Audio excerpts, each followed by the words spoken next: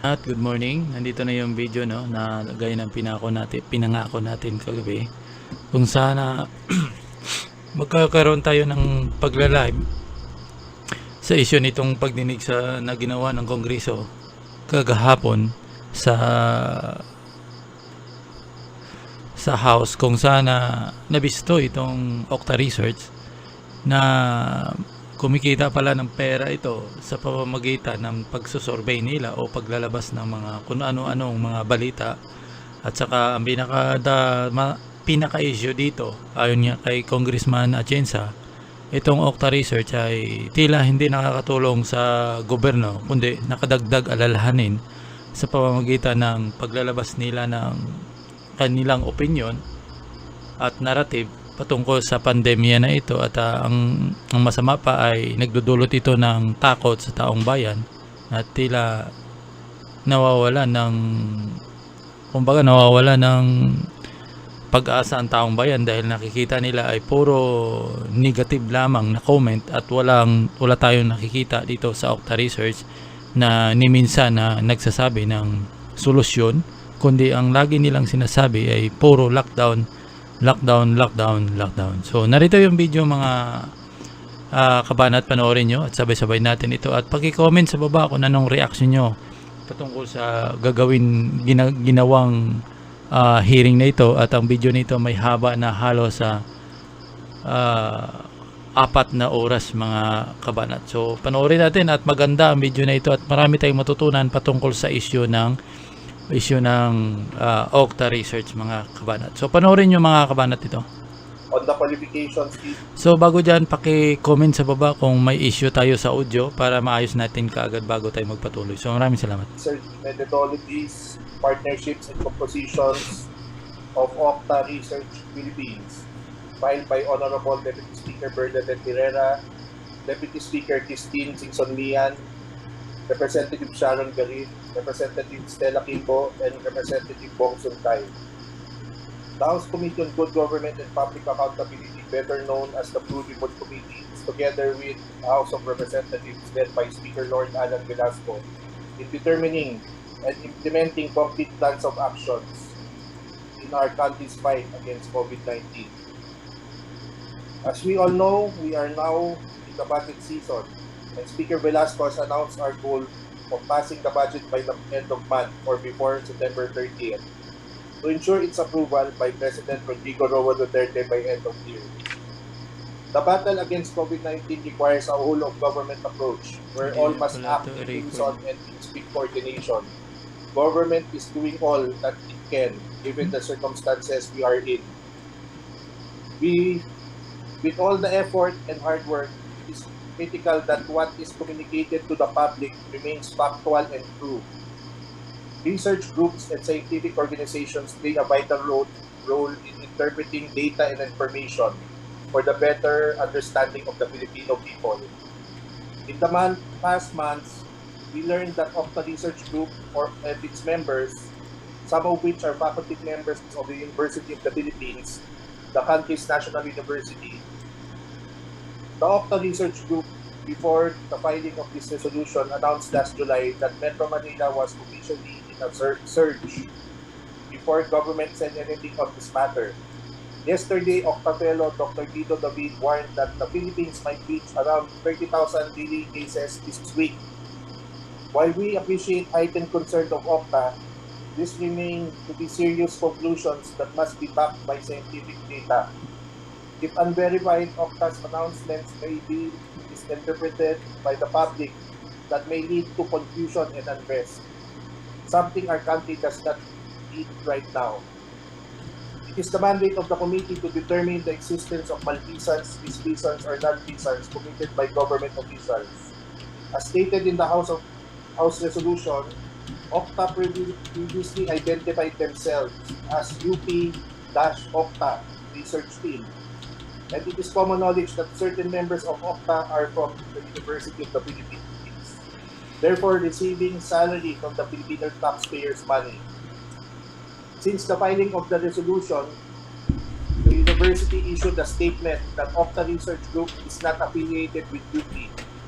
Regardless, it is important for this committee to get to the bottom of the relationship between UP and OCTA, and more importantly, the qualifications, composition, and source of funding of OCTA Research Group.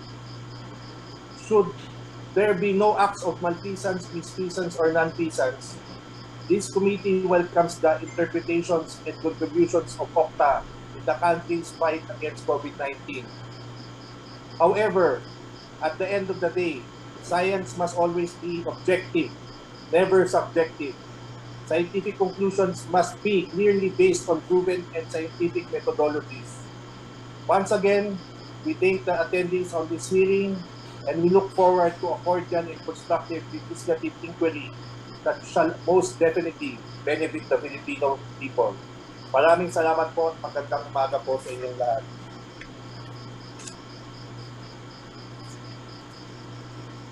May I call on Representative Bernadette Herrera to sponsor House Resolution number 2075.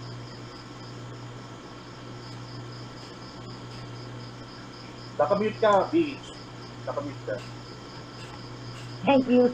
Thank you, Mr. Chair. Magandang umaga po sa inyong lahat. Well, I'll just make this quick. Total, nabanggit mo na lang naman yung mga sinabi. As the country continues to face this global COVID-19 pandemic, the importance and necessity of reliable and factual information is crucial to survival. Left and right, on mainstream and social media, we are bombarded with false news and inaccurate news. Even among news that is true and factual, there are still many variations and slants in the manner by which they are presented that the public is all the more confused. OCTA, a polling, research, and consulting firm, but is now more known for COVID infection predictions and indefinite lockdown advocacy, has produced a lot of predictions which were followed by a lot of agencies. I would like to show you some of the, para lang mapakita, thanks to CDC Theories for this one. Pwede pa share ng screen lang. These are just some of the mga naging highlights ng mga newspapers natin for the past several months, naging headlines na nag-cause din ng scare sa ating mga kababayan. Mapapakita ba natin yung slide? Context? Yes, ma'am. We are preparing the PowerPoint. So anyway, sige, habang hinihintay. So in numerous news reports also, they refer to themselves as OCTA, UP OCTA. Pero ilang beses na rin sinabi ng UP that they're not connected to that.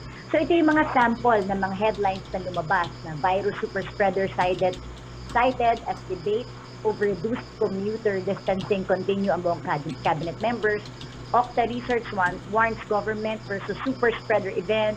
Black Nazarene Feast, super spreader event. So marami pa to. Next week, tapos yung people below 18, maybe COVID spreaders. So ito yung mga lumabas na talagang napansin natin yung OCTA that really caused quite a stir and quite a scare for a lot of Filipinos. Kaya gusto nating makilala sila.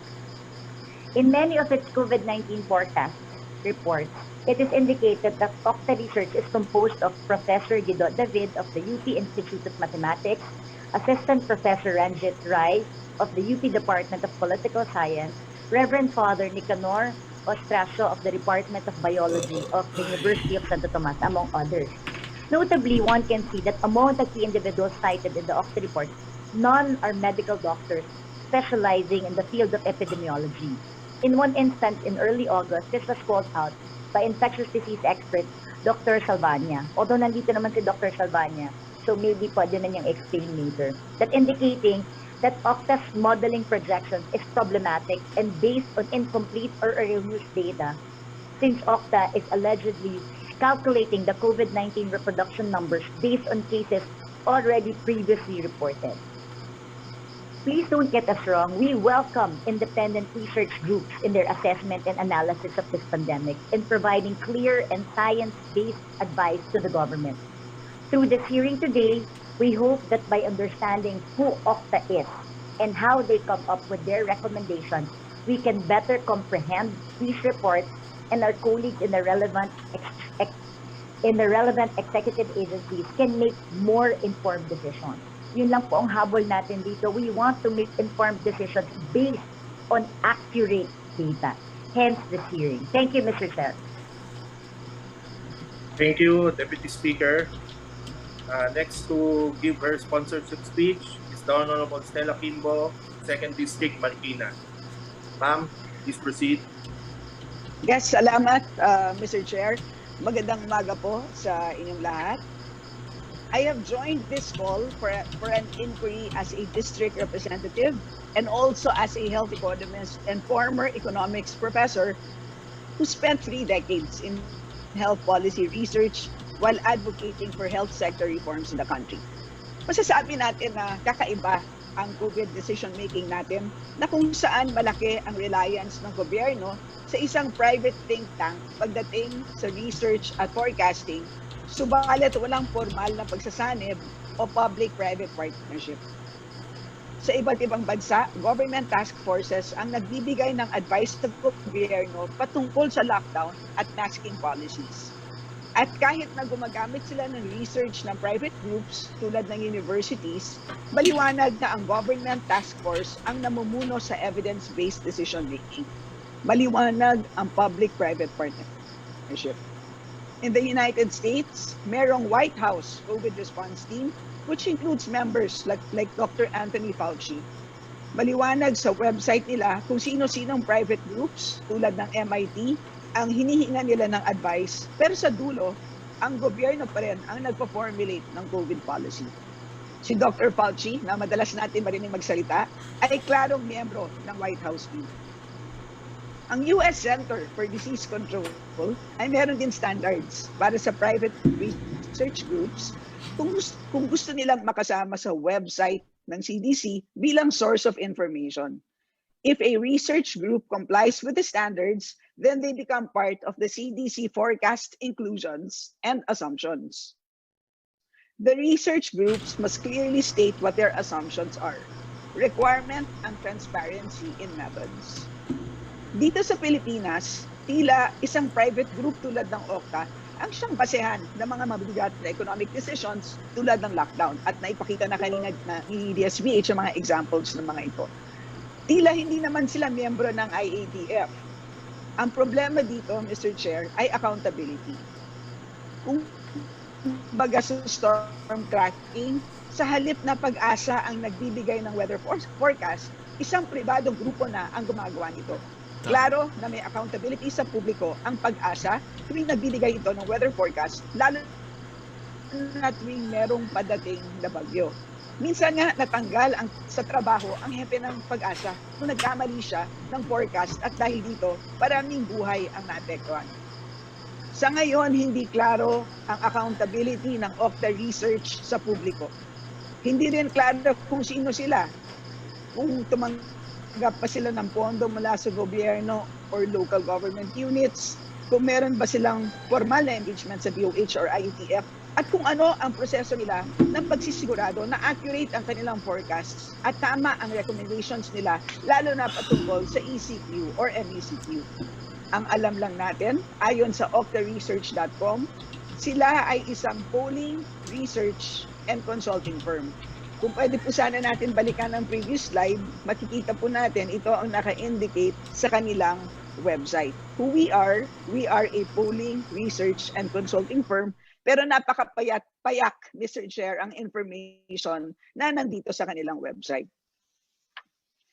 Ang alam din natin, ayon sa pahayag ni Assistant Professor Ranjit Rai noong August 26, 2020 hearing ng Committee on Metro Manila Development, na tumanggap sila ng pondo mula sa Bayanihan 2 at handa sila na maging accountable sa Kongreso. Pero marami pa tayong hindi alam, tulad ng paano ba nila ginagawa ang kanilang mga forecast. Gaano ba ka-accurate ang kanilang mga forecast? Tinignan ko, Mr. Chair, ang kanilang mga previous forecasts na nasa mga various news reports naman at makikitang iba-iba ang kanilang batting average. Margins of error range from 79% to as low as 1.6%. Magandang maintindihan kung bakit malaki ang variations sa margin of error. And of course, can we even afford to have these margins of error? Do they consider the economic cost of lockdowns when they recommend that we enter another round of ECU? mabigat ang implikasyon ng maling recommendation tungkol sa ECQ at MECQ. Ayon sa NEDA, sa kada 2 linggo ng ECQ, ang nawawala sa ekonomiya ay 288 billion pesos, Wow, or laki. almost 1.6% of our entire 2020 Grabe. GDP. And looking at this curve, the latest round of ECQ seems to be ineffective. Patuloy pa rin ang pagtaas ng COVID cases. Baka naman merong mga factors na hindi nako-consider ang OCTA sa kanilang mga analysis. Mr. Chair, sana ay hindi naman masamain ng OCTA ang pagdinig na ito. At this point, OCTA seems to be filling a research capacity gap in the DOH, and they need to be acknowledged for that heroic effort. If they need more resources, then Congress should authorize the required additional spending. If there are no safeguards for transparency and accountability in place, then Congress must make provisions for such. If they need to fine-tune their research questions and methodologies, then Congress can direct the relevant agencies to provide such guidance. If they need to uphold ethical standards in research, then it is the duty of Congress to make that reminder. I hope that through this inquiry, Mr. Chair, we better understand the circumstances and findings of OCTA and assess if legislation or oversight is needed to ensure that we harness the country's best and brightest in our quest for science-based decision-making so we can end this pandemic at the soonest possible time. Ika nga, Mr. Chair, 2 heads are better than 1, and if the private sector head is better at this point in time, we need to find ways for the 2 heads to work better together. Salamat po, Mr. Chair.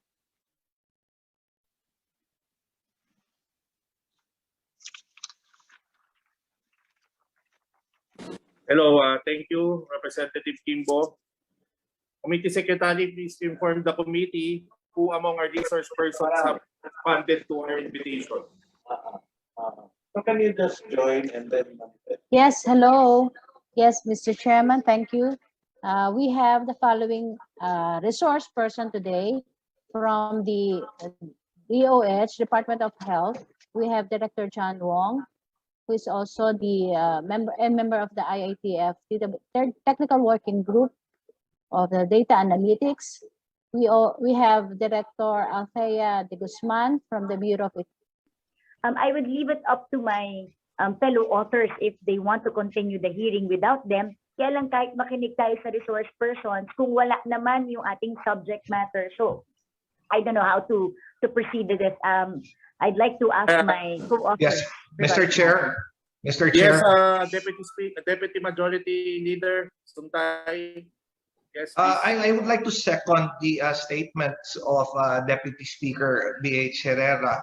I believe we have made it clear, and in fact, in several interviews and talks with OCTA and Professor Ranjit, we have made it clear that the resolution is not a witch hunt and that it will not be used as a means to stifle OCTA. Ang gusto lang namin malaman is to have clarity based doon sa mga statements, doon sa mga releases na binibigay ng OCTA, because this has far-reaching effect, and we have made it clear na dahil based doon sa mga pronouncements nila, we felt that most of the LGUs and even the national government are using it as a basis to declare kung may isang area or isang syudad that will undergo lockdowns. As we have realized by now, kahit our country has experienced the longest lockdowns in one of the longest lockdowns in the world. In fact, most of the lockdowns that we have was not really effective in dropping the infection rate. Kung mapapansin ho natin based on data, ngayon, despite all the lockdowns, even the hard lockdowns done last year, pataas pa rin ng pataas yung infection rate. But it has a big implication sa ating ekonomiya. Our struggle now is not only a struggle against the virus, but also a struggle. Yes, Mr. Chair. Yes, please proceed. Yeah, our struggle now is not only a struggle against the virus, but a struggle with the economy. Napakadaming tao ang nagugutom na dahil as a result of the various lockdowns that have been proposed and that have been made.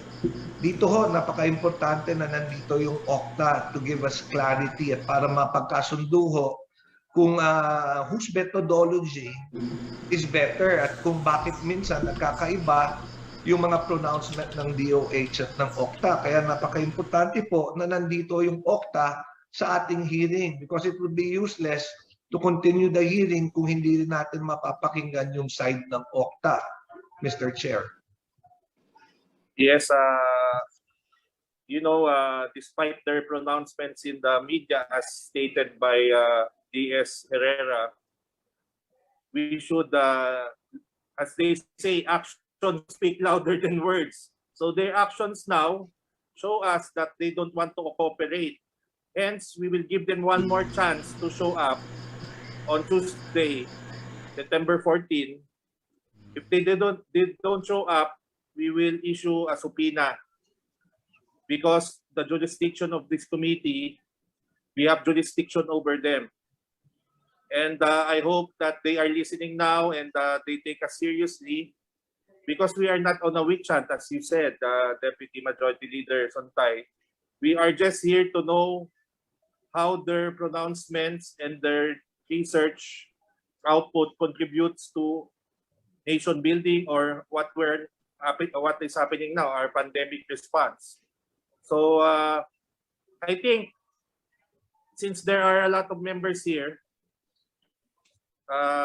other resource persons, the president of UP, the president of the Philippine Chamber of Commerce, the OH, Dr. Salvana, IATF, maybe we can ask them for their statements so that we don't waste our time and we don't waste their time also. So I'd like to recognize Deputy Minority Leader Stella Quipo who wishes to be recognized. Mr. Chair, tulad nila DSBH at saka ni Rep. Sontay, I would also like to express disappointment over the absence of OCTA in this morning's hearing. But be that as it may, I have full trust in the committee as to what the next step should be. Pero sang-ayon din po ako na we take advantage of the presence of our resource persons. Magandang tanong yan, halimbawa ang various organizations like DOH and UP in particular, kung ano ba ang status ng OCTA sa kani-kanilang mga organizations. So I am ready po to listen to the resource persons po. Salamat. Mr. Chair.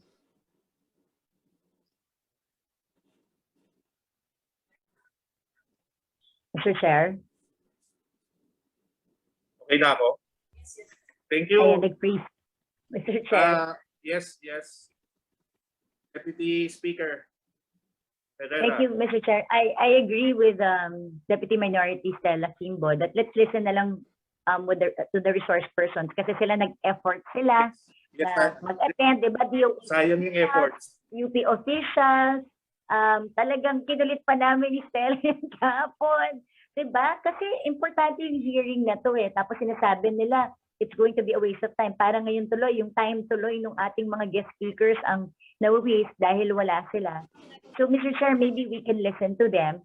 Pero if I may suggest, Mr. Chair, we write, like you suggested, a strongly worded letter na sana within the week ma-invite natin ulit sila. And hopefully, by that time, magpakita na po sila. Thank you, Mr. Chair. Yes, thank you, Deputy Speaker, the lead author of this resolution. We will, as suggested and as already ruled by the chair, we will give the esteemed guests their opening statement. I'd like to call first from the business sector, from PCCI, Mr. Sergio Ortiz, are you here? Yes, Your Honor. Right, I'm here. we'd like to get your comment. Sir, we'd like to get your comment on how you feel about OCTA Research, your group, and the business sector. Mr.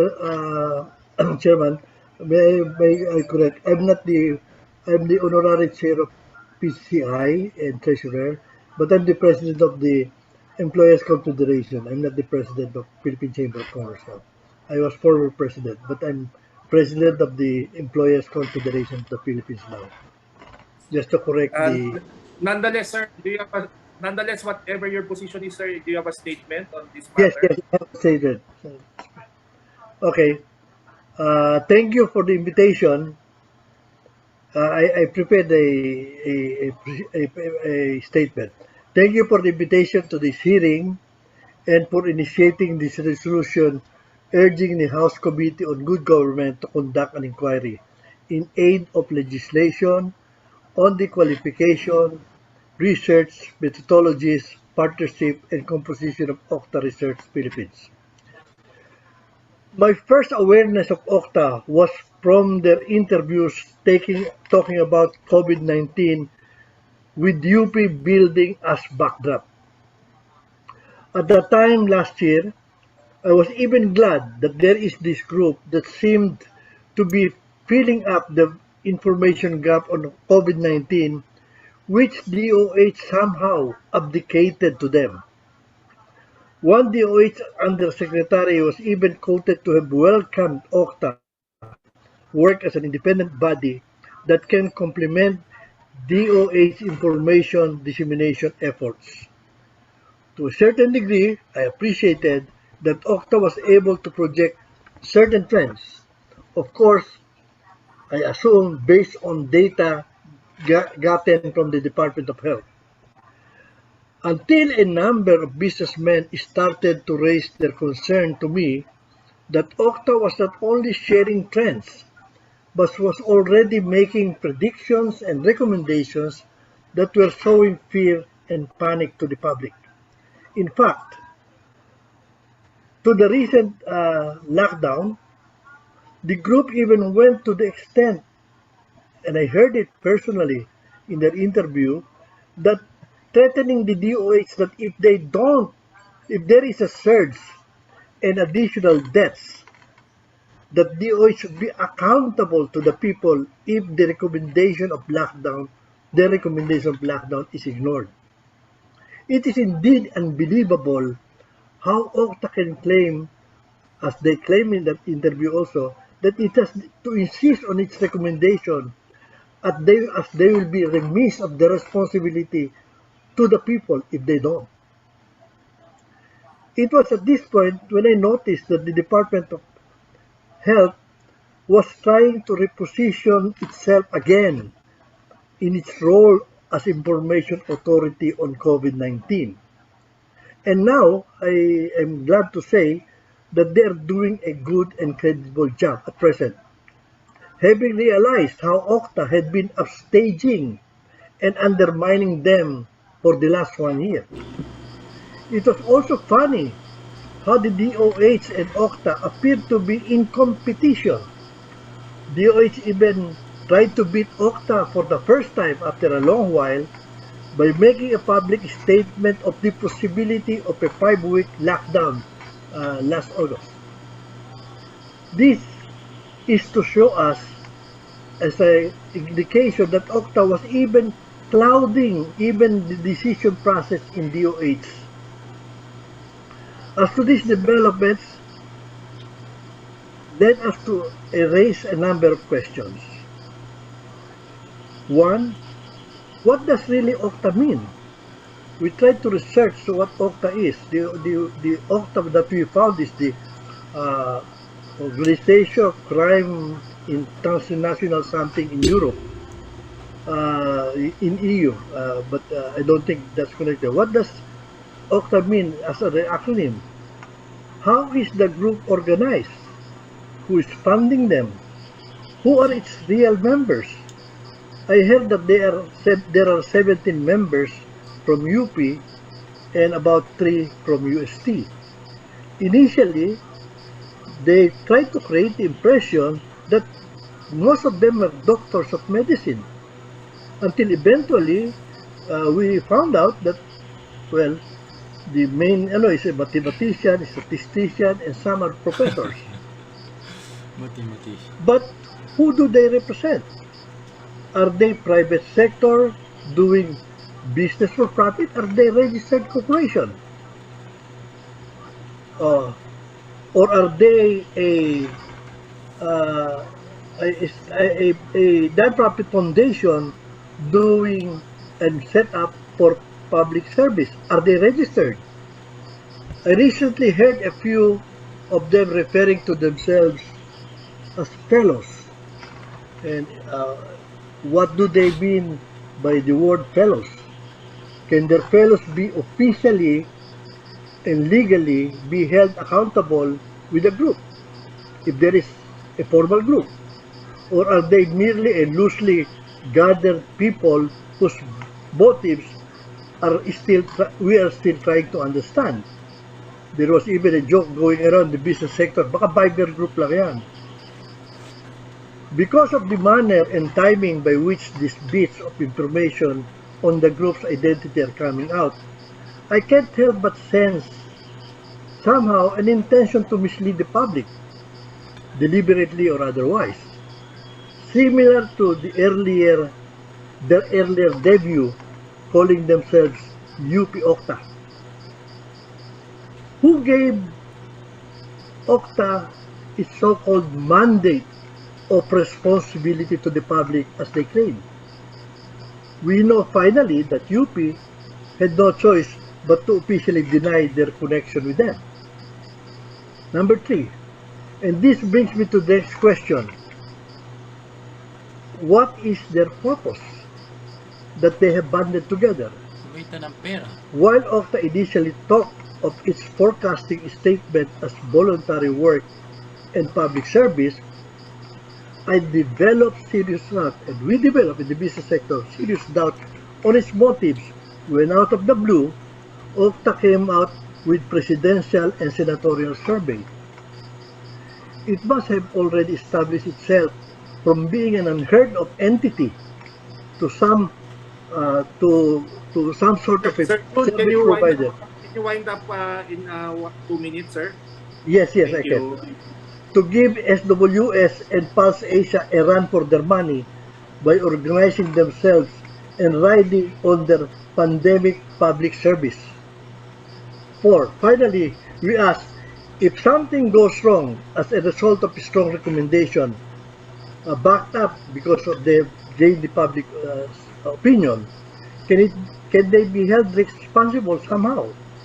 We have to remember that at risk of our real lives and the Philippine economy itself, that we are struggling to maintain, that we are left, that we lose jobs and livelihood for many people. This situation reminded me of a truism that went around in the business sector before the last lockdown. And may I quote this? It is as follows. It is hard to imagine a more dangerous way of making decisions than by putting those decisions in the hands of people who pay no price for being wrong.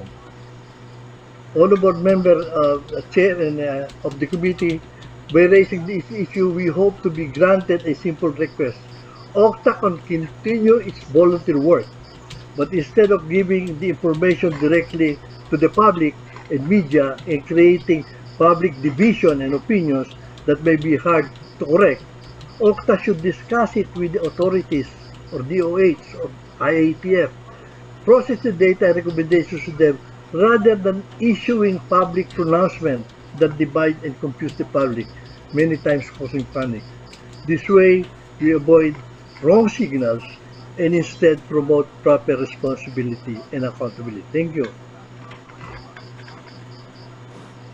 Mr. Chair. Thank you, Sir Luis. Very informative, and thank you for your comments on this matter. Yes, DS Mr. Chair. Herrera. Yeah, thank you. Yes. May we have a copy of the message or the speech of President Sir Josman? Para lang, sorry, Ortiz Luis, para lang po may kopya po kami. Si Senyo Osmeña mukhang I said, I said, Sorry, wala. Ortiz Luis. I said copy to, Natuloy ako eh. I said a copy to Deputy Speaker Wesley Gasalyan last night. Yeah, Maybe Chairman, I'll send it to you and DSBH. Yeah. I will send it to the... Hindi seryo Osmeña yan, BH Hindi, kaya kinorekto ka agad. Seryo. Next to have the opening statement is the Department of Health Director Althea de Guzman of the Bureau of Epidemiology. Ma'am Althea. Good morning po, and first of all, thank you po Sa for mga the department invitation of from our honorable representatives. I Tataba ng apologize, mukha. I don't have a presentation or a prepared statement, but we would like to release something from the end of the department. First of all, as I head po the COVID-19 Surveillance and Quick Action Unit, and we generate the top line numbers being shared daily to the public. We also provide the inputs po, to the data being used by IATF in their decision making po. First po, we'd like to relay that the Department of Health has always upheld the need for data transparency. So, and that is one of the reasons why we are actually sharing anonymized data through our public data drop, and we also have a public website in our DOH, public site in our DOH website, where the public, the media, and even our researchers can actually access the data that the Department of Health has. Second po, in our desire to provide the relevant and timely data, we are actually working not just with government agency, but also private individuals. We have a sub-technical working group on data analytics, which was formalized last April 2020. And in that sub-technical working group are not just government agencies, but also private individuals, such as Dr. Swang, who is also in attendance here, and Dr. Edsel Salvania, who is also a member of our technical advisory group. The third point that we'd like to relay is that the department actually has tools, and has its own data management processes and systems that has actually been made more efficient because of the contributions of our private partners. We used to be very reliant on paper-based information systems, also cleaning processes that took us longer. But right now, our systems are actually the reasons why we're able to generate top line numbers daily, even though we're already working with millions of records. And that's why it's very important that such support is continually being provided to the department so that we are able to still provide such data. This analysis includes not just the reports we are sharing daily to the public, but also more advanced analysis as well as estimates that we are working with our partner po, which is the faster team po. So with regards po to OCTA, we have actually met with them a number of times because, as our representatives have pointed out, it's very important to really consolidate the information, the expertise. This pandemic has actually taught us that it is not just one person or one agency alone that could provide and could be sources of relevant information. It's really actually an opportunity for scientists, academicians, epidemiologists such I to come together, para po we're not basing it on just one person's perspective, but actually a number of people. But it's very important that we are all aligned towards one goal, and we are transparent in the methodologies we use so that when we share data, that is something understandable, not just to the person sharing it, but to the other people, to the audience who are receiving such information po. So from our end, that's all that we'd like to relay po for now. We'll be more than happy po to attend future meetings po, so that we can also better share the analysis, our processes, and our methodologies. Thank you po. Thank you, Dr. Althea. Before we get the opening statement of the last two groups, I'd like to inform the committee, the members of the committee, that Professor Ranjit Rai has informed the committee that they have a change of heart. They will be attending after 15 minutes. So let's wait for them to join as they committed after 15 minutes. Next to give their opening statement is the IATF Technical Group for Data Analytics, Dr. John Wong. Dr. John? Chinese na naman to. Thank you, Mr. Chair. May share slide. Puro mapansin ko, puro mga ni President Duterte. Napansin ko, puro Chinese yung ni President Duterte, pinagtitiwalaan.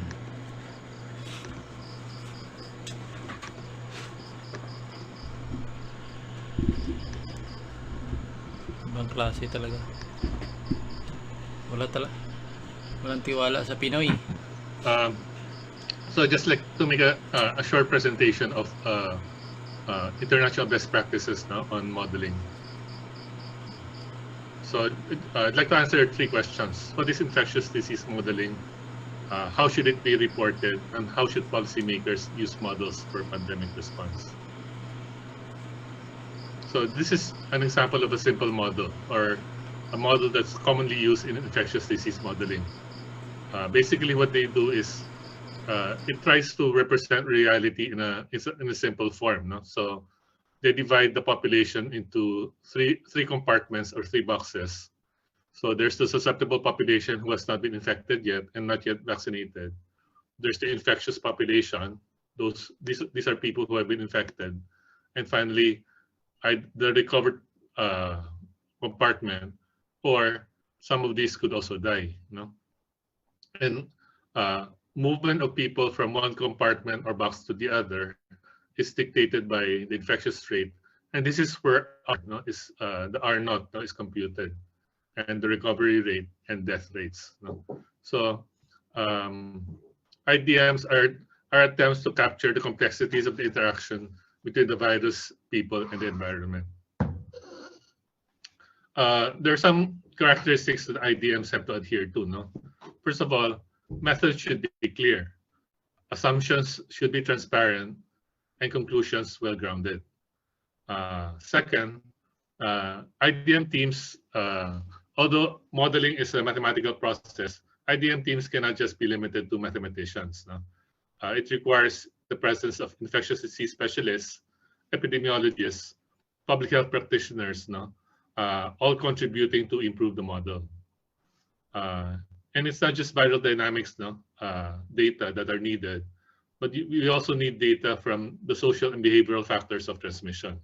Because unlike weather forecasting, the behavior of people greatly affects the transmission of the virus.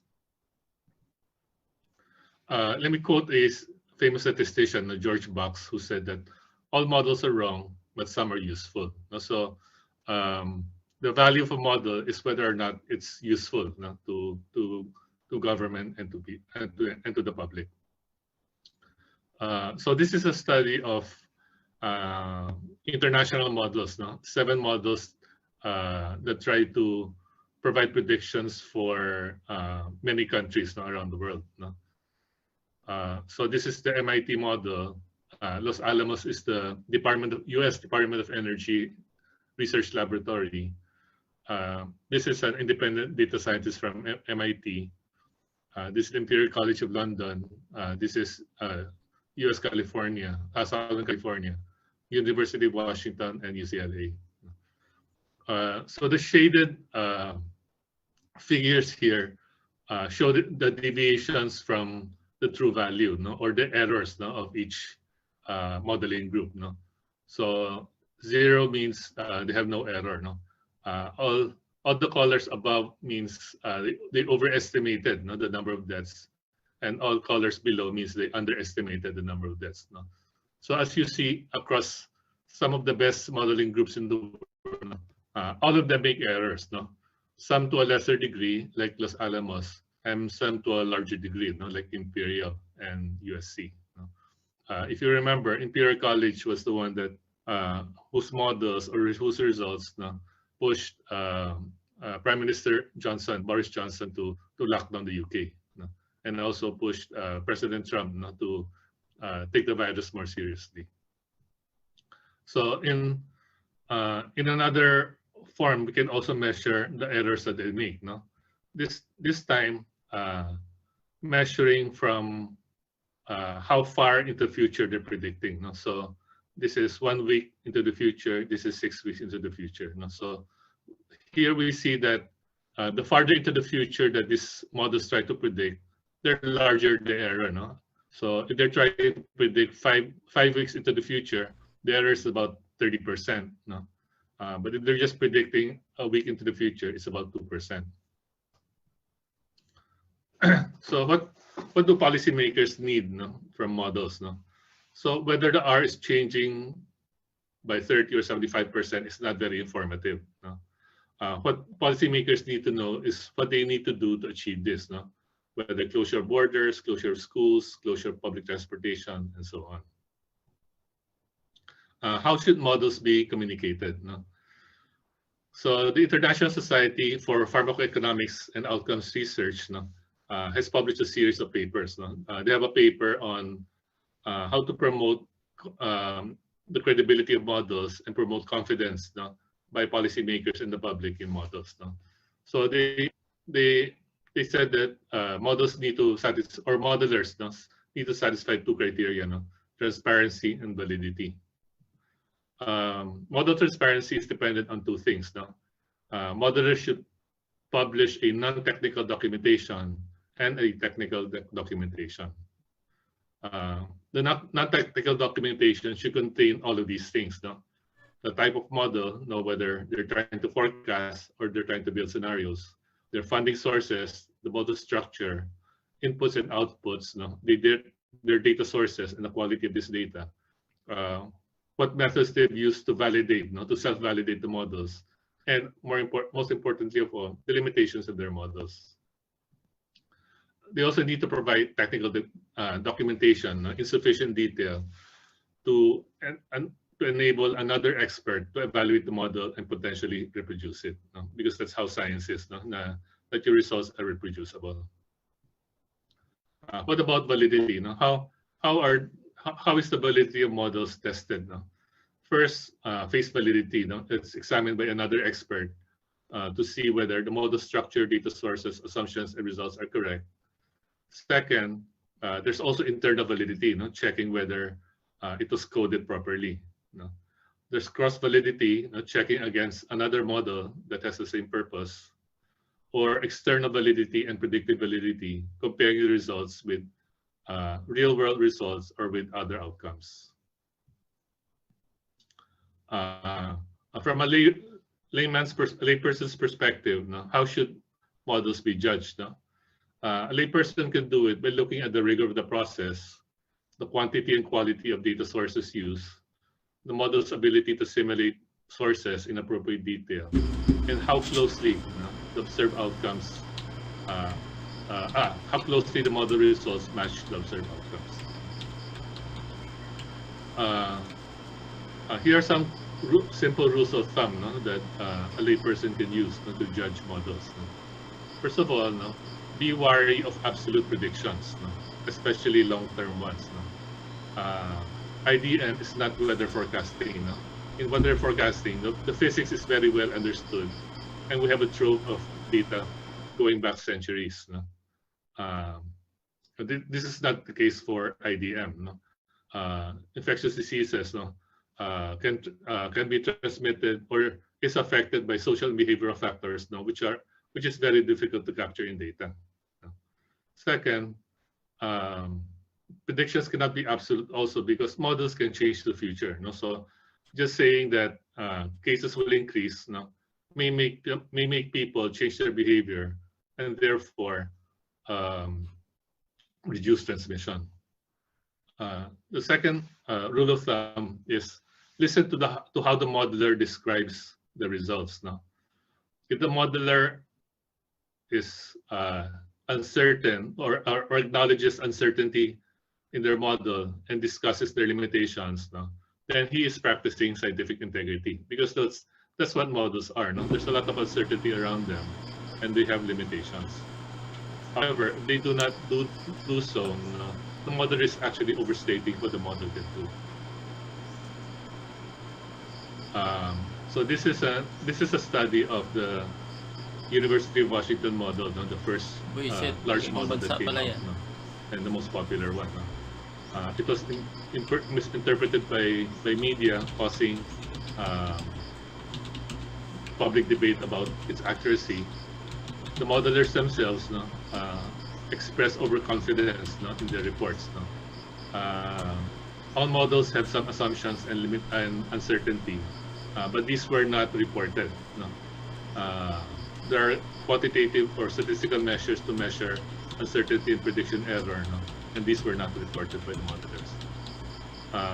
Other experienced modelers commented that decision makers find a model credible if the assumptions and uncertainties are communicated well.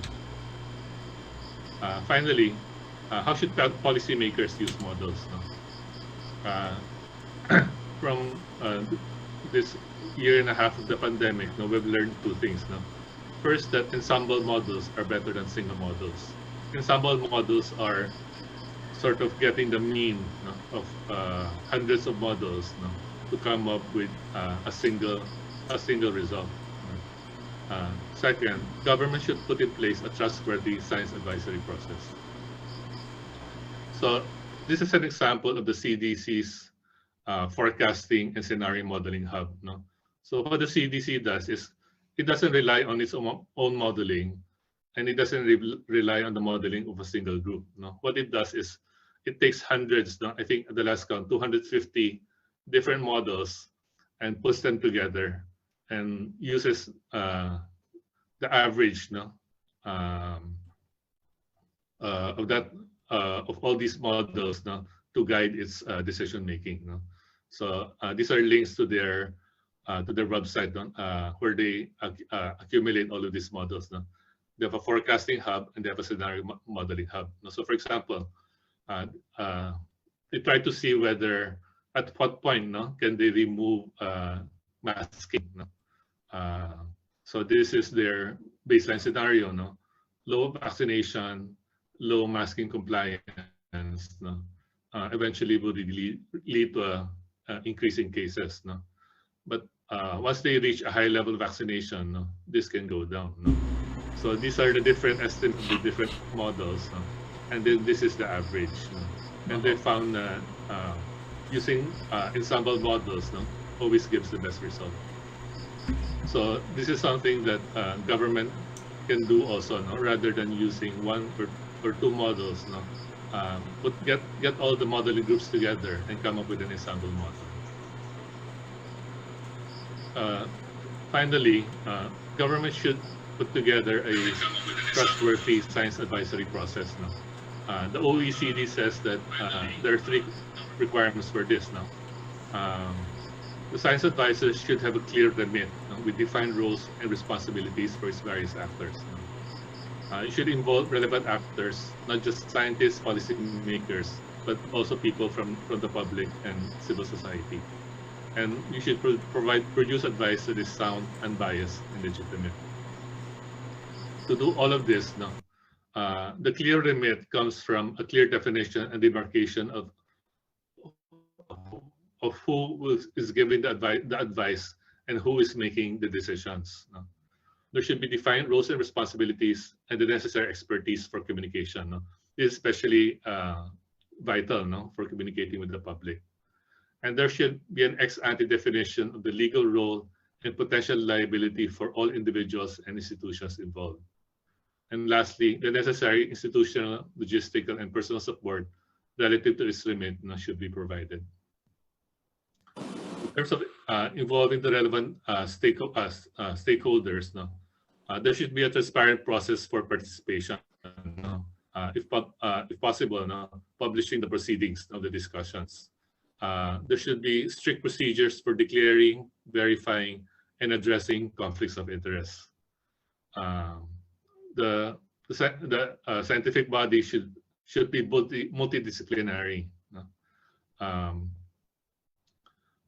There should also be processes in which on how to engage non-scientific experts and civil society, especially in framing and communicating the advice.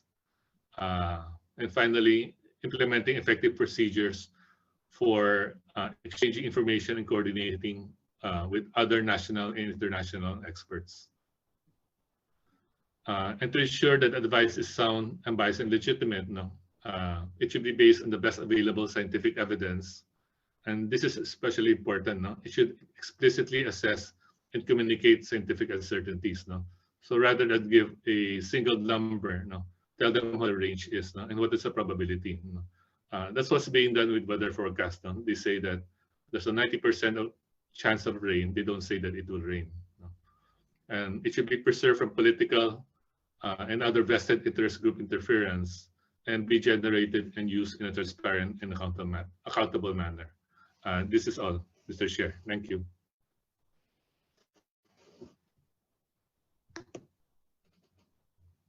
Thank you, Dr. John Wong. Next to have an opening statement is the President of the University of the Philippines, Attorney Danilo Concepcion.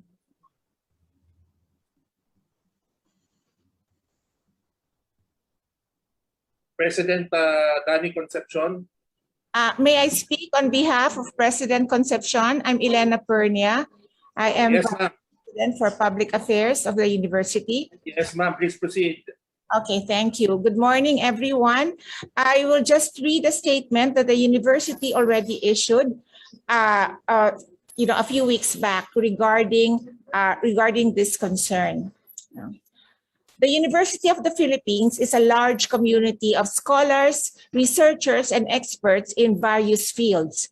By and large, the members of our UP community are free and in fact encouraged to conduct research and harness their expertise in the service of the Filipino people in any way that they deem appropriate.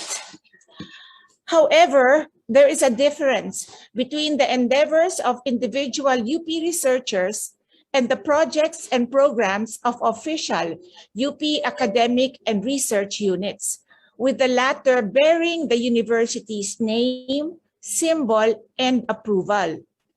Personal initiatives involving certain UP faculty and research staff members, such as the OCTA Research Team, have no relationship with the university.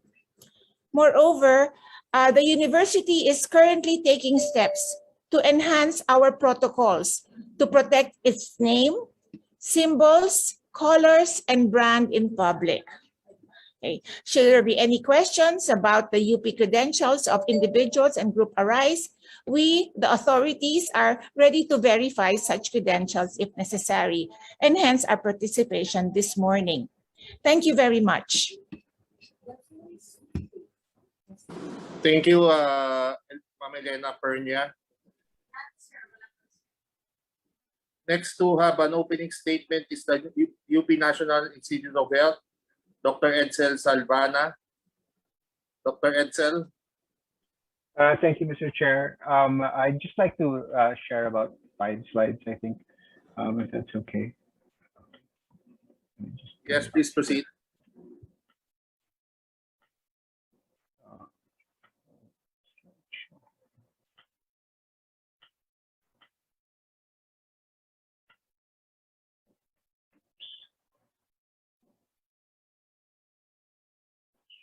Slide. Sorry, one more time.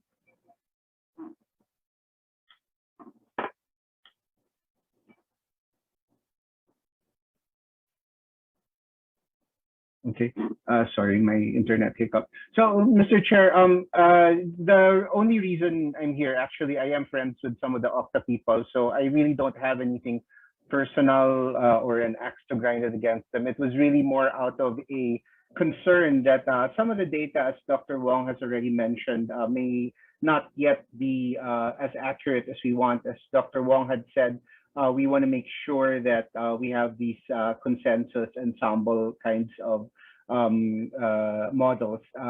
And the DOH data analytics team and the epidemiology bureau also calculates its own RT every week, actually. But this is based on data that has already been adjusted to the date of symptom onset, because as we know, when somebody is diagnosed, he could have been already sick for the last 2 days, last 5 days, last 7 days. So using data that is reported on the same day is actually a mix of different data that was reported on different days. And so the concern really is that if that data is not properly adjusted, then you can overestimate or underestimate the RT. And that is precisely why the DOH calculation, and this is from their situationer, states that they only usually calculate this after 14 to 16 days to give time for the data to catch up. Otherwise, it might be inaccurate. Of course, there are ways to adjust this, something called new casting, but in general, you know, we still have to interpret those with a grain of salt. And part of the reason is this is how a lot of teams, you know, there are different models, obviously, but in general, RT is new infections over new recoveries plus new deaths. And as we know, new infections, as defined, need to be adjusted when the symptoms first arrived. And the new recoveries are also adjusted based on the symptoms. And the new deaths lag even more than that, maybe 4 to 6 weeks. But compared to the new recoveries, the death number is not that big. So a 2-week window is okay. Now, if you look, this is how DOH actually reports their confirmed cases.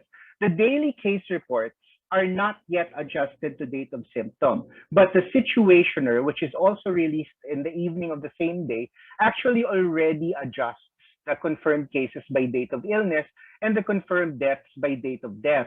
And they actually have this statement at the bottom, which is circled there. Owing to delays in reporting, case counts in gray shaded area are still mostly incomplete, hence we urge caution and interpreting the data beyond this date, which pretty much says that the data that we gathered in the last 1 to 2 weeks may still change. And that is why it is actually difficult to make conclusions on RT within the last 2 weeks based on case reports.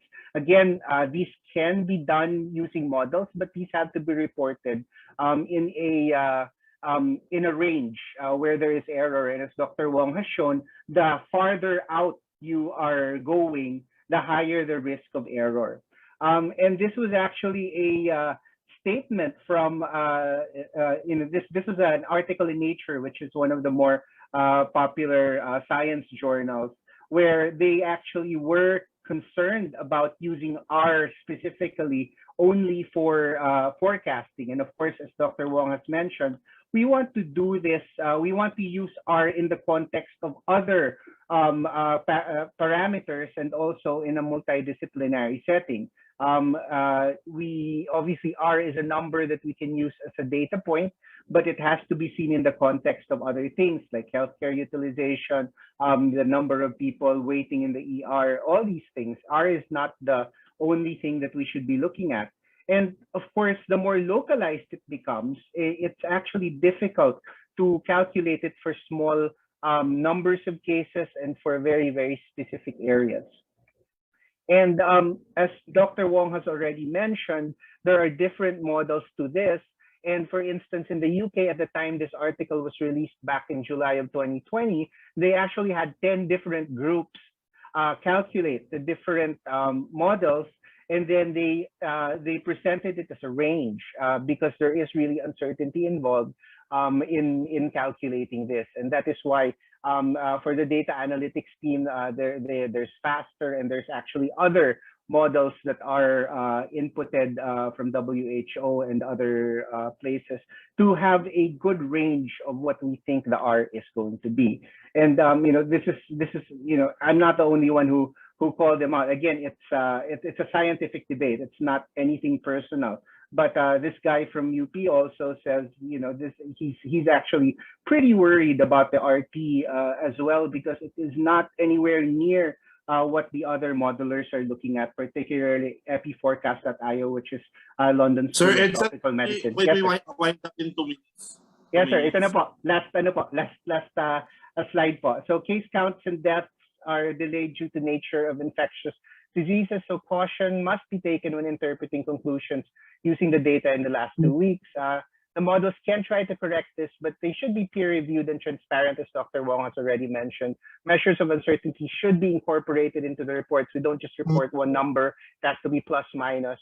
And of course, acknowledge limitations in modeling, reconcile models among different groups for better accuracy. And also the recommendations, you know, if you're doing the modeling, we present these to the IATF, to the data analytics team. There's economists there. There's all sorts of people looking at the data before we come up with the recommendation. So it's very important that this be looked at from multiple sides before a recommendation is made, rather than the modelers themselves making the recommendations and running with that. Thank you very much, Mr. Chair. Thank you, sir. Before we proceed, we'd like to acknowledge the members of OCTA Research who just joined in, Professor Guido David and Assistant Professor Ranjit Rai. Welcome po. Before we get your statements, I'd like to get the sponsorship speech of Sharon Garin, Honorable Sharon Garin. Good morning, Chairman. My apologies for not being on time. Just timing lang, Chairman, that OCTA is here. But I just want to, I sponsored this bill together with all the other brilliant congressmen, authors of this bill, of this reso, because I wanted to, what OCTA is doing is actually what the government should be doing. Case in point, Mr. Chair, during the start of this hearing, OCTA was not here. Kasi nga, wala naman silang accountability in this sense. They're a private group providing a service, but government cannot make them accountable because hindi naman sila yung gobyerno, or there's no agreement between the government and OCTA. So I think for me the main problem on this topic is that what has DOH or IATF done for us to have very scientific decision making? And we have put all that responsibility on OCTA, in which is a private institution. We have the data, we have the scientists, we have the experts, we have DOH, we have IATF. Bakit hindi natin nagagawa? And if we get OCTA, why not get more OCTAs, Mr. Chair? I don't want to vilify OCTA here. It's more of like, I want us, as a gobyerno, to take responsibility that we need a scientific basis in any decision that we make. Like as mentioned earlier, there has to be a separation between the data crunching and the decision making. And ngayon, hindi ko na nga alam kung sino nagda-data considering nag-decision making. And there seems to be no separation. So sana, sir, Mr. Chair, at the end of this hearing or hearings that we will be having, we can reflect back on how to improve and maybe turn the OCTA service into a government. It should be the main project of the government, because we need science in order for us to survive this, Mr. Chair. If we want the R to go lower, we need science for that. If we want ECQ, MECQ, it has to be based on science. And that is what we don't have. We have the capacity, but we are not using it. We have the resources, but we are depending on the private, Mr. Chair. So salamat, Mr. Chair, for allowing us to hear this topic on this committee. And I hope we will be productive in that sense, that we can improve the service to our people, especially in times of pandemic. Salamat po. Thank you, ma'am. Before the interpellation, the last opening statement is from OCTA Research. Dr. Ranjit Rai, you have an opening statement po? Yeah, okay. Good morning, Mr. Chair. Again, We thank you for, Your Honor, we thank you for the invitation to be part of this discussion. And OCTA welcomes the efforts of the House of Representatives, no, to clarify issues and to bring science back into the discussion of pandemic management. We recognize the good work of the Department of Health, which has been our partner, and we hope that the hearings now will illuminate more the need for science in epidemic management. So OCTA welcomes this opportunity, and we thank all the good congressmen for providing time and effort for this. Be that as it may, Chair, Your Honor, and to the members of the committee, we would like to manifest that we got the invitation just an hour ago, and that the team is not constituted at the moment to present. We apologize for this because we didn't get the invitation in our email. We are looking for it now. But then again, we are here to manifest that we would like to be given time to bring the team here and to present. We apologize for this, for not getting the invitation, and we hope that the committee will provide us time to prepare. Thank you. Sir, actually, my staff told me that you received the invitation. Nevertheless, we will not penalize you or anything that you don't have a presentation. That's all right. We just want you to answer the questions. It's not scientific because we're lay people here. Most of us are lay people. You just want to know a lot of concerns on it's in the resolution actually, on the composition, methodology, and scientific procedure. So we are happy just to listen for you to answer the questions. So the next hearing, you can do your presentation, formal presentation. But there are already 5 congressmen who have lined up to ask questions from OCTA. And I hope that you can answer it. If you know the answer, then just answer. If you do not know, just say you do not know. So that's it. That's my ruling for this matter, Sir Ranjit. Yes, Your Honor, we will try to answer as much as we can at the moment. Given that we were informed this morning lang, we will try to comply as much as we can, sir. If you do permit me also to get, if I don't know the answer, I will try to find out, sir, so that we will provide it for next meeting. Yes, sir. Thank you, sir. Yeah, I'm with here. Now, I'm together with now Professor David, sir. Yeah. Yes, you Your can Honor, have anybody with you, and you can invite them to join. You can invite them to join the Zoom meeting. You just give the link so they can join us and they can assist you. Yeah, sige, sir. So we will now entertain questions and clarifications from our members. May I remind the members to limit your questions to the issues presented in the resolution and refrain from asking questions already answered. We will recognize interpreters on a first-to-register basis, and please register with the committee secretary. Please observe proper decorum and always address the chairman when asking question and answering the question. We will give 15 minutes per congressman, which includes question and answers. And if you don't have enough time, we will do a second round. First on the list of interpellators is Honorable Bernadette Herrera. Honorable Bernadette. Thank you, Mr. Chair. Magandang umaga po ulit, and thank you to OCTA Research for attending the hearing. Well, dun muna tayo sa composition para lang at least ito naman yung para on record kung sino po yung mga key members ng OCTA and then the qualifications, because isa po sa mga sinasabi ay wala kayong medical professionals in your team. Can you please brief us on who compose OCTA at ano po yung mga qualifications po nila? Through you, Mr. Chair.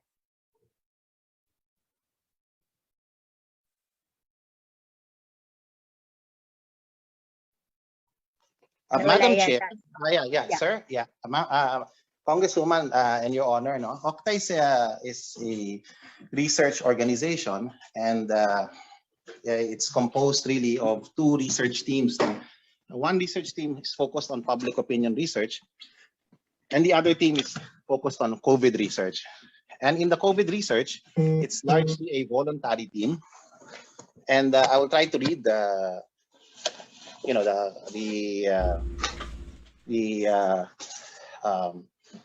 membership, no, as of the moment, no. In our team, we are composed of social scientists, natural scientists, and a few doctors po. And so, at the moment, is it possible that I can submit to the committee, and to if this will suffice for Congresswoman Herrera, the CVs of our own fellows, no, our volunteer scientists who are part of the OCTA research. Mr. Chair, through you, meron po ba silang epidemiologist in their team? Yes, Mr. Chair, we used to have working with us as an epidemiologist for most of the almost 16 months that OCTA has been in existence, as a group, as a research group. I should say, no, yeah, about a year, no, sorry, 12 months that OCTA has been in existence. Dr. Troy Hepte, but he has moved to the WHO now. But he continues to be a friend of OCTA, and we seek advice from him. We have a epidemiologist also, a clinical epidemiologist in Dr. Regina Berba from the UPPGH. And we have infectious disease experts, no? Dr. Benjamin Ko from UST Pediatrics. We have Franco Felizarta, who's also an infectious disease expert based in the United States. And yeah, this form part of our team, together with Dr. Nicanor Austriaco, who is a visiting professor at the University of Santo Tomas, and is a full-time professor also at the Providence College in the United States.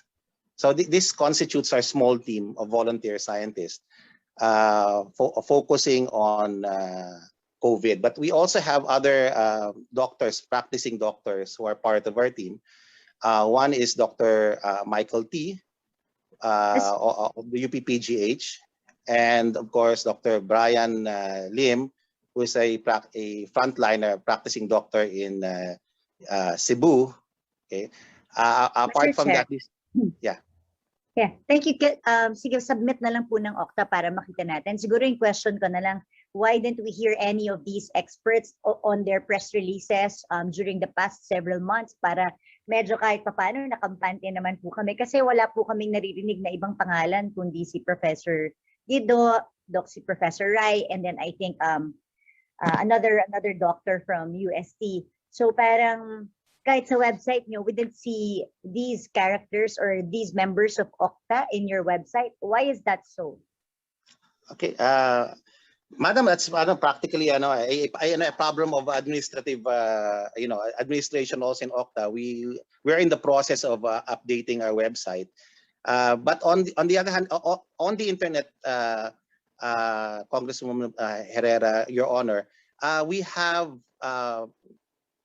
full press releases, no, of at least 1 or 2 hours long. We have, I think, 4 or 5 of them already, where we introduce many of our own experts already. They're already there. It's on the internet, and these are our official media engagements, webinars, where we inform the media about our own findings and our studies. And in those webinars and webicons, no, the people speaking are also the other members of the OCTA research, the other experts po, in OCTA research. It just so happens in the media more often than not, questions, projections.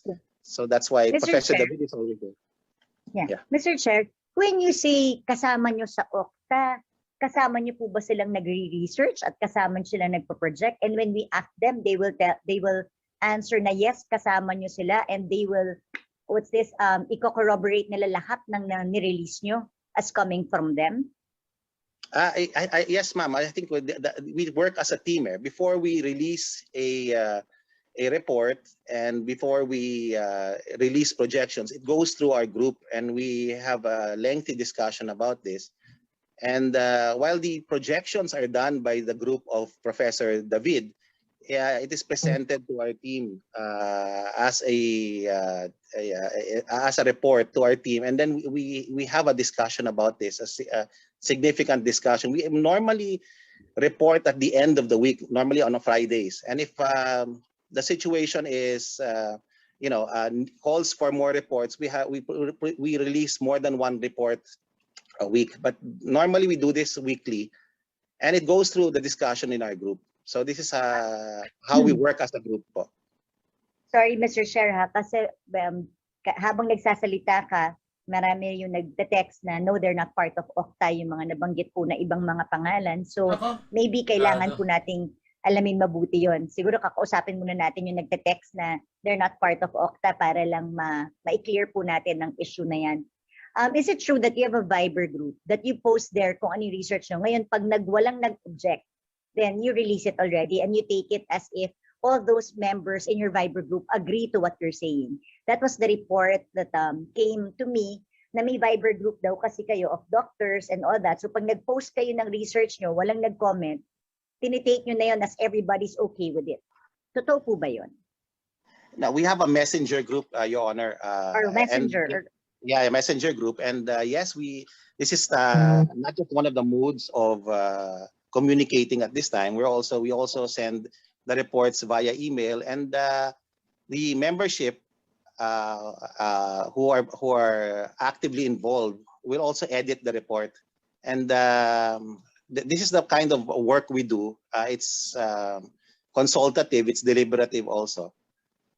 And that's how we generate the reports. There's some members, for example, who disagree strongly against the findings of the report, so they take their name out and they manifest that they disagree with some of the recommendations. So we have disagreements also in our group, and we respect that discussion and debate in our research. Siguro, yeah, Mr. Chair, siguro baka pwede niyo pong sagutin. Kanina nag-present si Dr. John Wong and then si Dr. Salvania. Ano pong masasabi niyo dun sa sinabi niya that medyo mali ang inyong mga predictions and methodologies because you're using wrong data or old data?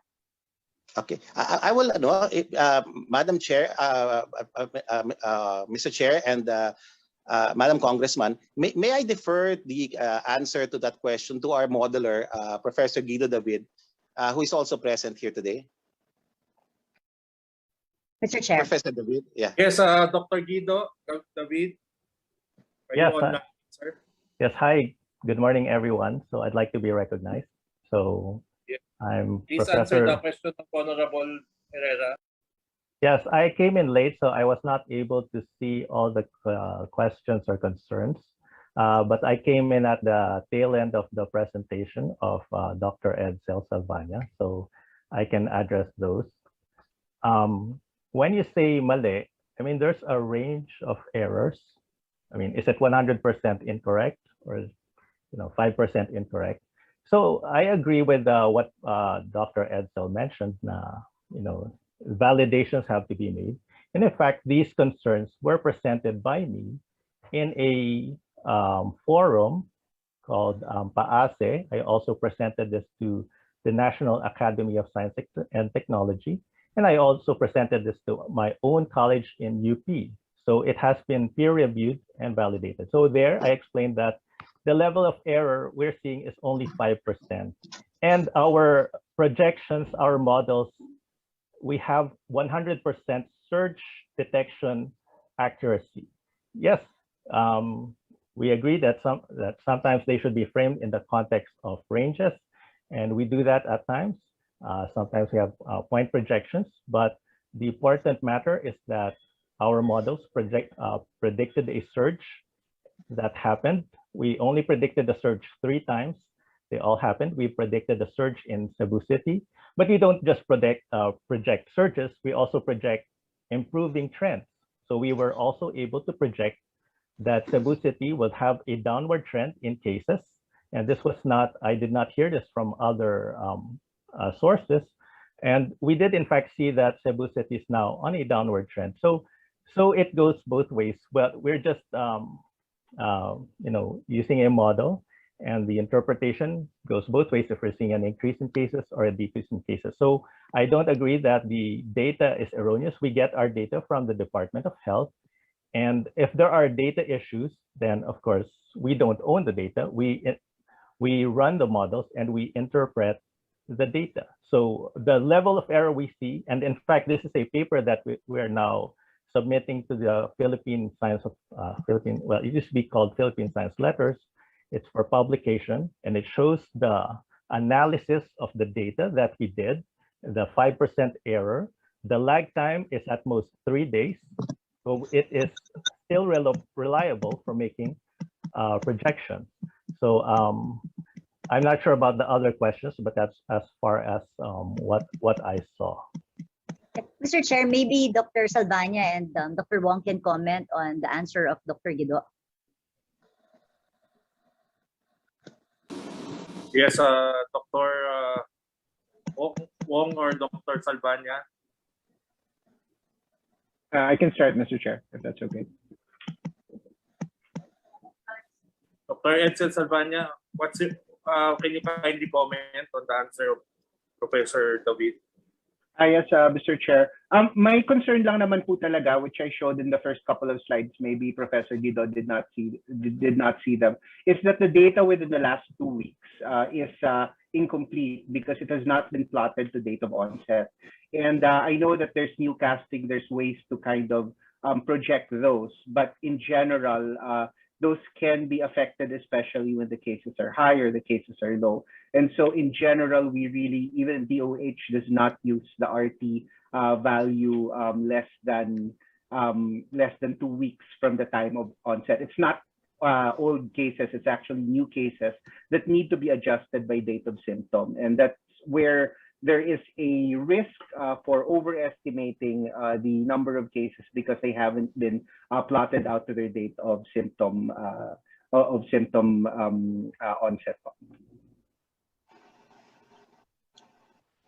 Mr. Chair. Mr. Chair. Dr. Wong, yes. Thank you, Mr. Chair. Just like to reiterate what I mentioned a while ago, that ISPOR has set down guidelines for reporting modeling. These are good modeling practices. So number 1 is transparency. Number 2 is validation. And transparency requires that you publish both technical and non-technical documentation so that everyone sees what data sources you use, what's the structure of your model, and what are the uncertainties and limitations. I don't see any of the uncertainties being mentioned in the news reports. The second is validity, and these have to be evaluated by outside experts, not just within your group. Thank you. Mr. Chair, I'd like to understand, meron ba tayong DOH or IATF dito? Kasi I'd like to understand the flow of data. Just like what... IATF is Dr. John Wong. Siya ang representative.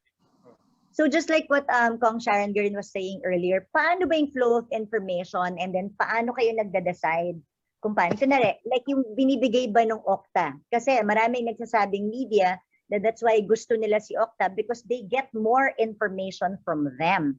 Diba? Na hindi na ibibigay ng DOH. Now, at all ba hindi nakakatulong ang ginagawang information campaign ni OCTA sa DOH and IATF in order for IATF to make its decision making? Kasi marami dyan nagsasabi na nagawa yung decision making because of OCTA, but OCTA said that IATF naman never listened to them. So ano po ba talaga yung totoo? How do we release decision making? Is it based on the research of OCTA or the research of the DOH on their predictions? Can you please enlighten this committee? BH, Congresswoman BH, that's the last question for this round kasi lampas 15 minutes. Marami pa ako lang sagot. At saka, meron pa yata dyan magpapa-booster shot nakapila. Mr. Chair. I may respond. So magse-second round na lang ako, Mr. Chair. Go ahead, please answer the question. Okay. Thank you po, Madam Chair. I'm working po with the Epidemiology Bureau. We're also members of the sub-technical working group on data analytics. So the Department of Health is actually the one generating po the line lists that are being uploaded to the data drop. It's also primarily the COVID-19 surveillance and quick action unit, which generates the analysis and interpretation po. So to whom do we share the data? These are primarily shared to our decision makers. First po, to our sub-technical working group on data analytics, two of which are members po, are already in attendance. And then after that we have shared, we get the inputs. Now, for example, we have a partner po in doing the modeling. We have the FASTER team. They are also working in partnership po with a WHO group, the Autumn team po. At yun po, pinapresent po namin sa STWG yung pong mga projections, estimates, and the data. And then we get the inputs of our members. Is it fit? Tama po ba yung mga assumptions na ginagamit po natin? And I think the most important po, Madam Chair, is how do we use the data? Para saan po ba yung informasyon na to? So when we, for example, announce that there will be a range of active cases or there will be a range of severe and critical cases, paano po namin ginagamit? So sa atin, of course, we want to prepare for such large numbers, and the primary way that we prepare is readying our health system capacity. After this information have been vetted po by the STWG, they are now presented po to the IATF, and it is actually the sub-technical working group who makes the initial, the primary recommendations on our community quarantine classifications. We also provide data on these policy shifts or in these guidelines po that we are releasing. So it's basically the Department of Health and the STWG po, which are the sources of information, Madam Chair. Mr. Chair, hindi lang nasagot yung tanong ko kung if they ever considered OCTA's projections in any of the decision making. Madam Chair, sorry po. We have recently already been furnished po, by the data po of OCTA. We've actually met with them several times because as mentioned nga po ni Dr. Wong and Dr. Edson, it's very important for us to understand each other's methodologies po because there will be differences. But I'd like to subscribe po dun sa sinasabi ni Dr. Wong na, we may have different numbers po. But we do look at all of these numbers. But of course, when we do present it to the STWG, we have our own numbers that we'd like to be able to present, at tinitingnan din natin kung magkakaiba. There are times na hindi po parehong eksakto yung numero. But ako po as an epidemiologist, I don't focus primarily on point estimates or just one number. If the trend, yung pattern, pareho po kami nagsasabi pataas ang kaso or pareho po kami nagsasabi na pababa ang kaso. For us, that is actually one of the important things that we include in our interpretation and as inputs to our recommendations. Thank you, Mr. Chair. Reserve na lang ako for second round. Thank you, ma'am. Next to interpolate is Deputy Speaker Wes Gatchalian. Thank you, Mr. Chair, and good morning to my colleagues. Good morning as well to our resource persons. Mr. Chair, my concern is really more on trade-related matter. Actually, there are a lot of business groups who approached me already complaining about OCTA. And due to the time constraint, and I understand also this is not the hearing of the Committee on Trade, I was only able to invite Mr. Ortiz. And I would like to thank Mr. Ortiz for his time and valuable opinion that he gave a while ago, because Mr. Ortiz and the rest of the leaders and organizers for our business groups have a lot of concerns regarding the pronouncements made by not only OCTA but I guess by different groups. Nagkataon lang na medyo mas malakas po ang press release po ng OCTA in the days or months that had gone by. So the main concern, Mr. Chair, is directly or indirectly, no? Put aside na lang po natin yung health aspect, put aside na lang po natin yung policies or regulations that LGUs or the national government will follow because of the pronouncements of OCTA, no? Let's just focus on the business side of it. Directly and indirectly, these pronouncements has a big effect to the livelihood, jobs, investors, and the businessmen who are already badly affected because of this pandemic, no? Kaya ako, I wanna shed light lang, no? At gusto ko lang malinawan po na who gave the mandate, no, to OCTA to release such pronouncements, no, to release such studies. I'm not questioning po the technical expertise, the technical aspect of this. I'm not questioning the expertise of the individuals who organize OCTA. No, I have nothing against them. No, but it's really more kailangan po siguro ay with this hearing ay malinaw natin kung may mandato ba ang OCTA to do such pronouncement at sino ho nagbigay, and at the same time po how can we improve, no, so that other organizations similar to OCTA will not have a big influence or effect to the economy and to the people, to the stakeholders, no? So I guess, Mr. Chair, we have representatives from IATF or DOH. Siguro they could answer first this question. They could answer is Director Althea Del Guzman or Dr. John Wong. Mr. Chair, may I respond? Yes, yes, please. Mr. Chair, we have not granted the private research mandate. But again po, as mentioned, the Department of Health has always believed that there's a need for data transparency. So, and kaya po tayo, nag-upload po tayo ng ating line list in our data drop so that other than the department, there will be researchers and academicians outside who can also do their independent analysis. So there have been times, I think at the start of the pandemic, that we've been flagged, for example, data inconsistencies or errors in our line list, or they have actually asked kung ano po yung may nakikita silang error in our public website, and we welcome those po, no? Para din po at our end, we can correct kung may mali po sa line list or doon po sa analysis po natin. So, Dr. De Guzman, these groups such as OCTA or other similar groups, their role is really more of advising to DOH and IATF. Is that correct? Mr. Chair, maybe not officially advising or formally advising po to us. So not officially. No, Mr. Chair, not officially.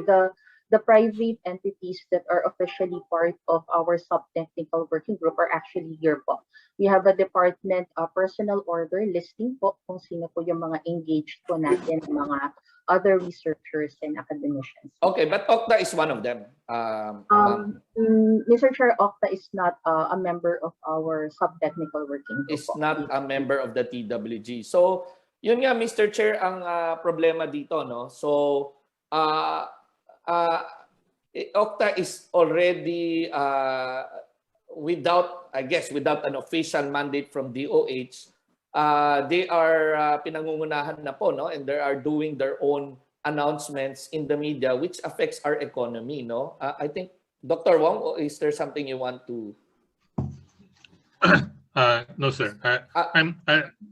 Mr. Chair, just want to correct that I'm not a member of the IATF. I'm a member of the sub-technical working group on data analytics. That's okay. Representing Epimetrics, no, I'm also one of the groups that contribute, no, to the estimates, no, of DOH. Thank you. Do you use also the studies of OCTA in as your role to DOH and the technical working group? No, Mr. Chair.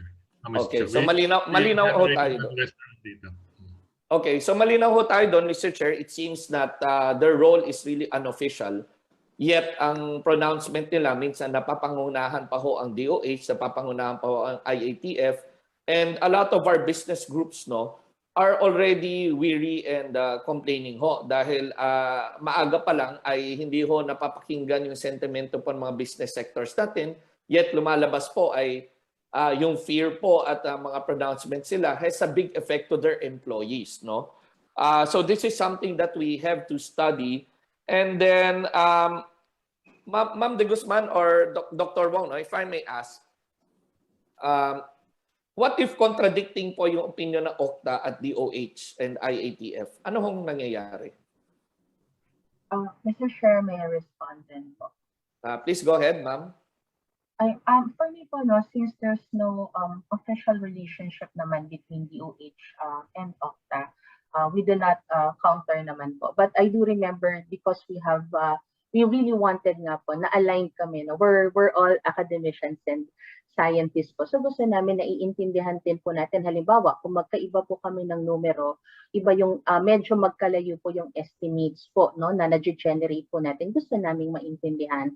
And we've had several meetings nga po para maintindihan. And as pointed po earlier, alam niyo po, there are a number of models po, no, being used din po talaga. And we also use different assumptions. So this could actually account naman po, no, for the differences in the information that we relay. But again po, since we have a sub-technical working group, the inputs of the members of the sub-technical working group are the primary source of information by which we rely our recommendations on po. Thank you for your statement, Dr. De Guzman. And well, ang nakikita ho natin dito, there will be no accountability pala, no? So what's important at the end of the day is all these projections, all these recommendations, we should hold liable to the Filipino people, no? We should have accountability to them kung sakaling contradicting o mali pala yung mga statements na inilalabas. But clearly ho, mukha hong hindi ho controlled ng DOH ang mga private organizations like OCTA. And I think, Mr. Chair, that's something na we need to clarify because at the end of the day, anybody, no, including a private man or public, should be held accountable for the data or the pronouncements that they make to the public people, no? Last ako, Mr. Chair, to Mr. Ranjit, the representative of OCTA, I just want to know the mission or the motives of OCTA, no? It's like, I think last year ko lang ho lumabas at nakam across ang OCTA, no? I've asked some of our business sectors if they use them on surveys, research, or related businesses, no? And I think wala ko masyado pa nakakalam, even if you're a research team. And on the political aspect, we've known certain organizations who the government have worked with, such as Pulse Asia, SWS, Publicis, no? So sa OCTA ba ho, is this funded by a foreign company or a private company? Your Honor, thank you for the question. The OCTA Research Group is a private organization. If you're talking about the COVID research po, it's not funded by any entity, both public or private. This is volunteer. This is in the University of the Philippines, where we are permanent employees. We believe in public in public service. And OCTA started really as a public service organization. Its research in COVID is really for public service. In many countries around the world, no, let's note United States and let's say Israel, very successful attempts at trying to manage COVID in their own ways. They welcome the work of universities, the work of independent scientific groups, independent scientific organizations, because they also believe, like in the Philippines, a whole of nation approach to dealing with a complex problem called COVID. And I think just to respond, Ren, and to add to my response to your question and also to respond to the others earlier, OCTA has been extremely transparent po. We have published our works online, including our methodology. We have gone to scientific fora to explain our methodology. And the people present here today, including Mr. John Wong, Dr. Zhang, who truly respect, Dr. De Guzman, we have been working with them in many occasions until this year po. We have always been coordinating with DOH. They know that. And we have been one with government in its collective response against COVID. So ito po yung situation. And then just to add further, we have been always in contact with the group of Mr. Joey Concepcion po, no, yung Go Negosyo Group. And so we're always trying to connect with the private sector. In fact, we are closer now in the last 4 months with the private sector than ever before po. So everything we suggest. Na-mute ho, Mr. Ranjit, na-mute. Thank you, Your Honor. Okay. Well, like I said, I give due respect to your group. No, I've seen here pinag-aaralan ko yung composition. There are people from different universities like One Health University Network, UP College of Science, no. And we thank you also for your contribution, no, if this is voluntarily to the country and to the fight against COVID, no. But if you don't mind me asking, saan nyo ho kinukuha yung pondo nyo? Yan. Alam nyo, medyo doing all this research also and do the studies and surveys ay medyo may kabigatan din ng konti ng gastuson nito, no? Is there any private company involved on your research group, if you don't mind me asking? Thank you again, Congressman, for your question. For the COVID research, it's for free po. Para public service. But for the other as a whole, for the surveys po, we have a fund self-generated to do at least 2 quarterly surveys po. Yun ho, contribution rin namin sa bayan po yan. But also, of course, to sustain the research, the advocacy for statistics po, for development, we have rider questions and we have subscribers po. And OCTA has just started its its journey into public opinion research. And so we don't know if we can sustain it po, but there are a very few number of subscribers po, both corporations and private individuals po, who believe in the idea of having public opinion research, no, contribute to both democracy and development. Segue lang konti tayo, Mr. Ranjit. Those surveys that you mentioned, you also do political surveys as well? Public opinion. Sir, na-mute ho. Sir. Can you repeat? It includes probes, studies on politics, on governance, but most of our work at the moment has been focused on COVID. So you'll see it naman, it's verifiable po when you look at the press releases, when you look at the number of press releases po, it's just been focused really on our advocacy, which is to help to contribute to the collective fight against COVID-19, that every citizen should contribute there. That's what we believe in. And we hope that we are in our small way, in our minute way, contributing to that collective effort. Yes. Thank you, Mr. Ranjit, for your contribution. Like I mentioned a while ago, we highly respect that. But ang nangyayari ho kasi dito, talaga hong maraming business groups ang lumalapit ho sa atin in our committee in the trade and industry, mainly because nga your advance pronouncement has a big effect, whether directly, indirectly, positive or negative ho, in our economy. Kaya ho, Mr. Chair, I don't have any question, but siguro Mr. Chair, really is the possible conclusion of this hearing is siguro to recommend DOH or IATF to, I don't know how, but to control or regulate organizations. I'm not narrowing down on OCTA only, but maybe other organizations who are doing pronouncements in the public, no? Because at the end of the day, DOH and IATF, they have accountability and mabigat po ang mandato ho nila.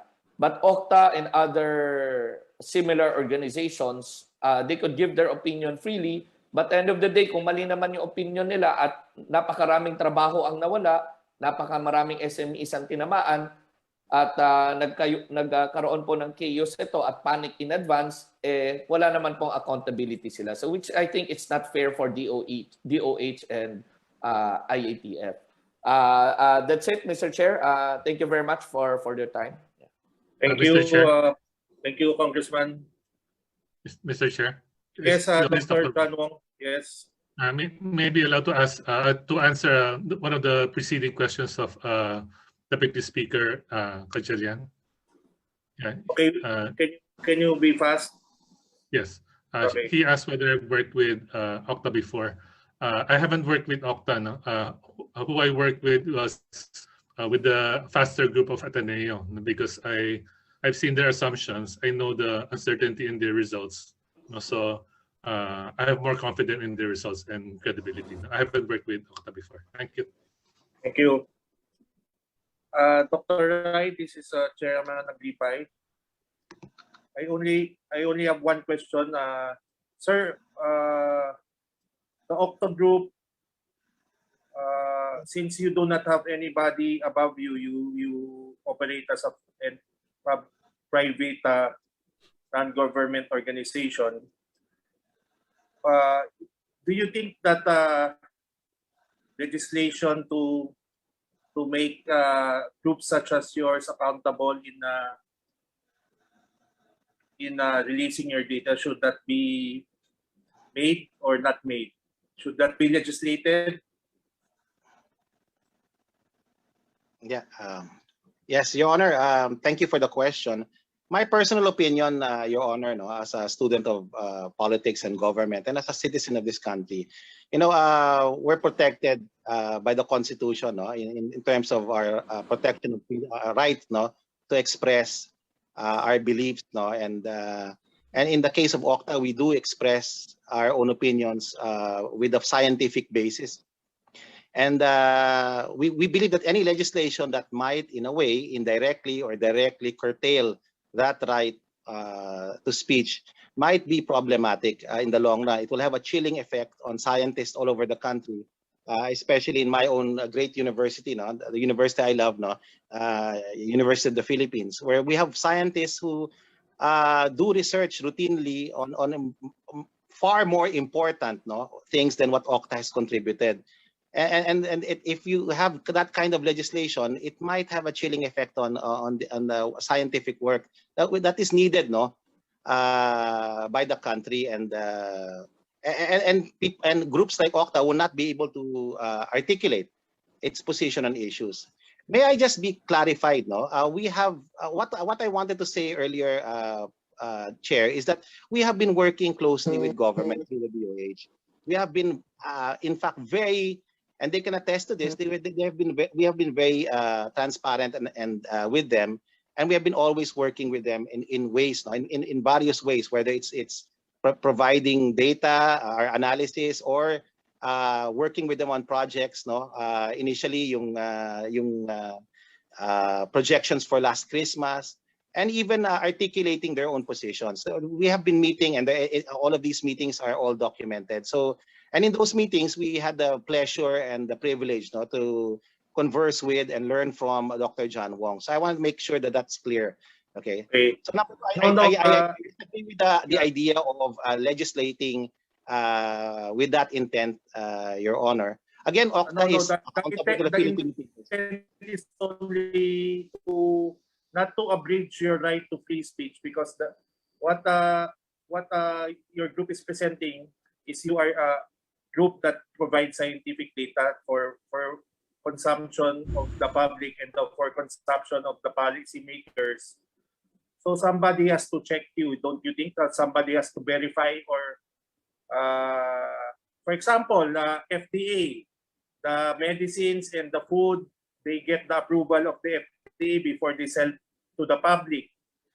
Unlike your group, you already publish it for media. And other people think it is already.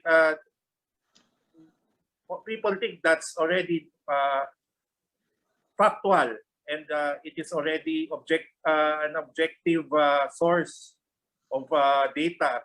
So don't you think that there should be a group?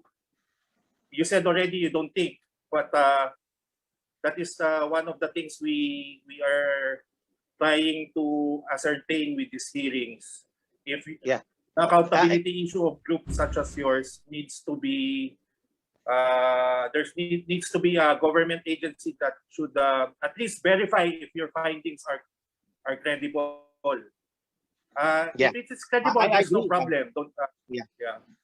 Your Honor, I agree with the intent to make groups accountable, and OCTA is 100% behind the idea of making our studies transparent and accountable. It's important for us to constantly present to the Thank you. scientific community so that we will, but it's the scientific community that judges our scientific work. And my suggestion, sir, for legislation is, instead of looking at this, why not build institutions within the executive branch that will deal with scientific advice, especially for emergencies. So a structure similar to the SAGE, no, in the United Kingdom, is a model that the Congress can study. Learning from both the experience in the UK and our experience with COVID, there's really a need for an institution that will be controlled by scientists, that's accountable to the executive branch, that will provide scientific advice from the perspective of scientists. No? So it's a science advisory group for emergencies is the model in the UK. So maybe that's I something agree that with we you. can look into, and that's accountable, that there's a business there. Yes, I agree with you, Dr. Ranjit, because that's one of the recommendations we had on the previous hearings that just concluded on ivermectin, on the FDA policies. So that's one of our recommendations. So next to interpolate is Honorable Stella Kimbo. Honorable Stella, you can interpolate now. Salamat, Mr. Chair. Professor Ray, so kayo po ang head ng OCTA, tama po? Well, we would like to believe na on paper, at least sa corporate papers, I'm the president. But we don't have we have a sort of a UP style system. Everybody is there's no real head. It's just a collegial group, and we decide things as a group. Is that a yes or a no? Oh yes, on paper, yes. Right. Corporate, Thank you. president. Thank you. All right. My next question is, how old? Congresswoman, sorry you chopped, Congresswoman. Yeah. Yes. How old is OCTA? When was this established? 2019 ba? Yeah, 2019 yung corporation, but we became only operational in September last year, sir. Yes, last year, ma'am.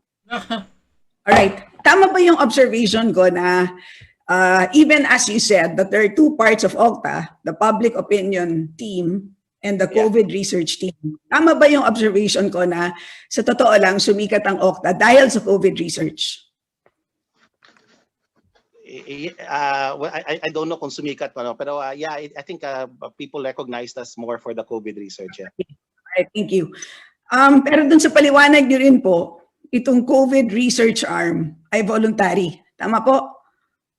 Opo. Yeah, Yes, in other words, wala po silang sweldo mula sa OCTA. Wala po. Yes, Your Honor. So, tumanggap po ba ng pondo mula sa gobyerno through Bayanihan 2 ang OCTA? To answer that officially, wala po. Wala po kaming natanggap na bayanihan funds as a group, a private group called OCTA. Wala po kaming relationship with the University of the Philippines. Wala po kami natanggap na bayanihan funds po. So, Professor Ray, nung tinanong kita noong August 26, 2020 sa Committee on Metro Manila Development hearing, tinanong ko, tumanggap po ba kayo ng funds from Bayanihan 2? And you said yes. So what are you saying? Are you? I was replying as an employee of the University of the Philippines at that time, ma'am. Please explain. So as an employee, yes. As an employee, as UP, yes. Of UP po. UP po nakatanggap po. Okay, how about you personally? Did you receive funds from this 15 million na nilodge sa UP? You personally, yes. Yeah, so as a research grant po. Mayroon kaming research grants. Nag-apply po kami. No, ikaw. Yes.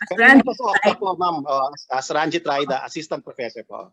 Ranjit Raida, assistant professor, received funds from Bayanihan. Yeah. For what purpose? Well, we are doing research on the effects of COVID-19.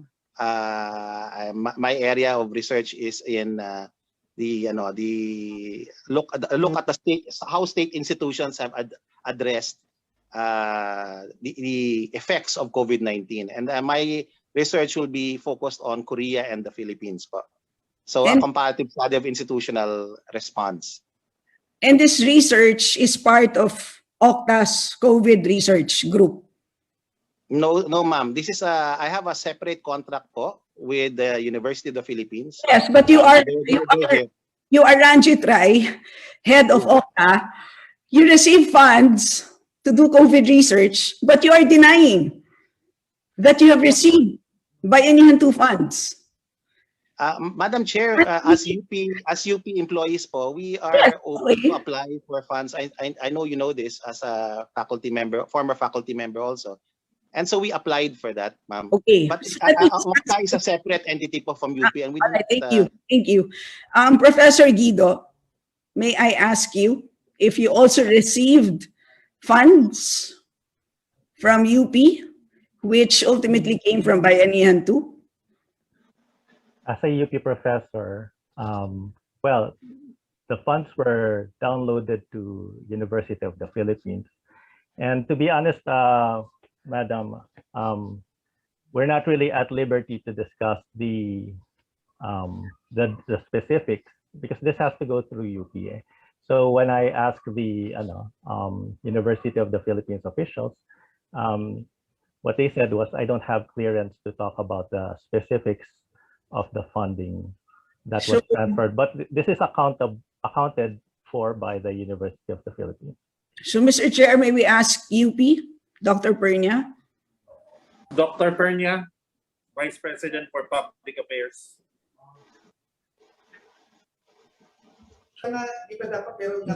Ma'am? Good afternoon, Dr. Pernia. Can you confirm that UP received 15 million from Bayanihan 2? I'm sorry. May I refer the question to President Danny Concepcion? This is about the receipt of the 15 million, President, of the from Congress. Anong 15 million doon? How do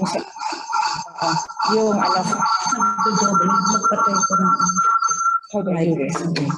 How do I do it? Excuse me, but can I have the question again? Hello po, President Danicon. I'd like confirmation that you received 15 million for the establishment of a computational research lab in the UP Diliman Institute of Math to process big data analysis for COVID-19 and pandemic research. And this is from the Bayanihan 2. May we have your confirmation on this? Well, as far as I know, the 15 million has been utilized and was not enough. But if you want us to give you a detailed accounting of how we spent it, I'm sorry, I don't have it now with me, but I can send it to your office, Congresswoman Kimbo.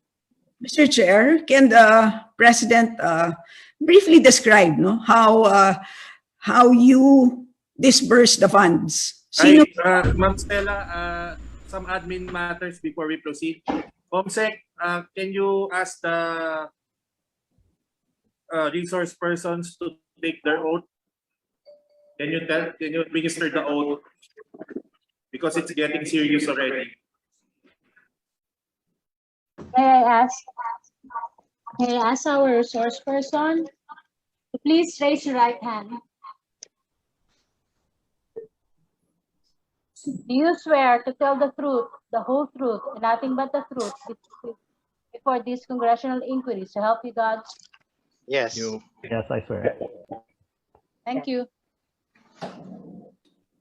Please proceed. So, Mr. Chair, may we ask President Danicon how they disperse the funds? Kung sino-sino po ang nakatanggap, paano po pinili ang mga beneficiaries ng 15M? Kung nakatanggap po sila Ranjit Rai, sila Professor Guido, nakatanggap po sila. Ano po ang yun po kasing OCTA ay hindi naman po UP system. It's not part of UP system. Yeah. Nasabi na natin. So if you are asking us if part of the funds given to UP went to OCTA, ang sagot po doon hindi. Kasi hindi naman po kaparte ng UP ang OCTA. Mr. Chair, hindi po yun yung tanong ko. Pasensya na po, Pres Danny. Tanong ko po is, paano ninyo pinili ang Ang sinasabi ko po sa inyo ay hindi ko alam ngayon kung ano yung nangyari at hindi ko po masasagot because I don't have the data with me now. But if you want me to give you a complete answer to your query, I can give it to you later.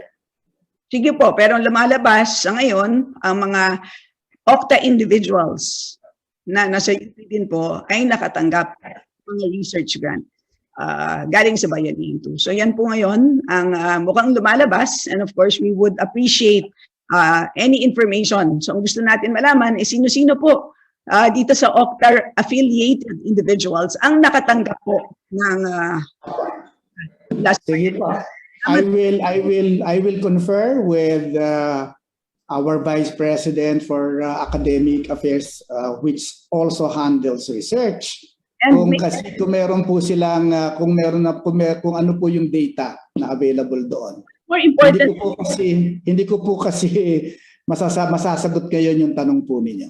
And more importantly, apart from the data, Pres Danicon, is yung process. Sino-sino ang nakakapag-recommenda kung sino ang tatanggap mula sa 50? Sino-sino ang individuals na meron mga recommendations na written? Yes, ma'am. Galing po. Okay. Yes, ma'am. And may I go back to Professor Rai? Professor Rai, last July 27, can you confirm that you said in a PTV public briefing that, and I quote, right now, it's official, we are in a surge dito sa National Capital Region. Can you confirm that you gave this statement, Professor Rai? Yes, Your Honor, I did. Okay. What is your basis for your authority in making this official statement? Bakit po natin nasabi na officially we are in surge? Ano po? Madam Congressman, the interview is uploaded on the internet, and it was very clear that I clarified there that it was a statement as OCTA, as a fellow of OCTA Research. And what we wanted to emphasize was the urgency, and it did turn out to be a surge, a very, very serious one. Number two, we wanted to formalize our position at that point because we were already seeing the changes 2 weeks earlier, and that we wanted to say that this was something serious and that we needed to look into it. We had already presented it a week before in another forum to Secretary Duque also, and I think Dr. Edsel Salvania was also there, no? So this is the context, Your Honor. Mr. Chair, official is not the same as serious. Pag sinabing official, ibig sabihin nun, may authorization from the government. Pwede ba natin alamin sa DOH kung nagbigay po ba kayo ng authorization sa OCTA kay Professor Rai na magsabi po na we are in surge? Madam Chair. DOH kay Dr. Althea Bicosman. Thank you po, Mr. Chair. Siguro po akong two things po, no? At the Department of Health, we clarified that we don't want to use the term surge. It has different meanings, and we want to be able to better quantify. And that is why the Department of Health, when we do present our data, whenever we see increases, we quantify gaano ba kalaki, ano po yung growth rate. And then ikalawa, we present attack rate so that we see what's the coverage po. So that's how we present, and that's the way we parang message po yung paglaki ng kaso para naiintindihan ng tao. As to the authority po given to OCTA to make such pronouncements, as mentioned po, since OCTA po is not part of our subtechnical working group, such mandate po or parang authority has not been provided po to the group. Thank you po, Mr. Chair. So yun po yung problema actually, Mr. Chair, no? Kasi sa ngayon po, tila nagmumukhang official oracle ang OCTA na hindi naman pala dapat, no? So yan ang ating kailangang talakayin today. But anyway, let me move on to my next question. Tama po ba, Professor Guido, that about a few weeks ago, I think sometime in June, you gave some pronouncements as to which cities in the country are so-called epicenters So halimbawa po, you started with Davao City and Western Visayas, and then subsequently you came up with another list of epicenters, including Quezon City, Manila, Makati, Pasig, Taguig, Las Piñas, Parañaque, Valenzuela, Muntinlupa, Mandaluyong, Caloocan, Marikina, and San Juan. Can you confirm that pronouncement? I don't remember, Your Honor, but I do remember, I don't remember specifically because we published several reports. Yung regarding LGUs in the NCR, I don't remember, but I sincerely doubt that we call them epicenters. We never have, never called local governments epicenter. We may have called the National Capital Region as an epicenter in the past. We may have called Cebu City as an epicenter in the past. This was also used by the Department of Health. They have called the National Capital Region as an epicenter in the past. I think this has been documented. Mr. Chair, I'd like to remind our resource persons that they are under oath. I have carefully read transcripts of your interviews, sir. And in fact, after giving a list of those epicenters, you were even asked by a media person, what do you mean by epicenter? And your answer, sir, was, it depends on how, it's a subjective meaning, was something like that. Ganun po ang naging remark ninyo. So anyway po, pwede kong i-share sa inyo yung nakuha ko pong mga transcript ng interview ninyo. Let me ask Professor Rai, Mr. Chair. Professor Rai, so you confirm in your website that you are a consulting, polling, and research firm. Kayo po ba ay merong mga LGU clients? Sa ngayon po, wala kaming client na nagbabayad po. Meron kami marami kami tinutulungan informally. May ilan kami tinutulungan pala informally. Yun po yung aming sitwasyon ngayon. So, on one hand, meron kayong listahan ng epicenter na ibig sabihin, kasi pag sinabi mong epicenter, ibig sabihin may problema na dito sa syudad na to, no? Ibig sabihin, at mabigat ang ganong statement kasi yung mga negosyante dun sa mga cities na yon, syempre kakabahan. Ang mga ordinary na citizens dun sa mga cities na so-called epicenter, halimbawa kung magpapakasal next week sa Cebu City pero nginalanan na epicenter, baka lumipat ka na lang ng ibang syudad, di ba? Para naman matuloy ang yung kasal. So mabigat, no? On one hand, pag nagsasabi po kayo kung anong cities ang epicenter, but then on the other hand, sabi nyo, tumutulong din kayo sa LGUs.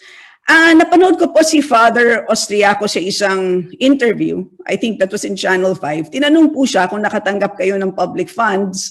Ang sabi niya, ang mga taga-UP nakatanggap, pero siya dahil taga-UST ay hindi.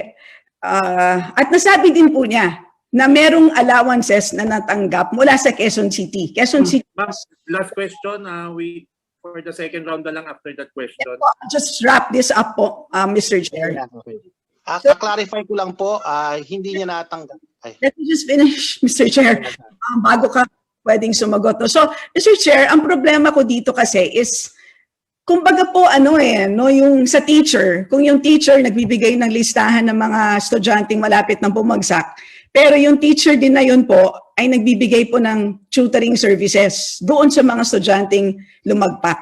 Para sa akin po, medyo may kamalian yung sistema. Kaya yan ang gusto kong alamin, di ba? Kung on one hand, nagbibigay ng listahan ng cities na epicenters, but on the other hand, ay tumatanggap ng mga allowances mula sa iba't ibang mga cities on the pretext na ang OCTA mismo ang magbibigay ng guidance sa mga cities na to kung paano nila pwedeng makontrol ang kanilang COVID situation. Hindi po ba, Mr. Chair, merong kamalian dito? Hindi kaya't merong posibleng conflict of interest? Yan po ang gusto kong marinig mula sa kay Professor Rai. Kung if he has any comment on this.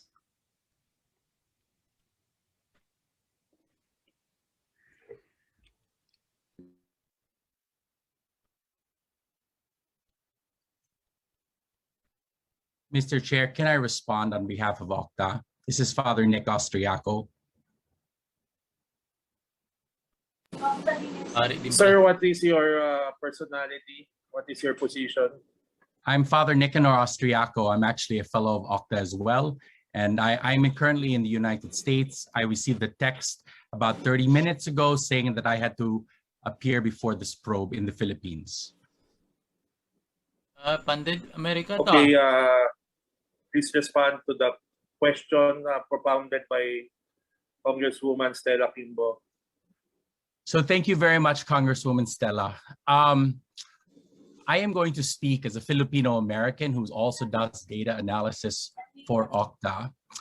One of the things that is we must keep in mind here, Congresswoman Stella, is that the numbers tell you everything, right? So you are an economist, ma'am. Mr. Chair, I have a very specific question about conflict of interest. Yeah, I will later on, Father, I promise you, I'll ask you questions on the methods later, and I would love to have a conversation with you, as we had in other fora. So I will ask you later on, sir. But for now, I'd like to ask Professor Rai, who I believe is back, about these engagements. Yes, Professor. Sorry po, naputol po yung, sorry Your Honor, naputol po yung internet natin. Opo. Okay, yung statement ni Father Nick po, ay klinaro niya naman sa subsequent interviews niya na galing ho sa OCTA yon, hindi ho galing sa Quezon City ho. Wala ho kami natatanggap po sa Quezon City na bayad po. Ay free ho ang amin service po doon at public service lang po yon sa Quezon City. So, if they can verify that, ma'am, you can ask them to come and verify. So ang tanong, pwede niyo pong ngalanin sa amin kung sino-sino po ang mga tinutulungan ninyo? Well, officially, Quezon City lang po. Yung iba po, informal lang. Tatanong sila, ano bang pwedeng gawin. So, hindi ho siguro fair kung sasabihin pa namin yung mga pangalan nila. Dahil hindi naman talaga, wala kaming official na relationship sa kanila. Marami hong tumatawag po, nagsisik ng advice. Ano ba ang pwedeng gawin? And these are mostly local government officials who are looking at the situation in their places. And looking at how, for example, what the forecast will be, how they think the hospitals will be filled up. So mostly it's very, very informal po, Congresswoman Kimbo po. And Mr. Chair, magpapalista na lang po ako sa second round. I'm going to ask questions about their methodologies po sa second round. Thank you po. Thank you, Ma'am Stella. Next to ask question is Deputy Speaker Jose Lito Atienza. Hello, sir. Yes, thank you, Mr. Chairman. Congressman. Can you hear me? Yes, sir. You may proceed, sir. Well, thank you. First, I'd like to congratulate especially the ladies who initiated this hearing. Because this is a very important, critical hearing where the public will be assured after this. Ano ang papel ng OCTA? Dahil dating sa buong bansa ng OCTA, up to now, parang sila ang authority on the issue of the COVID-19 pandemic. And actually, wala pa akong narinig na positive report sa kanila. All this time, from the very beginning, where they got into the picture, we got nothing but the very negative and fearful predictions. So I'd like to clarify also for myself. Ano po ba talaga ang personality, authority, accountability ng OCTA? Sabi nyo, and I heard it from two of you, at least 10 times, that you are a UP institution. But we have somebody from UP here, they can confirm it, but I've already checked with UP. You are not a UP institution. You are a private entity. And as a private entity with no accountability, you are treading on very dangerous grounds. You can cause panic. You can cause the economy to collapse. You can cause political upheavals. You can cause anything. with the kind of posturizing that you are giving the people. So my question is this, ano po ba talaga ang authority ninyo para kayo ay magbigay ng pronouncement, projection, analysis, and all of these things that come out of you? Meron po ba kayo authority coming from anyone? Thank you for your question. Excuse me. Don't say UP because I've already checked with UP. You are not. You have not been authorized by UP to conduct all of these things that you are conducting. Yes. So nagagaling po ang inyong authority? Deputy Speaker, thank you for your question. And it's true, no? We're not part of the University of the Philippines. We have been very clear about that from our press statements, our disclaimers on our research work that's published and provided everyone. We're doing this to clarify, Your Honor, we're doing this really as a public service to the Filipino people. We're providing the state of COVID-19 in the country, and through data analytics, we're providing information to the public. We have been coordinating with government in many occasions already, and have been also, in a sense, replicating their messaging of safety and vigilance and citizenship. Again, the goal is to contribute, like many other citizen organizations, to the collective fight against COVID-19. That's the intent, sir. What you mentioned was never mentioned in the beginning of your appearance. In the beginning, you were posturizing as a UP institution. You cannot deny that, Mr. Rai, because I am one of those who was made to believe that you are a University of the Philippines institution. You never denied that. Kung hindi po namin sinasaliksik, hindi namin malalaman. At hindi malalaman ng Taumbayan. And I'd like to follow up my question, Mr. Chairman, by asking them directly, ano po ba talaga specialization nila? What made you feel that your opinion and your pronouncements will help the country? What gave you that impression? Well, sir, thank you again for your question, Deputy Speaker. As citizens of the land, and in a time when the country is in crisis and in need of bayanihan, we felt compelled as individuals to band together.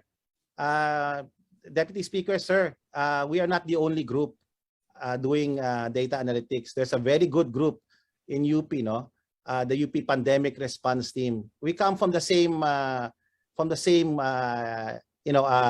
family.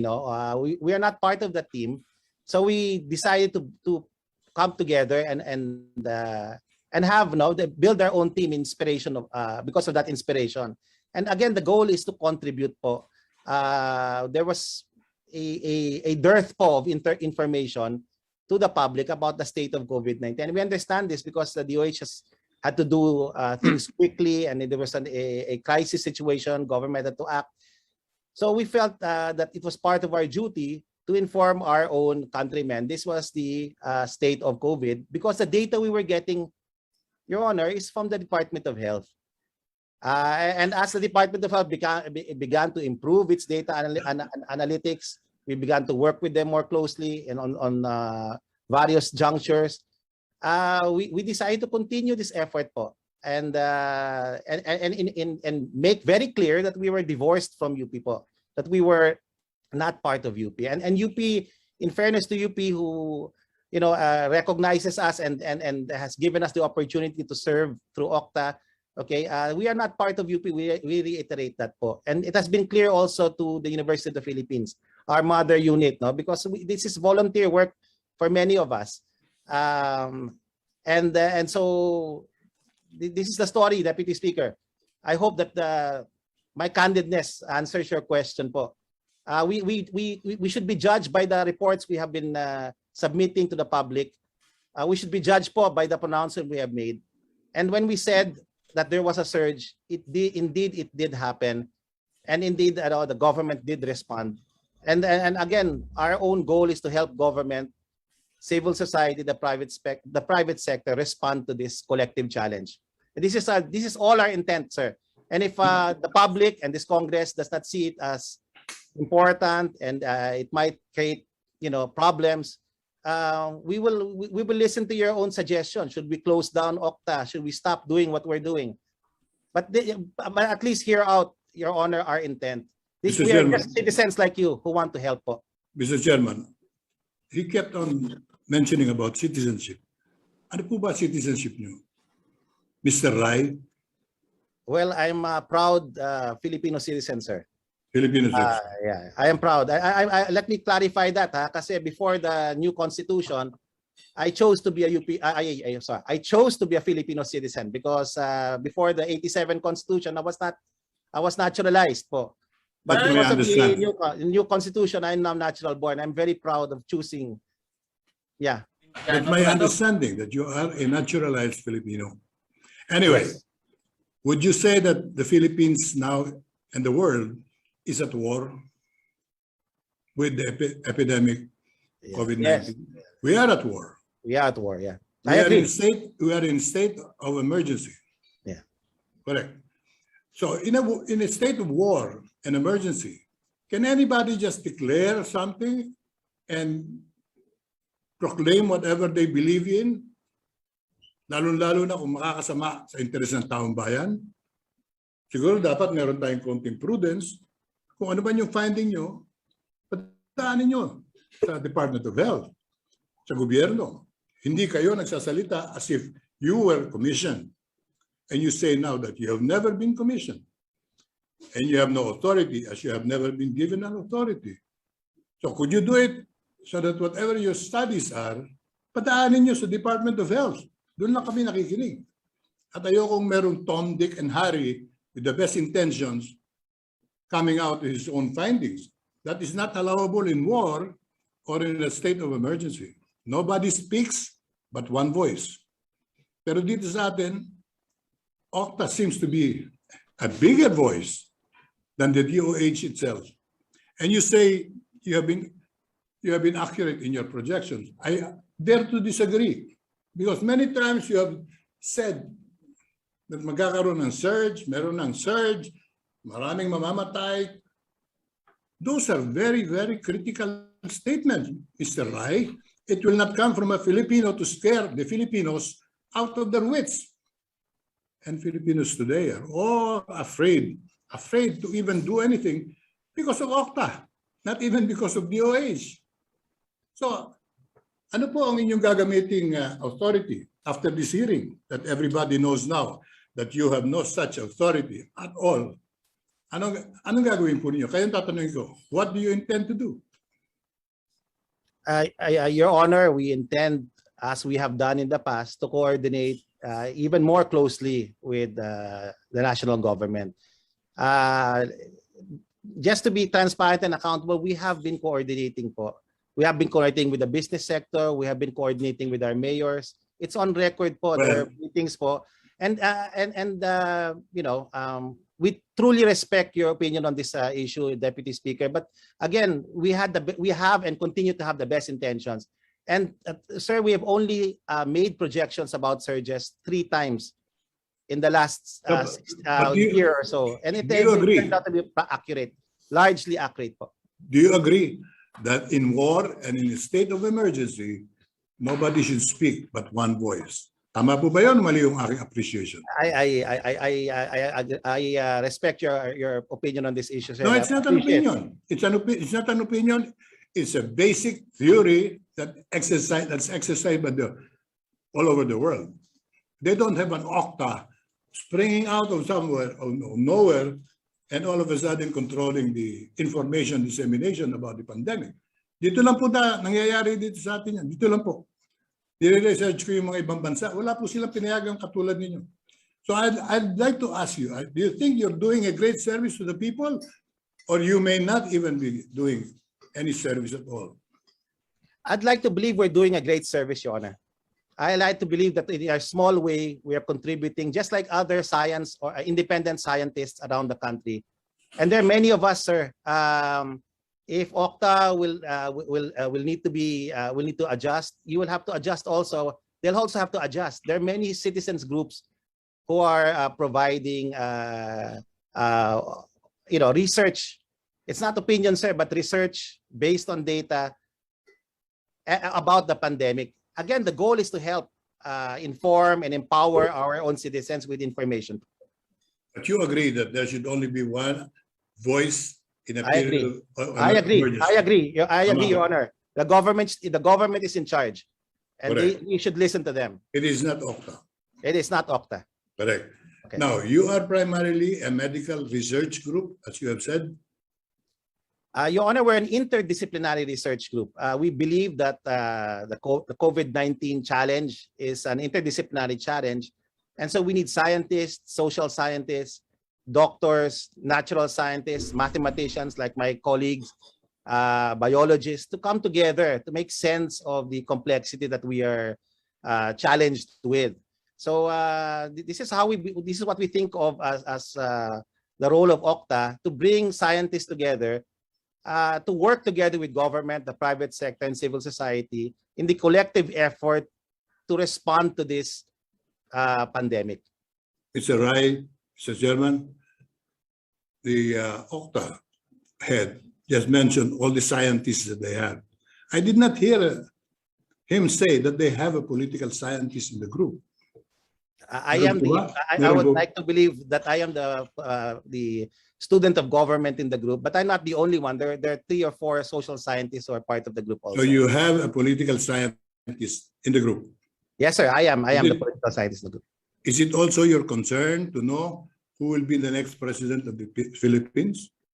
Because the other 1 month or 2 months ago or 3 months ago, OCTA came out with its own finding that if elections were held today, Sara Duterte will run away, winning.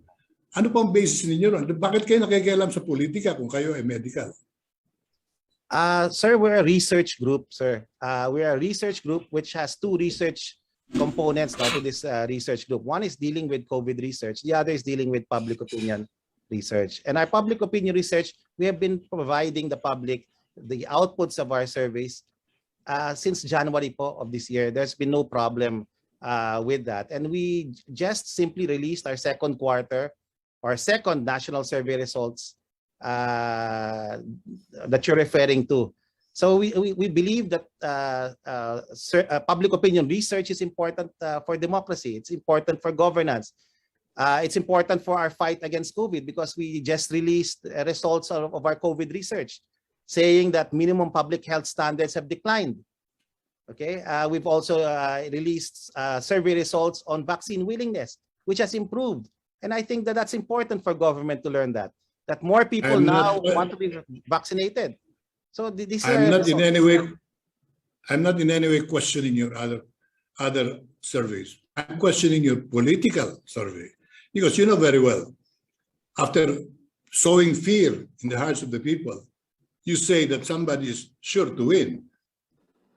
You are carrying a lot of weight on the public perception. So I am questioning that aspect, Mr. Chairman. OCTA is not a political research group. They're entering the field as a medical research group, speaking out of their own findings and their own opinions and their own analysis. I will urge all my colleagues, let's pass immediately. I'm willing to sign it immediately. Let's sign a resolution not allowing, or at least condemning, this malpractice of somebody positioning himself prominently in the face of the pandemic and projecting political developments in the country, which very well influence a lot of people. Hindi po tama na yung nananakot, siya rin na magsasabing, ang mananalo ay si Stella Kimbo. I don't think you would do that, because Stella Kimbo has not even requested you to do that. I will not ask you anymore. Who requested you to come out with political studies and announcing this at the same time, coming from your own stage as a medical group? Would you agree that political projections today coming from OCTA will carry a lot of weight, much more than even the social weather or Pulse Asia, because they are not involved with the COVID-19 pandemic? You are at the forefront and you are taking advantage of your position to now influence the elections in 2022. Can we request you to refrain from political pronouncements? And if you would want to join the political fray, that's your right. But do not blend your so-called commitment to medical advantages for the people and at the same time inserting your political views. Hindi po tugmayan. Magkahiwalay na issue po yan. And I'm happy now that you have all been given the oath so that everything you're saying now, we can hold you responsible later on. Mr. Chairman, I am ending my interpellation by urging my colleagues, pagbawalan na natin itong OCTA from making any pronouncement, whether lalo-lalo na regarding COVID, because we have not gotten anything from them and people are in desperate need of some assurance na hindi naman 100% accurate yung sinasabi nila. Thank you. Thank you, Mr. Chair. Thank you, DS Dito. Sir, Mr. Chair, is it possible to give a reaction lang to the good statement? Let me first comment, Dr. Ranjit. No? Yeah. I'm just 44 years young, but it's the first time I can say na I've come across with the SWS, with the Pulse Asia, and medyo overexposure kayo, sir. It's best that let the data and let your analysis speak for itself. Your commentary is too much. You've exceeded the bounds of commentary already. We believe in your scientific methods, but just release a press statement. Like the DOH, they release a press statement every day. That's it. Your press conferences and your interviews is too much already in the time of suffering. Your commentary is way too long. So let the data speak for itself. You don't need to issue paragraphs long or minutes long press statements. Parang kung kakompentahin siya nyo na si Harry Roque, sir. Yun lang po ang aking opinion as chairman of this committee. So to interpolate is Representative Bongson Tay. Yes, thank you very much, Mr. Chair. Good afternoon to all my colleagues and all our resource persons here. My first question, well, first of all, of course, during this time of pandemic, it's important for everyone who would want to contribute to work together, because I believe we all want a similar outcome and that we all want to help. But of course, in the process of helping, maaaring iba-ibang resulta ang nakukuha natin. Professor Ranjit, may I know what is the basis of the predictions that you make? How do you gather the data that you use to come up with your data analytics? Okay, so thank you for the question, Congressman Suntay. Your Honor, and Professor David will also augment my answer. No, we get our data largely from the Department of Health. We want to reiterate, we're an independent scientific group, not a medical group. No, and one of our research objectives, our agenda, is to do data analytics for COVID-19. So we get our data solely from the official source, which is the Department of Health. And what we do is we interpret that data, okay, and we use measures like the reproduction number, okay, we measure also the attack rate, positivity rate, we look at hospital utilization, and we also look at the total number of new cases and the changes that happen on a 2-week and weekly basis. And when you look at the confluence of all of these different factors, this makes up, these particular elements make up our analysis that we submit as a weekly report to the media and to the IATF. We submit our reports to the IATF officially. and before we even go to media. So this is how we gather our data, and I'd like to defer also to Professor David, who does the data analytics, who's head of the data analytics team of OCTA, to also contribute to that. Professor David. Yeah. Yes, Your Honor. And just like to add to what Professor Ranjit mentioned, yes, we do. We use the Department of Health data, and I think I explained at some level our approach during the previous questions asked, and our models have been, I would say, peer-reviewed by our peers, and not just by our peers, but also fellow scientists. So I presented the model to the Philippine American Academy for Science and Engineering. Okay. Now, since you stated that you get the raw data from DOH, what now is the difference between the methodology that you are using and the methodology that the DOH is using? Where lies the difference? Because at times there is conflict between yung data analytic, the data that you released and the data released by DOH. And sometimes there lies a confusion. Nagkakaroon tuloy ng confusion. So saan nagkaiba yung methodology? Yes, Congressman. Regarding the methodology, scientists use different methodologies, of course. We don't have the same methodologies. We look at the problem from different perspectives, and we reflect that. As mentioned by Professor Ranjit, there are several research groups that look at the methodologies. One is the UP COVID-19 pandemic response team, and they have a different methodology from the one used by Ateneo Faster. And sometimes we may get different perspectives of the situation, even though we're looking at the same data. So, okay. Yes. O sige. Now, as you mentioned, you use different methodology. That's why sometimes there are different results dun sa projections.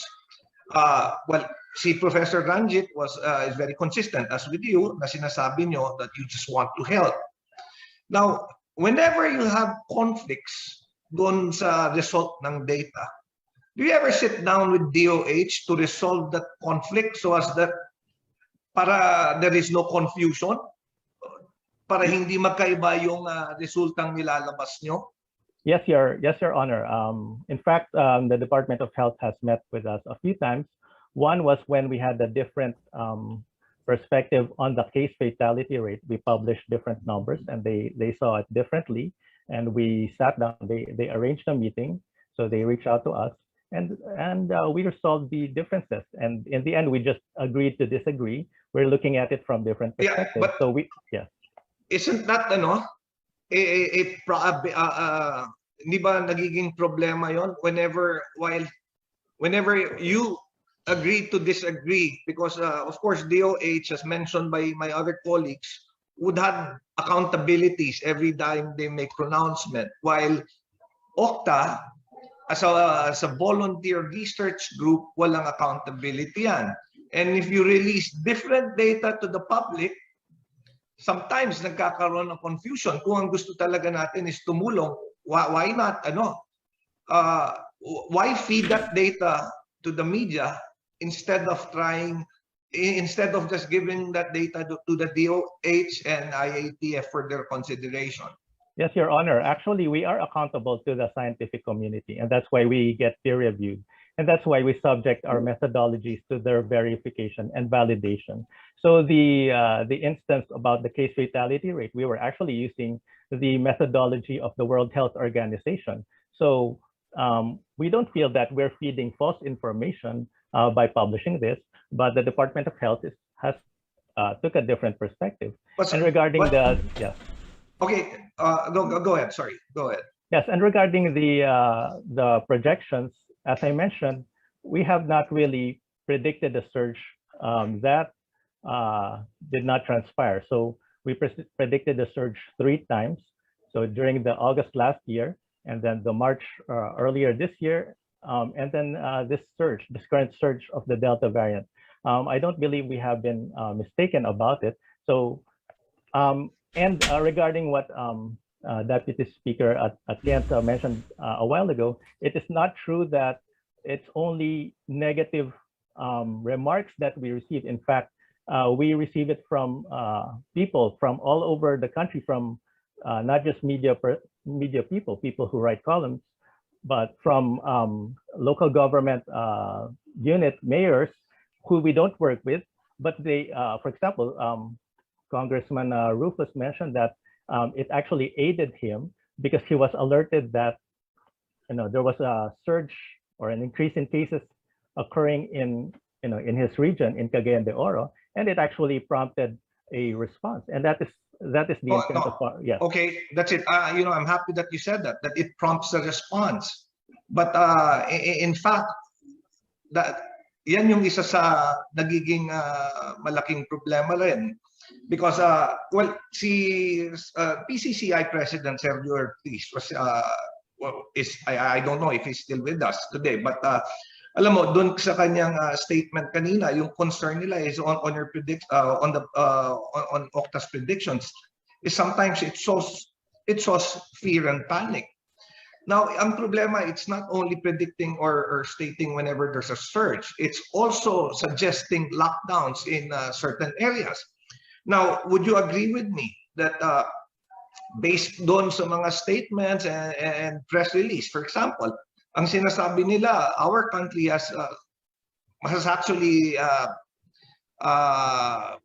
implemented one of the longest lockdowns in the entire world. Would you agree? Well, that's I cannot answer that, Congressman. No, but I suppose you live in the Philippines and you would know if we've experienced lockdowns and how long the lockdowns we've had. Well, because it's my perspective that, well, when we were under GCQ, it was, I'm not sure if I would classify that as a lockdown, but okay, let's compare it. Let's compare infection rate last year, 2020, and in fact, one of the hardest lockdowns we've experienced was last year during after the first few months of yung COVID, dahil doon pati yung public transportation was cut. Walang public transportation that was allowed, and all establishments were closed. But would you agree with me that that even after implementing that really hard lockdown, infection rate still went up? In fact, infection rate now is higher than infection rate last year. I actually disagree, Deputy. So, ibig mo sabihin, mas konti yung number of infected individuals now compared to last year? Sir, if I may, Your Honor, if I may, I mean, because right now we're still in the thick of the surge, so we cannot predict yet what will happen, but I will refer to what happened, for example, last March to April when we had the surge.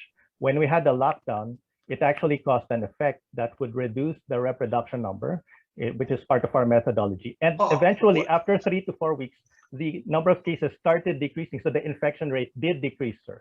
So that is what we observed. And this was not due to other interventions. And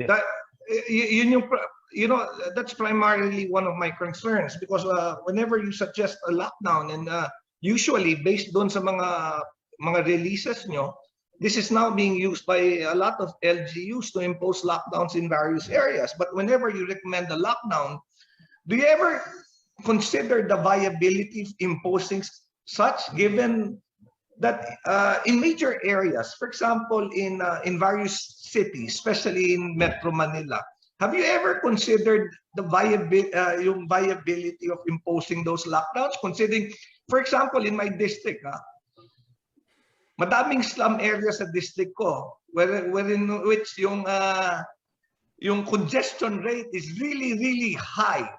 That whenever you tell people not to go out of their house, it's impossible. Dahil, we have homes here that 10 square meters big, na multifamily ang nakatira, not just one family, but but 2 or 3 families living in a 10 square meter home, and whenever they say there's a lockdown, talagang well, hindi naman talaga na-implement yung lockdown because you still see people in the alleys, see people in the street because they cannot really be in their houses. Deputy Speaker, can I? Pero it has been successful in of course, putting down the economy, bringing the economy down. From my observation, kasi infection rate is still high, but of course the economy is down. It has been successful in bringing down small businesses. Sometimes I view it as alam mo, lockdowns are a luxury of the rich, but not of the poor who cannot work during this time, who cannot eat during this time.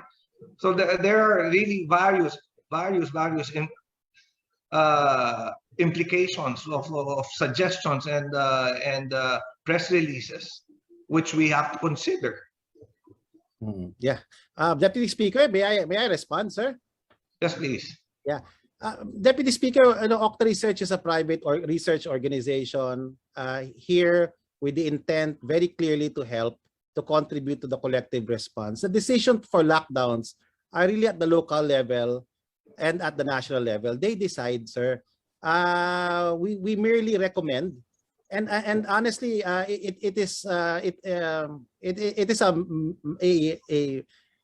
wrong. It's wrong to say that OCTA is responsible for the decision of government. Government has the Department of Health.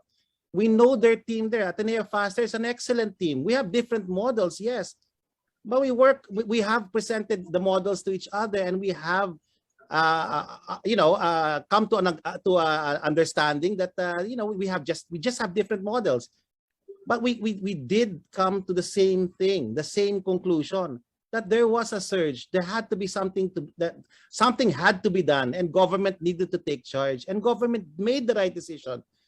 So, sir, wala kami hook dun sa decision making. We're not even part of government. We're not even invited. We would love to be given the opportunity, but we were never invited. The decision to lock down was for government. That's all. Yes, Mr. Chairman, sir. Yes, Professor Ranjit, while it's not you declaring the lockdown, but because ikaw na nagsabi, in this situation where people are panicking, people are scared, and that there is a dearth of information coming out with regards to yung the COVID situation and the number of infection. At kayo yung nagre-release, and now because of yung media attention being given to OCTA, pagka nagbigay kayo ng pronouncement, it's taken at its face value and it's used now as a basis by LGUs and sometimes by the national government for yung kanilang mga reactions. So doon nagiging resulta nung lockdowns. In fact, I'm not the only one that noticed it. The business group also noticed it. Kaya nga sinabi kanina ni President Ortiz that they're now concerned on the predictions that OCTA is making because it's showing fear. Now, di bali na. Deputy Majority Leader Suntay, 1 minute to go. Yes, last question. OCTA started last year, 2020, and since last year or prior to that, have you been giving consultancy work to LGUs, yung members of the OCTA group? Prior to that, no. We had no activity before September 2020. Wala po. So and now since the start of yung COVID pandemic and OCTA started giving out predictions, how many LGUs have you been giving consultancy work for? When you say that, Congressman, yung binabayaran kami, wala po. Well, but how many LGUs are you now helping? Providing officially talaga ang focus namin is Quezon City kasi bakuran po ng UP yan. Yeah. Nag-commit aside kami from Quezon City? Wala na kaming format. Tumatawag sila.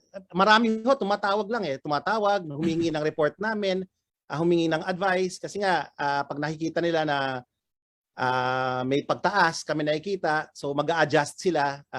Sasabihin nila, sige, can you please give us a projection or could you please give us your latest report so we're guided. and a lot of them really appreciate our work, sir. And not And- just And you NGOs, but mentioned also that you private also, sector po. Prof. Ranjit, last na, and you mentioned that you also undertake surveys, like yung survey vaccine willingness. Yes, diba? sir. Yes, sir. Yeah. And from my experience, those are initiating surveys are very expensive, and you say that you're not funded by anyone, so the group does it out of pocket.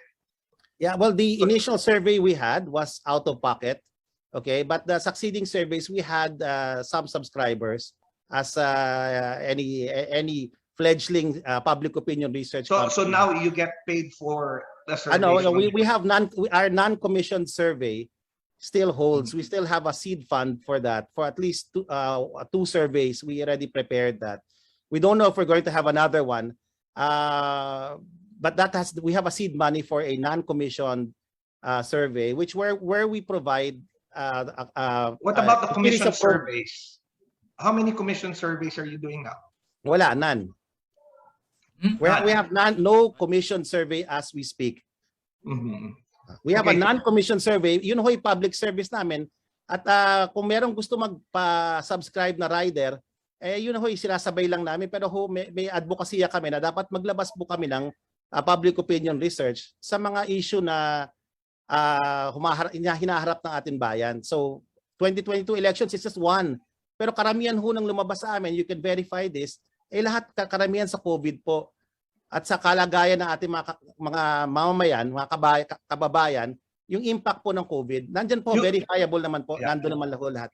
Yung subscribe riders, may bayad yon wala? Meron po yun, may konting bayad po yun. Okay, thank you very much, Mr. Chairman. I know my time's up. Thank you. Do you want to go to the second round also? You have list for the second round. Okay, thank you very much, Mr. Chair. Yeah, for the second round. Thank you, Deputy Majority Leader Sontay. Additional members in attendance are the following: Representative Rufy Biason, Representative Siliaco Gato Jr., Deputy Speaker Isidro Ungap Jr., Deputy Majority Leader Cristal Bagatsing, Representative Marby Marino, Representative Sharon Garin, Representative Ed Christopher Go. For the second round of interpellation, may we again call Deputy Speaker Bernadette Herrera. Ma'am. Thank you, Mr. Chair. Thank you. May I ask lang the resource persons, pag tinanong, brief lang yung sagot natin kasi konti yung time.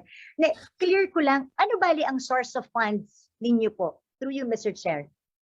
Pwede bang linawin, saan nanggagaling yung source of funds ng OCTA? Okay.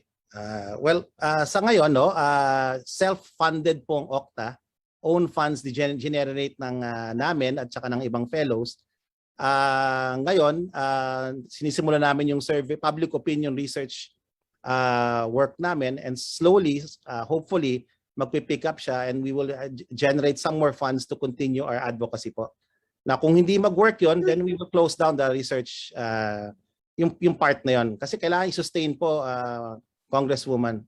Yes. So when you say self-generated, so wala kayong donors and sponsors? Puro sa incorporators? Ilan po kayong incorporators? 5 hong incorporators namin, standard po. Hindi lahat nagbigay. So may ilan sa amin na nagpondo po. Do you have sponsors and donors? Wala po. So galing lang sa sariling bulsa ng iilang tao? Ang iilang tao po sa korporasyon po. Kasama doon sa 5? Hindi lang doon. Kasama ko doon sa grupo namin, sa mismo mga kasama namin sa OCTA po. So how are you incorporated in the SEC? So income generating private sector. Sorry, thank you for that question. We are a non-profit, non-stock company po. Modelo ho namin ng SWS at PALS po. Yun ho ang gusto namin sanang i-replicate dito, na magkaroon pa ng isa pang public opinion research group na tutulong at magko-contribute po doon sa atin public opinion research. So ang goal nyo eventually is mapansin kayo para makita eventually you can be engaged in public opinion research. Is that correct? Well, hopefully po. We're still trying. We're still working on it po. We're trying to build the research capacity, competence, and hopefully over time, over a long period of time, we will be recognized. We're not yet recognized at all. Mr. Chano, kaya ko lang yung ginagawa kasi gusto ko makita yung motibo ng pagpapakitang gilas. I think hindi naman natin pwedeng itago sa publiko na talagang nagpakitang gilas si OCTA, na talagang kulang na lang lahat ng dyaryo, lahat ng headline, kayo ang naririnig. Up to the point that nakbasa ko yung message ni Mr. Sergio Luis Ortiz kanina na up to the point that you almost threatened DOH, pag hindi kayo nakinig sa amin, you will be liable to the people. Why did you do that? Ano po yung pinakamotibo niyo? Just to get attention? Your Honor, wala ho kaming instance na na trineta namin ng DOH po. Wala po I think you issued a statement. I think you issued a statement wherein DOH will be responsible if they don't listen to your recommendations. It was stated by Dr. Sergio Luis Ortiz a while ago during his opening statement. Well, ma'am, I'm officially denying it. We are working with the DOH po. We work closely with them and the individuals. We've tried to coordinate with Secretary Duque, Yusek Vergara. They know we have a Viber group. I mean, so we wouldn't do that, ma'am. So ano yung purpose nyo? Kung bakit gusto nyo bang unahan si DOH sa data? Gusto nyo bang makipag-compete sa kanila? Or weren't you happy with the way they were issuing their data kaya inuunahan nyo sila or mas hina-highlight nyo yung sa inyo? So gusto ko lang malaman yung intention so that we know the goal of OCTA. Your Honor po, hindi ho intent unahan, pangunahan. May weekly report po kami, may cycle. Yun ho ang sinusundan namin ho na cycle. Alam rin po ng DOH yan. Alam rin ho, nag-present kami sa private sector. Binigyan rin namin ng kopya po. Nandun rin kasama yung atin mga ilang representatives. Mr. Chair, siguro ibahin ko yung tanong ko. Okay. Why do you think it was necessary that it wasn't enough to inform DOH of your research, pero sa tingin nyo mas necessary na ilabas siya sa media? Why do you think that was necessary? Because you said you were giving to DOH, pero parang feeling ko hindi kayo kontento na binigay nyo sa kanila kasi hindi sila nakinig sa inyo, kaya inunahan nyo silang, or kaya kayo naglabas sa maraming dyaryo. Because it takes effort para masulat sa dyaryo, para ma-interview ng media, alam po nating lahat yan. So ano po yung intention nyo doon? Okay, yung intention largely is to explain our report. Kasi we submit our reports routinely, weekly po kami nagsasubmit. So after the reports are submitted, talagang tatanungin kami ng media tungkol sa report and then we will state our own position. Yun lang po ang nangyari po. Because you felt DOH wasn't listening to you? Because you felt DOH wasn't listening to you kasi you were giving them copies. No, we have no such negative relationship with DOH. No, we submit to the IATF. You were giving them copies. Yeah, you were submitting them copies. Pero still, nire-release nyo sa public about it. Kahit na alam naman po nila. Alam po nila yan. We submit to IATF, we submit to the cabinet secretaries, and we have the emails to prove that. Then we also, of course, as an independent research group, we also to submit to the people we are accountable to, the Filipino people. So we don't just submit to government, we also submit to our kababayan. That's why you released it to media. Yeah, that's why you released it to the media. Yeah, we have been doing this, ma'am, for the last more than a year now, since March pa po. So it has been the practice of OCTA to release to the public po. And then to explain to the public, because we are accountable to the public for whatever we release. And just to clarify, ma'am, just to clarify further po, in the last projection where we stated that there was an impending surge, we did consult the private sector. In fact, Presidential Advisor Joey Concepcion arranged a town hall where we had members of the private sector, very big companies were there. Big mall owners were there, as well as the Secretary of the Department of Health was there. And we just stated our case that if this is indeed going to be powered by Delta, we needed to move early and move hard. Go early, go hard. So that was all that we said. And it seemed that there was no confusion as far as that segment of the private sector was concerned. They supported it. The Metro Manila mayor supported it. And they were the ones who went to Malacanang. We were never invited to that discussion. And we agreed with the government position. They made the right call. And they made the right call not using our data. They made the right call using the Department of Health data. And Dr. De Guzman, who's done a great job for this country, can attest to that. The data being used by government for their decisions to lock down, whether it was suggested by OCTA prior, is really the data used by the DOH. Wala hong OCTA doon sa decision-making ng gobyerno. And we should respect... But you would want to be part of it. But you would want to be part of it. Well, we were, you know, there's always some value to being an independent organization. And again, our goal has always been to help government. They know this. We're always in contact with the secretaries of the cabinet. And they get our own opinion on things. They get also, but we always toe the line. Whatever the Department of Health says, whatever the government finally decides, we will support. And we've stated that. So, ulitin ko, so yung initial nyo, you formed the group because you want to be like SWS and you want to be like Publisos and all the other survey organizations, tama? That was the initial why you formed OCTA. That was in 2019. And at the same time, you that want to help government. Yeah. That was in 2019 when we first started. Yeah. From all the time, lahat ng inyong research galing sa bulsa ng ilang tao lamang. Like you said, no donors, no sponsors, no nothing. Yes, ma'am. Yes. Yes. Is it possible that can you disclose kung sino yun? I want to lay the predicate why I want to disclose kasi what you're issuing is public opinion. What you're issuing is public information. Siyempre, yung bias hindi natin may iwasan depending kung sino yung donors and sponsors or kaninong bulsa nang galing yung pera na inilalabas. So is it at all possible that you can submit to us the list of whoever invested in OCTA? Ma'am, I would have to ask our lawyers about that, ma'am, kasi that kind of disclosure, just to be fair, we're candid and we want to be accountable to the Filipino people, to this house, which we truly respect. But there's certain things I cannot do, ma'am, legally. Yeah. So please respect. Naiintindihan ko po, like I said, Mr. Chair, kaya nga nililay ko lang po yung predicate. Pero syempre, depending kung saan nanggagaling yung pera, nakakatakot din na baka may bias yung data na nilalabas. So I hope you also understand where I am coming from. Dahil syempre, kung sinasabi mo sa akin, galing lang sa ilang tao, galing lang sa bulsa nyo, walang nag-engage sa'yo. Ngayon, wala pang income si OCTA. You're practically saying, ang kita nyo pa lang is some of the rider questions with the initial surveys that you've been releasing. So medyo hindi pa malaki yon, hindi pa significant yon. So ibig sabihin, significantly, lahat ng nilalabas nyo galing sa sariling bulsa ng kung sino man ang kasama nyo nag-put up ng OCTA.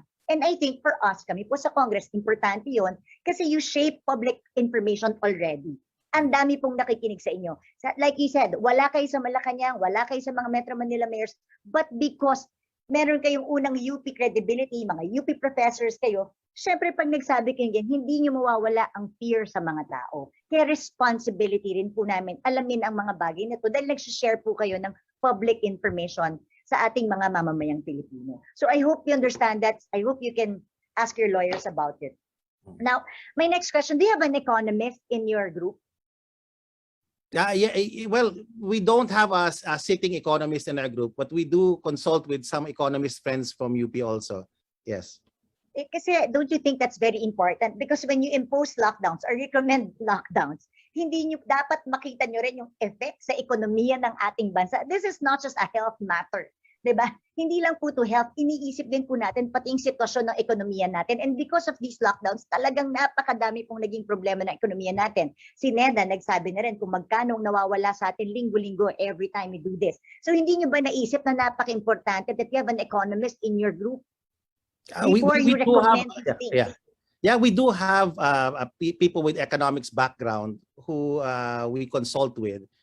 Yes, and again, we are very clear when we make recommendations that we are only making recommendations from one standpoint, and we are very clear also. And this is all accessible. We can submit all the reports to the House.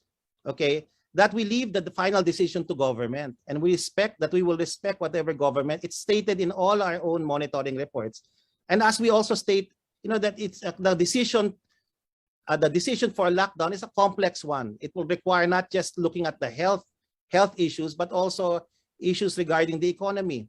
But the last time, if we put in some context, when we started talking in June, we had reflected on the impact of our response in last March and April.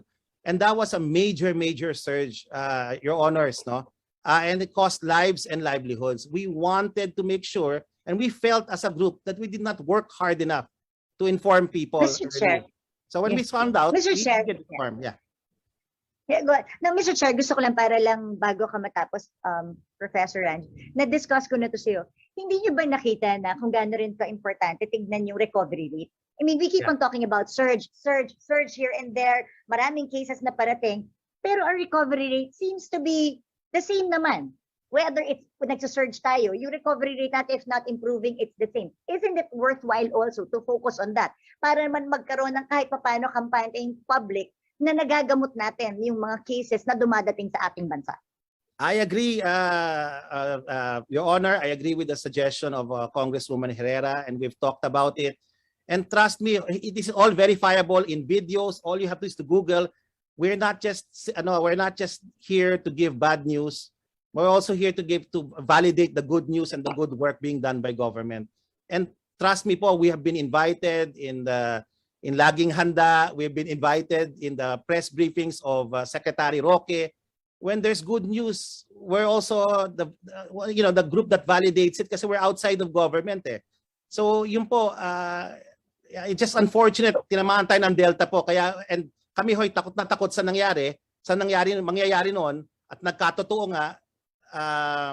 That's why we wanted to do it early. We were really, that was just our intent po. Ayaw na namin madagdagan yung mga matay po.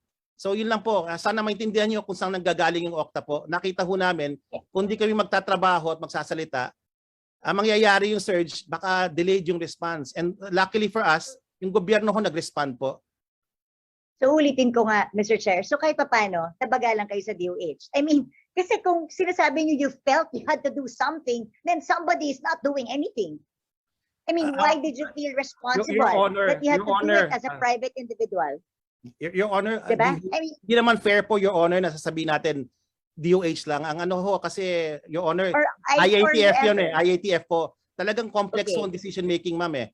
It's just important na meron kaming nilabas na data ho. And by the way, yung datos namin, nag-coincide rin po sa datos nila. Yun rin po nakikita nila. Mas malala pa nga ang nakita nila. Nandito naman po si Dr. De Guzman. Siya ho magsasabi, iba ho yung projections nila sa amin. Mas alarmist yung projections nila in many respects. Talagang malala ho yung nakita nila and tama ho yung advice nila sa gobyerno. Tama ho ang call ng gobyerno. Ibig sabihin ba nun, Mr. Chair, kung malala yung nakita nila pero parang mas malala yung nilabas ng OCTA, does that mean that DOH is not sharing the data to the public? Kasi parang ang naging alarmist kayo, hindi naman ang DOH. So my question is, were there data that wasn't disclosed to the public by DOH? If you're saying that the data that you saw were even more alarming than your data, your data was the one who caused alarm to the people. So did DOH hide some data from us? I don't think so. I don't think so po. I'm just saying na based on what I understand about how things happened, wala pong tinatago ang DOH. The DOH came up with their own analysis. So ano yung sinasabi mo that the data you saw were more alarming than your data? Kasi wala kaming nakitang ganun. Your Honor, nandiyan in DOH, they presented a particular presentation to the IATF that convinced everyone in the IATF to vote for a lockdown. They presented so that. So can I ask DOH through you, Mr. Chair, napakita ba sa publiko yung data na sinasabi ni Professor Ranjit Rai? Kasi parang that made OCTA reach that made IATF reach a decision of a lockdown? Mr. Chair, Madam, if I may respond. Yes, Dr. De Guzman, please proceed. Thank you po, Ma'am Censor. So una po gusto ko lang pong i-correct yung nabanggit kanina, no, na we're not sharing data. Since the start of the pandemic, the Department of Health has issued daily case bulletins that will inform the public. In fact, we developed a site in the Department of Health para po ma-access po yung datos na yon. And on a Yes, weekly basis, Mr. Chair, I know we don't have time. Yes, po. Alam na namin Yes. yan. Ang gusto ko lang tanungin, ano yung sinasabi ni Professor Ranjitray that your data were even worse than their data? Yes, Were thank you more for having alarming. us there, no? Madam, it's about the projections that we presented po. No? Actually, we are already seeing increases in cases.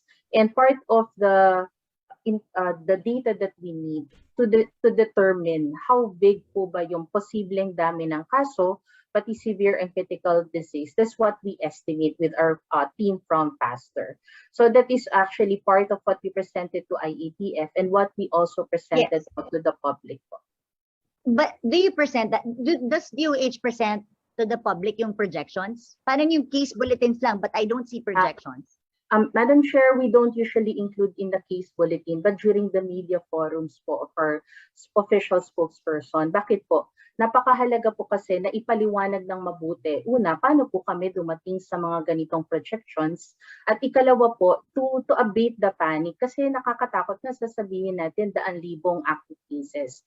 I think at the end of the department, we want to balance the data that we have with what we are actually doing and what we want the public and the local government to do para nga po tayo hindi aakot sa mga ganitong numero.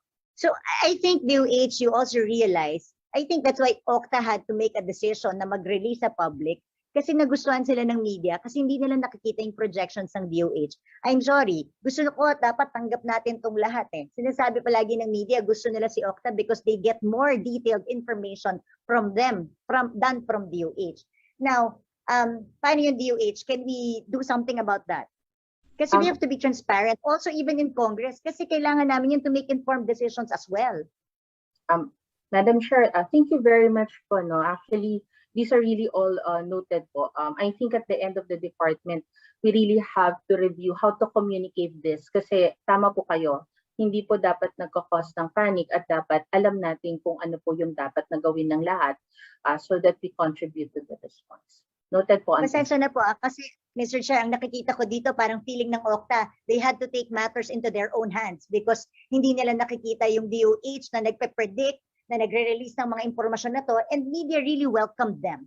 We have to face that reality in this committee hearing, and I hope DOH learned something from it. Now, OCTA, siguro alam ko malapit na yung time ko, what do you hope to achieve? Para sabihin natin dito, what do you hope to achieve? Ano yung end goal natin para we can all work together? Naka-mute po yata kayo, sir. Your Honor, we want to contribute to the collective effort of government, civil society, and the private sector to respond to the challenge of COVID. We want to save lives and livelihoods. I know hindi ho katumbas ng ginagawa ng doktor, ng nurse, ng ating mga barangay officials and workers yung ginagawa namin. Pero gusto namin isipin na yung munti naming contribution po ay nakakatulong po sa collective response natin. And yun ho ang goal namin, makatulong po.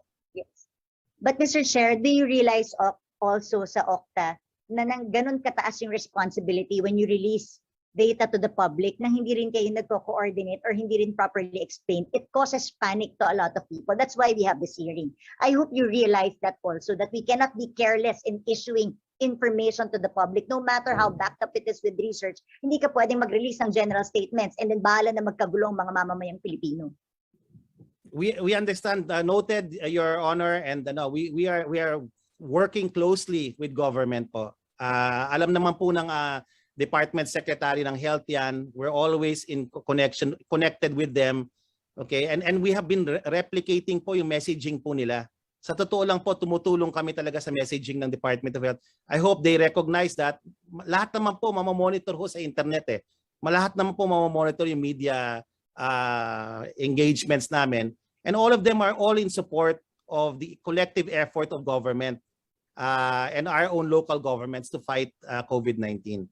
So noted po, Your Honor, and we will work even harder to collaborate and coordinate with our government agencies. And then for OCTA and DOH, please concentrate also on recovery. Sana magsalita kayo ng mas marami pa dito. Kasi ito rin yung mga kailangan ng mga mamamayang Pilipino para naman mapakinggan nila yung recovery rate. How we have improved. Diba? From last year to this year, hindi lang natatakot tayo sa puro cases, pero how has our hospitals improved in terms of treating diba, our treatment protocols. I think that's also very important. You have to disclose that to the public, and I hope the transparency in data is of utmost importance. I hope DOH learns from this experience na kaya nagkakaroon ng gato. Baka mamaya meron pang umabas na ibang grupo na feeling nila, naku, hindi ito nagtatrabaho, ito yung dapat gawin. So I hope this hearing, maayos po natin yung flow of information to the public at para hindi tayo magkaroon ng gulo. But don't get us wrong, of course we welcome private initiatives. Pero ang sa akin lang sana nakakatulong instead of competing, diba? Instead of competing with DOH, let's help one another. Kasi pandemya to, dapat tulong-tulong tayo. Yun lamang, Mr. Chair, ako yun lang po yung gusto kong i-point out. And I hope yung OCTA group would also be, would be candid enough to disclose kung ano man para lang we know na walang bias yung information that they release. Thank you very much, Mr. Chair. Thank you, DSBH. I agree with DSBH. If possible, sana yung mga top donors, malaman natin. Baka hindi natin alam, may foreign government na dyan, tiga Europe, influencing our policy. So, it seems, Mr. Chair, sorry, may pahabol pala ako. Ano yung pahabol mo? Sorry. Naalala ko lang, pwede ba natin, yung meron ako nakita kasi ang ganda nung case ng Mandaluyong on how they release the data to the public. Sana DOH, we're as transparent as that. Kasi we need that information. Yung naka-classify talaga lahat ng vaccinated, unvaccinated, first dose, and then kung sino yung nagkakasakit, sino yung namamatay among those. I hope we could be that transparent in the data that we release to the public so we can also make informed decisions. Thank you. Go ahead, Chair. Sorry po at na-interrupt. Thank you. Next to avail of the second round is Deputy Minority Leader Stella Kimbo. Salamat, Mr. Chair. 20 minutes. Salamat. Yes po. Professor Rai, ilang public opinion polls na kayo since you started? Nakadalawa na kaming national survey po. How much? What's the sample size? 1,200 po. So how much did you spend for each? Madam Chair, is it possible? Kasi I was also advised by my lawyer not to talk about those details. I'm sorry, Mama. It's just to, Yes. Okay. So for information of everyone, I did surveys also when I was in UP. It's very expensive. So per household cost is at least 2,000 pesos. So yung 2,000 times 1,200 for one round is indeed a huge amount of funds. And what you're saying, Professor Rai, is you self-funded that. Yes, Your Honor. But the second survey we had in July, we had some subscribers already. Okay, so you had clients for the second round. Yeah. So for the first round, you shelled out. What I shelled out.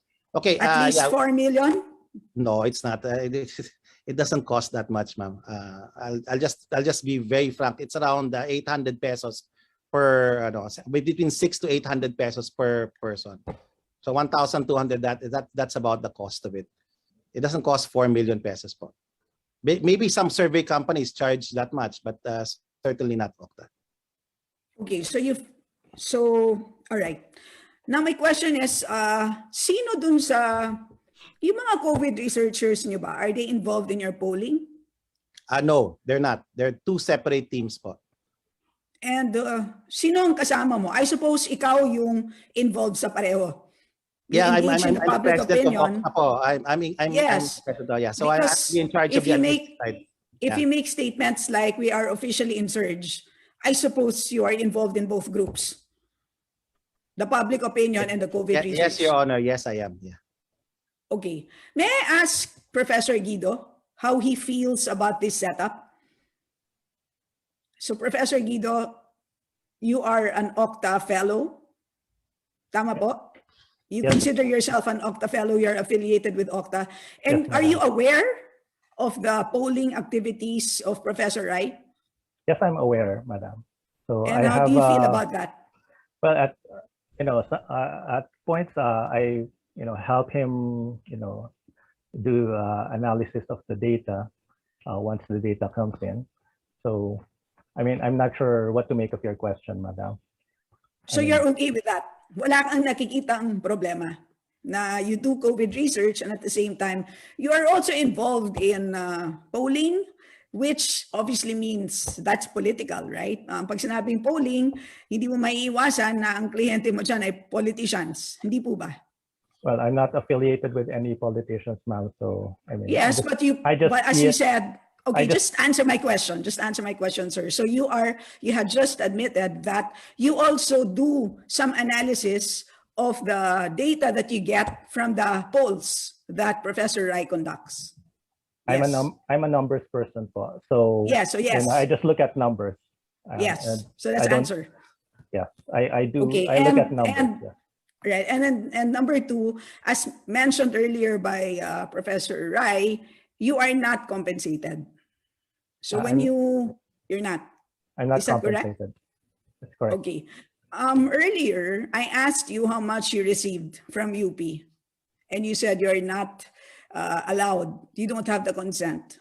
May we ask UP President, Pres Danicon, since nandito na po kayo, baka naman po pwedeng you give that consent to Professor Guido, and baka naman he can share with us the details of that funding, because as we know, Bayanihan 2 is public funds.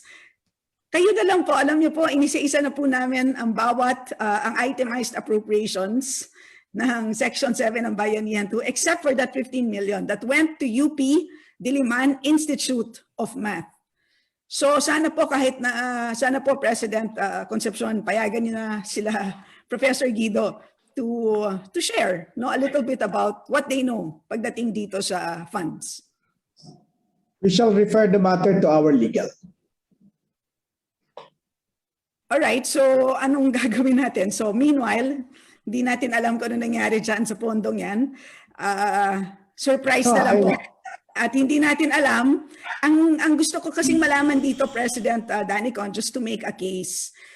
Si Professor Rai is involved in polling. No? Sila po ay nagpre-predict kung sino magiging susunod na presidente as described by Deputy Speaker Atienza. And on the other hand, hindi rin niya binabayaran ang kanyang fellows, di ba? Na sila po sa totoo lang po, yung mga fellows ninyo, Professor Rai, sila ang wind beneath your wings. Sila ang dahilan kung bakit napaka-popular ng OCTA, mahal na mahal ng media, mahal na mahal ng mga taong gutom sa information. So they are really the wind beneath your wings. Yet you do not compensate them. They provide voluntary services. So ang tanong, ito pong pera mula sa Bayanihan 2 ang somehow nag-cross-subsidize? Your Honor, honestly, I don't know. It's unfair. Mr. Chair, I don't have a question yet. Mr. Chair, can you please instruct our resource persons? Meron po tayong process dito. Yeah, the protocol, the protocol, Mr. Rai, is to wait until the interpolator finishes, then you can respond. I apologize, Your Honor. I apologize. So my question is from President Danicon. Ako po ay appealing na sana po payagan ninyo sa Professor Guido mag-share ng information. Kung hindi naman, for whatever reason, ayaw nyong sabihin, ayaw ninyong mag-share ng information about public funds, ay anong gagawin natin, Mr. Chair? Hihintayin na lang natin ang information mula sa UP. Okay. Hindi po kasi ito issue kung ayaw namin mag-share ng information about our utilization of funds. Kagaya ng sinabi ko kanina, wala sa akin ang data ngayon, ibibigay ko sa inyong lahat. Okay, I already requested our Vice President for academic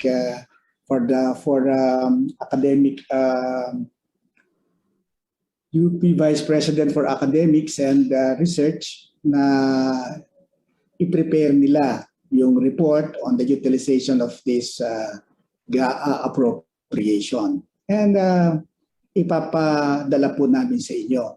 Ito po ngayong pinag-uusapan, ito po ngayong itinatanong ninyo ay doon sa pagre-release naman ng data na may kinalaman din sa personal na data nitong aming faculty na si Guido or si si Ranjit. Kinakailangan pong i-submit namin ito sa legal dahil alam niyo may mga batas na pwedeng ay nagre-regulate dito. Yung privacy, yung Data Privacy Act. So i-refer po muna namin sa legal ito. Kung kinakailangan bang mag-consent ng UP o consent nila Guido ay sufficient na. Okay. Salamat, Mr. Chair. Tanong na lang natin si Professor Ray kasi gustong-gustong magsalita. Tanong natin, tinanggap naman po niya, in-admit naman po niya kanina earlier na tumanggap po siya ng research grant. Maaari ba natin malaman, Professor Ray, kung magkano po ang amount ng research grant na yan? At Alam ilang mo, research grant? Your Honor po, I would like to respect yung advice po ng UP. I'm sorry, I forgot about the advice earlier by the Institute Director. Na if there are official questions about a UP project that has been well implemented, that UP would be given the chance to respond to it po. Kasi I'm here as OCTA Research po. It's unfair for UP nating mahal po. Na mahal natin na nasama dito. But it's very clear po na UP has always been a very good implementer of government funds, no? And I'd like to give the opportunity for UP to answer that question po. Yun po lang, kasi yun ang advice po sa akin. Mr. Chair, ang sabi nga ni President Danicon, hindi naman sa ayaw niya, kundi wala ang information. Obviously, that information is with Professor Ray. Ayaw niyang ibigay, so obviously, that's for a different reason. So sige, I'll just set that aside and we'll wait for Danicon, President Danicon to give us whatever President information. Danny Concepcion, may we request compliance in the next hearing on the 15 million, how it was spent, considering it as a public fund. And we just want a description how it was dispersed. Nothing more, nothing less. Yes, sir. We will do that, Mr. Chairman. And I'll go to my next question po. Kanina po nabanggit ni Professor Guido, no? Paulit-ulit po niyang sinasabi na napakababa ng kanilang margin of error, which is 5%. Ako naman po dun sa aking sponsorship speech, na-late kasi sila Professor Guido, hindi nila nakita yung pinakita kong table. Maaari ko bang ipakita ulit, Mr. Chair, yung table na na-generate ko po? And simpleng-simpleng ginawa ko dito. Tinignan ko lahat ng mga projections ng OCTA, and this is based on news reports, doon na rin sa interview nila, from 29 June last year up to September 5 this year. At tinignan ko kung anong batting average nila. Ibig sabihin ko ano ang discrepancy with the actual number of cases. At nakita po natin yun, ang laki ng variance. Nung 29 June, 53% ang variance.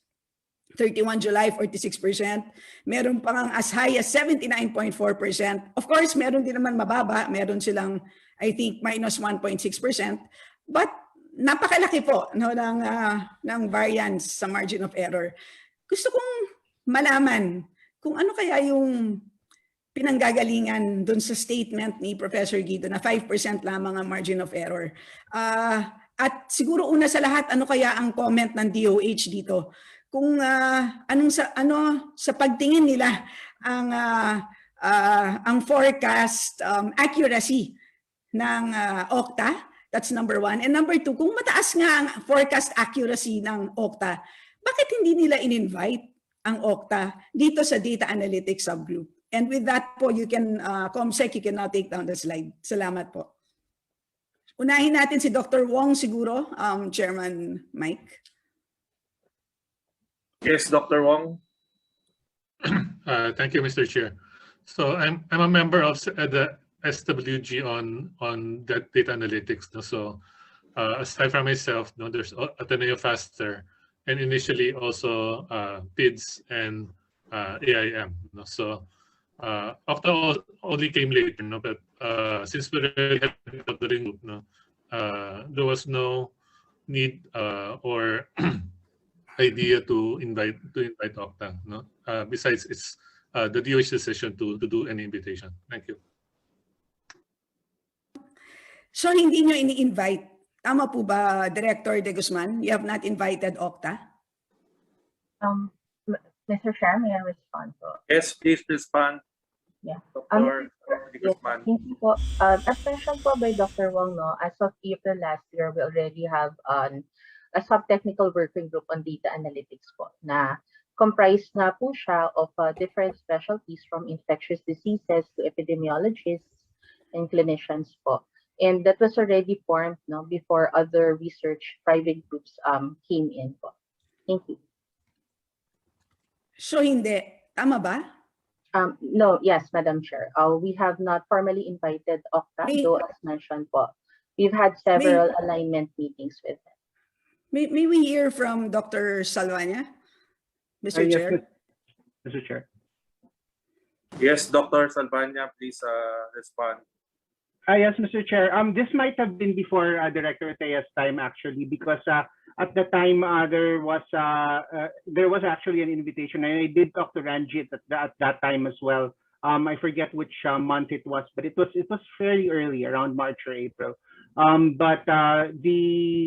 We did invite them because there was a concern from DOH that we needed to align our data, and they did have meetings, I understand, and then at that point they decided that they wanted to just remain independent, and we respected that decision from them. But Mr. Chair, they were invited to join DOH. Not necessarily, I don't know if it was data analytics specifically, but we can actually call Director Beverly Ho also, who actually made that invitation to them.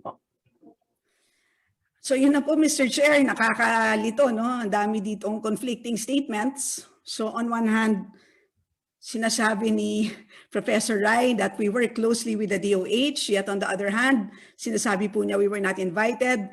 Then we hear statements from Dr. Salvania like they had actually been invited. No? So that's one contradiction. Marami pa rin contradiction tulad sa hindi kami tumanggap ng pera from government, pero as individuals who are affiliated with UP, nakatanggap naman kami ng pera. Medyo nakakalito po, no? Doon po sa sinasabi rin ni Professor Ranjit na we do not influence policy. We only share our findings. Bahala ang gobyerno na gumawa ng polisiya, lalo na pagdating sa ECQ. Yet, they make statements like we are officially in surge.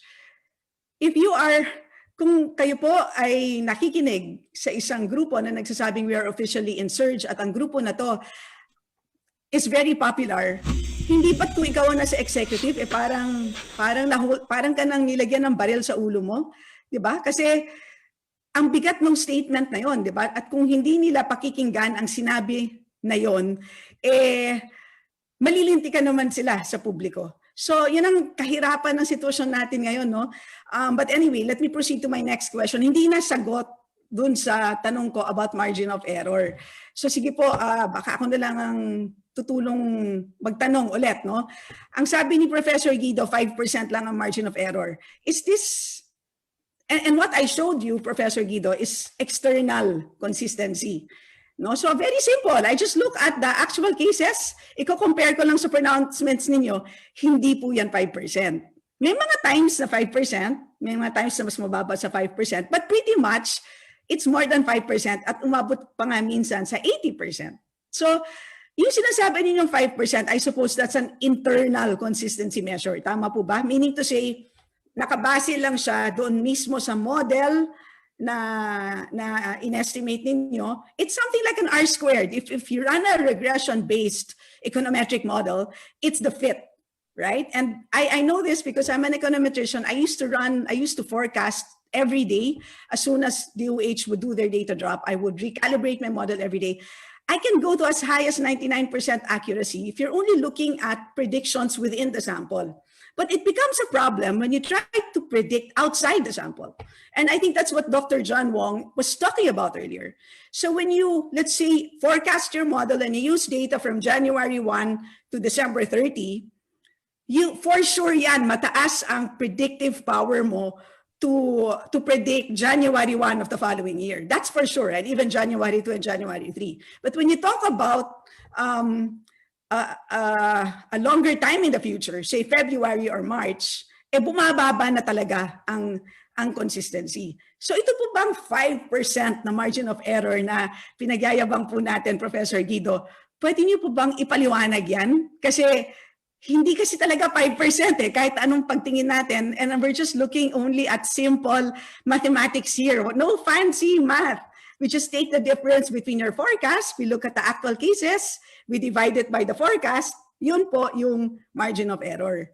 So anong paliwanag niyo for saying 5% lang? Yes, yes, Madam, if I may answer that. And I'm glad you showed that table. So when we were talking about 5%, and this is actually part of the paper that we're submitting for publication, it's talking about the data that we are looking at, because there was some comments that we were looking at erroneous data, but actually we are looking at data that is consistently within 5% of the actual numbers. So this is not talking about the projections. This is talking about the data set that we're using from the Department of Health. And we have validated this with studies. Now it's 5% error. Now regarding the projections, yes, we usually clarify our statements. Now these are projections, meaning there's a trend. And if you follow this trend, you will reach the projections. Sometimes the trend will vary, or a lot of times the trends will vary. For example, we're driving a car. Ito yung usual example ko, the speed that you're traveling it with is, you can see it in the speedometer. You can estimate how far you will travel within a given time, because you're assuming that you're at constant speed. But if you change your speed, your projections will, of course, change. Now, in that table that you presented, the large errors that you showed were actually under projections, meaning that the actual numbers were much higher than our projections, and it does not affect surge prediction, because when we are under projecting and the actual numbers are going to be higher, I mean, we're saying there's a surge, and now we didn't project that there will be 22,000 cases last week. I mean, from 1 month ago. So in terms of surge prediction, our model is, I believe, very reliable. But yes, we are also subject to errors. We're human. There are some small errors that we see, but you're correct. Generally, we tend to under-predict or under-project a surge, because as I mentioned, we're measuring a certain rate. Now, if the rate increases, which tends to happen during a surge, the numbers will actually be much higher. And that has happened numerous times in the past. I hope, Madam, I answered your question. Maliwanag, Mr. Chair, na hindi ibig sabihin nun na 5% ang margin of error sa kanilang forecast. Para linawin lang natin, kasi baka isipin nga ng mga nakikinig sa atin, talagang halos infallible sila. Inamin ni Professor Guido na in a very fancy way na hindi naman ganon. At marami silang understatement, overstatement, whatever it is, merong forecasting inaccuracies. Professor Guido, wag po sana kayo tumakbo sa akin, parang sa distrito namin matatalo niyo yata ako, galing niyo sumagot. Madam, hindi. Okay, I will go to my next question, and I would like to ask Father Austriaco. I promised I would ask him a question on the methods. Pasensya na po, Father, I know that it's 3 a.m. where you are. So I'd like to ask you, so you use the Delphi model, tama po? Not for OCTA. But I've seen some of your publications, and for the forecasts, tama po ba na ang ginamit ninyo? Paano po ang ginamit ninyo? Anong model po ang ginamit ninyo? So actually what happened is that I developed this OCTA model based on MIT, on my colleagues from MIT. Po. And we discovered that the the Delta model could not model properly the Philippine situation because the DOH data was so poor. And so one of the things that I had to do, and this is my collaboration with OCTA, is to try to find the most rudimentary model that could be used in light of the shortcomings and severe limitations of the DOH data set in order to make projections that would be able to determine if the surge was going up, if the pandemic was going up or going down. So in collaboration with Professor Guido, Well, we had a long conversation when I first joined OCTA, the middle of last summer, and he really convinced me that the best way to do this was to use effective reproduction numbers and to use them as a proxy for the trends that we are going to be looking at in the near future for a nearcast and also for a forecast. So, and what ended up happening is that I am responsible for doing the hospital occupancy modeling based upon the numbers that Professor Guido does that I verify, but he's responsible primarily for the numbers that you see. And so, what I would like to do, ma'am, is to show you a data set. We're publishing a paper to address all of your concerns this week. Okay, Mr. Chair, sandali lang po Kasi ang concern ko talaga is, ano ang ginagamit ninyo na model to forecast cases? So kung sinasabi po ni Father is hospital occupancy rate, sino po ba ang nagko-compute nitong forecast ninyo of COVID cases? So Professor Guido does that.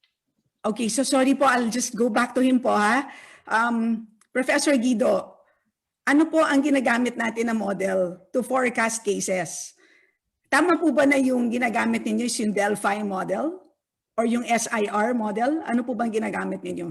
It's the SIR model, Madam. In fact, we sent a copy to you, I think last year. Yeah.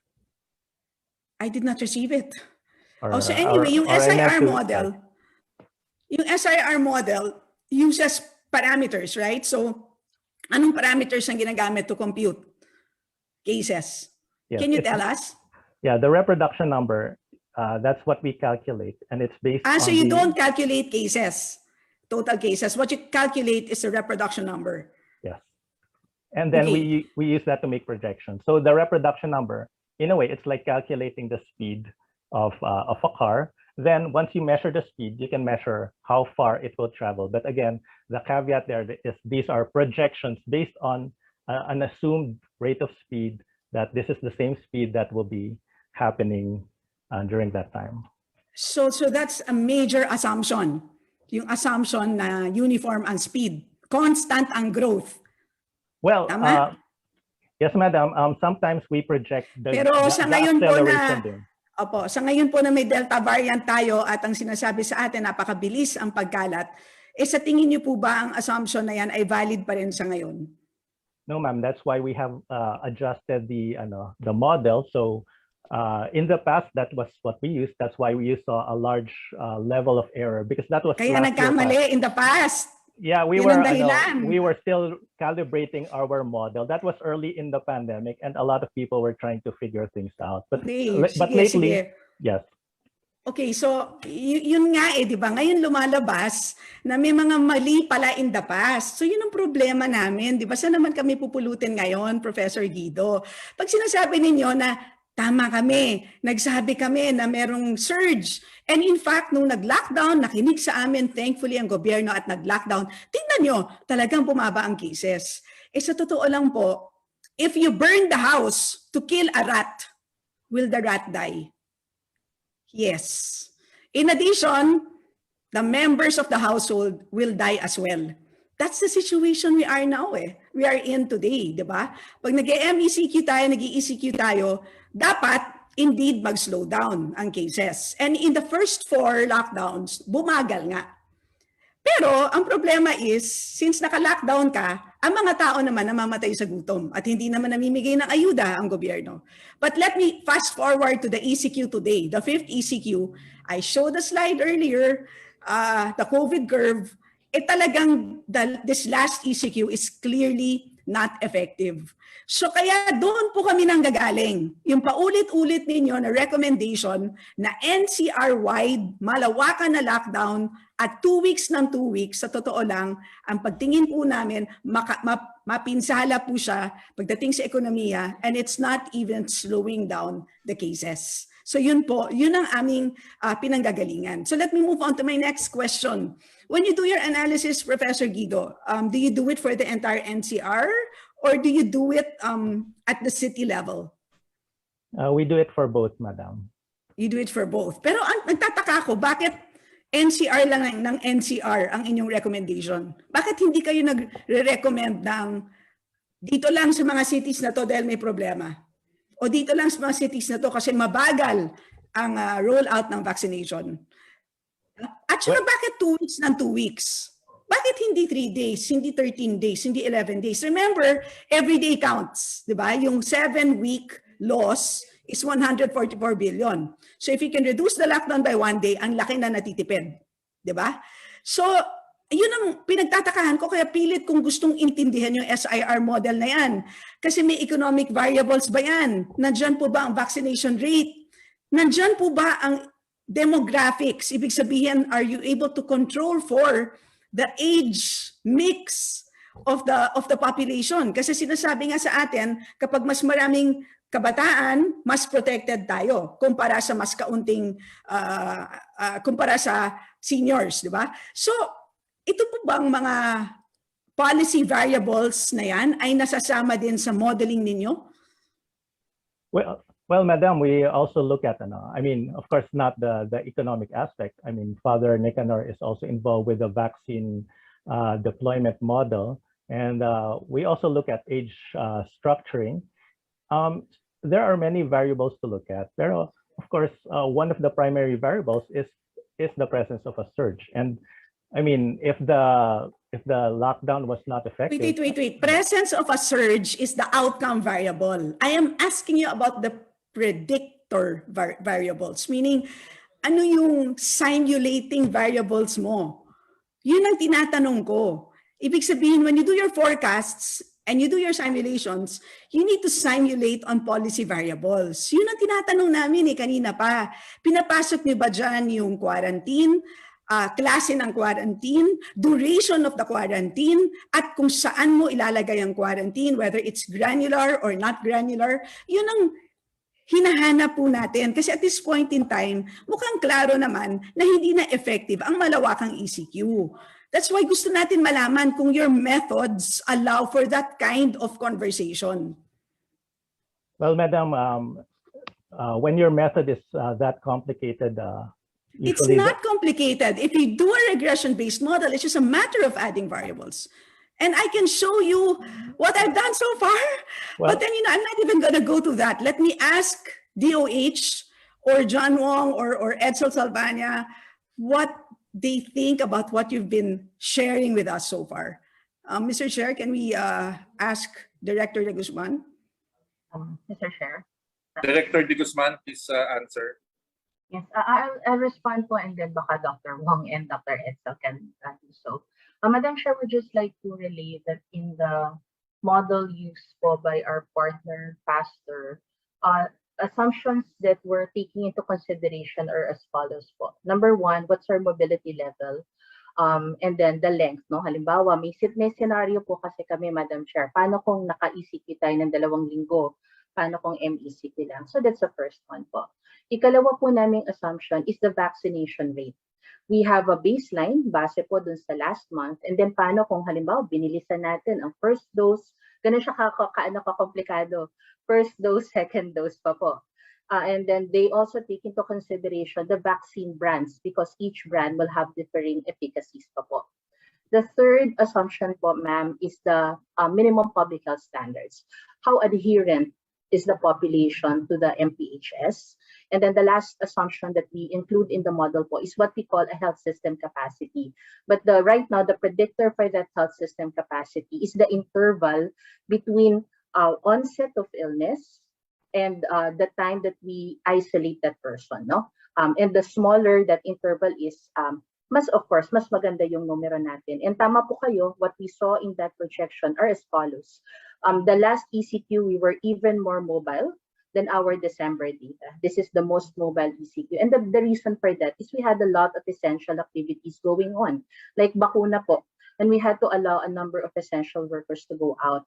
We also saw that, we don't have to purely depend on very wide-scale restrictive CQs. Actually, ang nakikita naming malaki pong bagay, kung paiiksiin lang natin yung paghahanap ng kaso at pag-isolate po sa kanila, kasabay nga po ng improvement ng ating MPHS and of course, improvements of our vaccination coverage.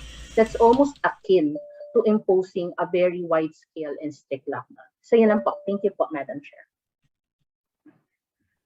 Mr. Chair, can we hear from Dr. Wong or Dr. Salvania if they have any comments? Dr. Wong, you're recognized. Can you kindly comment, please?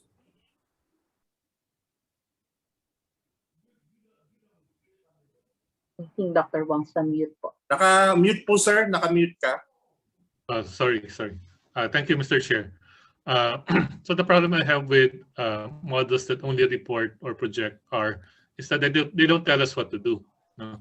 I would like to know if we were to prevent the surge, by how much should we increase testing capacity, how much isolation, quarantine efficiency has to increase, how much we have to increase vaccination capacity and pace, and who should we be vaccinating first, in order to prevent hospitalizations. So that's why I find the model of faster by Ateneo more policy relevant and nuanced. Because with all of these other policy suggestions, we don't always have to resort to ECQ as the only tool we have. It seems that we always resort to ECQ whenever R goes up. Thank you. Mr. Chair, natutuwa ako dun sa ipinahayag ng DOH at ni Dr. Wong. I really feel personally, as a health economist, I feel that that's the right direction. Sana po mas magaling na lang po kayo sa pag-communicate at sana po ay why not invite the COVID researchers of OCTA kung nandiyan ang pinakamahusay na mathematician at political scientist, kung kailangan nyo man ng political scientist, maganda sigurong bakit hindi na lang magsanib puwersa, di ba? So, yan, right now kasi mukhang ang problema talaga ng accountability ang nakikita kong pinakamalaking concern. Kasi kanina umaga sinabi ni Dr. Wong, he can only forecast for a short period of time into the future. So, yun talagang limitation ng kahit anong model. Kahit anong ganda at expensive na model ang gamitin mo, may limits talaga. Yan. You cannot use that to look into the future far away from where we are today. And number two, ang problema rin, may data inaccuracies tayo. Professor Guido, siguro naman alam mo na a basic tenet in econometrics is that if you use data with measurement errors, ibig sabihin, pag inaccurate ang data na ginagamit mo to simulate, ang mangyayari po niyan, biased ang forecast nyo. So kanina, every time you would say there's a problem with the data that we use, I was cringing in my seat because that's a number one no for any econometric model. You cannot use inaccurate data to forecast because that will really give you biased results, and that's a basic tenet. I'm not even going to ask you if you disagree or not because that's a theory in statistics. So yun po, panghuli na lang na tanong, ano masasabi mo, Professor Wright, tungkol dito? So on one hand, naiintindihan natin kung bakit very cautious ang DOH sa pagbibigay ng pahayag because they clearly know the limitations. Alam nila na may data problems, alam nila that you cannot use a model and stretch it too far and use it to project the future. Alam nila ang dangers if you push the limits of modeling. But on the other hand, kayo po malayang magsalita kasi pribado kayo mga individual, kayo ay napaka-charitable, at mahal na mahal po kayo ng media. So para sa akin parang ano po siya it's an accountability issue. So sana po, anong comment ninyo dito sa issue na to? Kayo po ba ay willing na mapaloob or masama dito po sa isang dito sa ginagawa ng DOH, masama po kayo sa data analytics subgroup ng IATF. Nang sa ganon, pati yung mga talento ninyo ay magamit natin, and at the same time, hindi tayo nagkakaroon ng ganitong klaseng mga hearing. Okay, so thank you, Your Honor. Thank you, Madam Kimbo, for your question. My only comment is, we are all mindful, OCTA and the DOH. We have presented our models to each other. We have had comments. Yes, our model is, it's fairly simple, compared to the models being utilized by Professor Wong and Dr. Althea. Yeah, but the thing is, we were also very clear about the limits. In all our reports, we always state the limits of models. Models are not about true and false, they're about usefulness. Alam niyo naman yun po. And our assumptions are very different. They're using an SEIR model. We're using an SIR model. We're very clear about the limits of our model. And we state it always in our own reports po. Again, we have accounted for the problems with data. And we've tried to work with DOH and work with the data presented by DOH for more than a year now. Again, as independent scientists, we're mindful of our responsibility to the public. And that we are careful that when we come out, we let our data speak for itself. No? Our projections are there. They can be, as you have noted already, Congresswoman, you can get them from the media and from internet and validate with reality how far we are from reality, our projections. And that in itself is our own basic comment. Number two, we would love and we continue to be open to helping government in whatever capacity. I'd like to make a comment lang that we were never formally invited. There were some suggestions. Cabinet members called me in particular, no, to talk about, hey, well, how do you want us to formalize a relationship? But nothing really happened after the talk po. We did state that it would be good for us to help government by being independent. And that's it. After that, that happened sometime in August last year, July, August po last year. So just to be very, very candid and frank and accountable, we want to be accountable to the Filipino people. This is our public service to our country. And we put our necks out every day when we submit a report. We put our names there. And we subject ourselves to peer review in our universities and in scientific organizations, and we have presented to the DOH. Our friends from the DOH are there. They know that our models and our assumptions and how simple we look at things. But then again, we want to reiterate, we want to work with government and that we let our data analysis speak for itself po. Nandiyan naman lagi siya. And that's why, to your question, if we want to work, we want to work even more closely now with government. And I think we believe we have been po. Huling final question na lang po, Mr. Chair. Professor Rai, you're a political scientist, tama po? Assistant Professor at the Political Science Department. Have you had any publications in health policy? Well, not for peer-reviewed.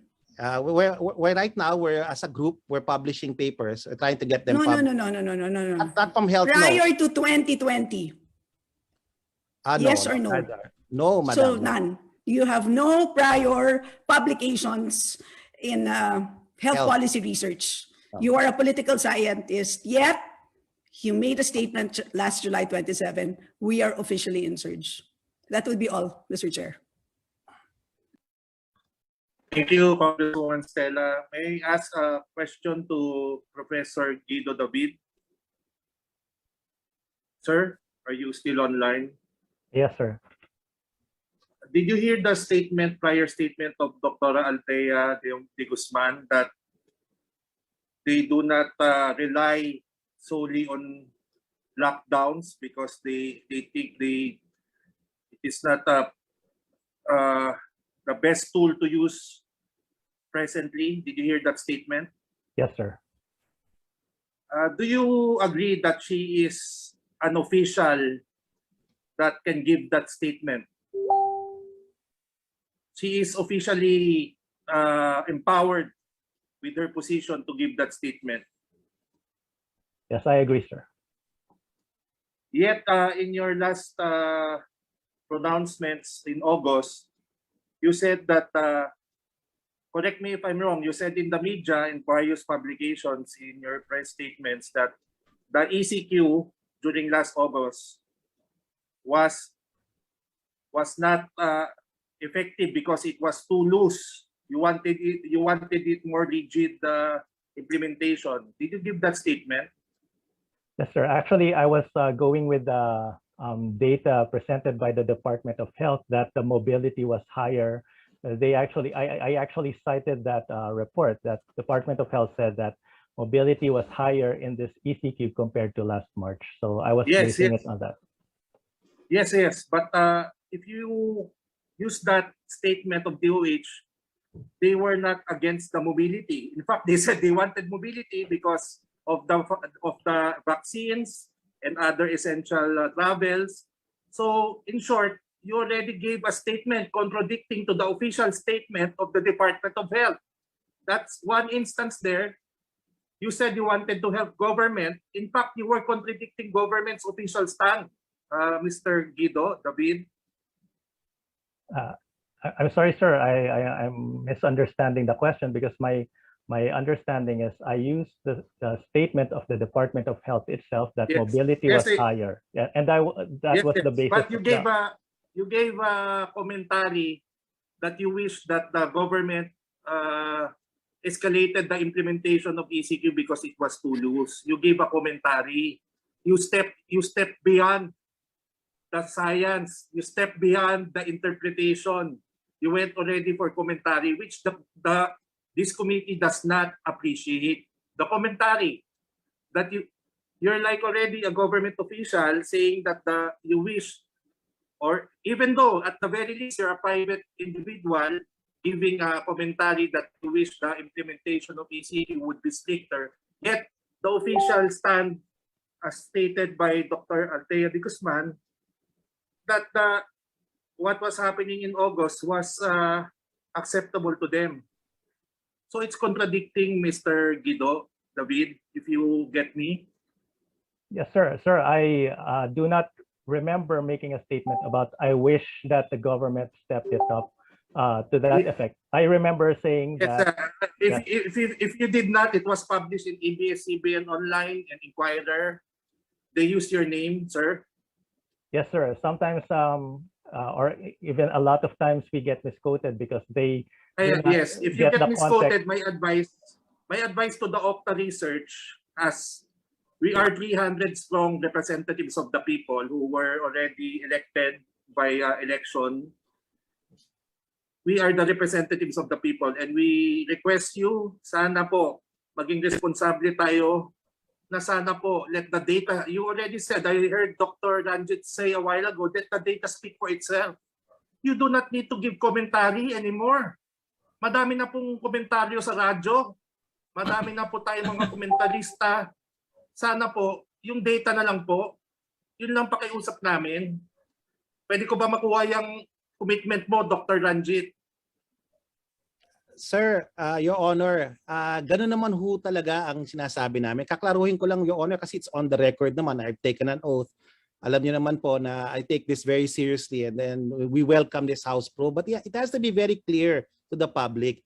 When we suggested last August, okay, we suggested a circuit-breaking lockdown, and we were very clear, we leave it up to government to decide the details. That was the initial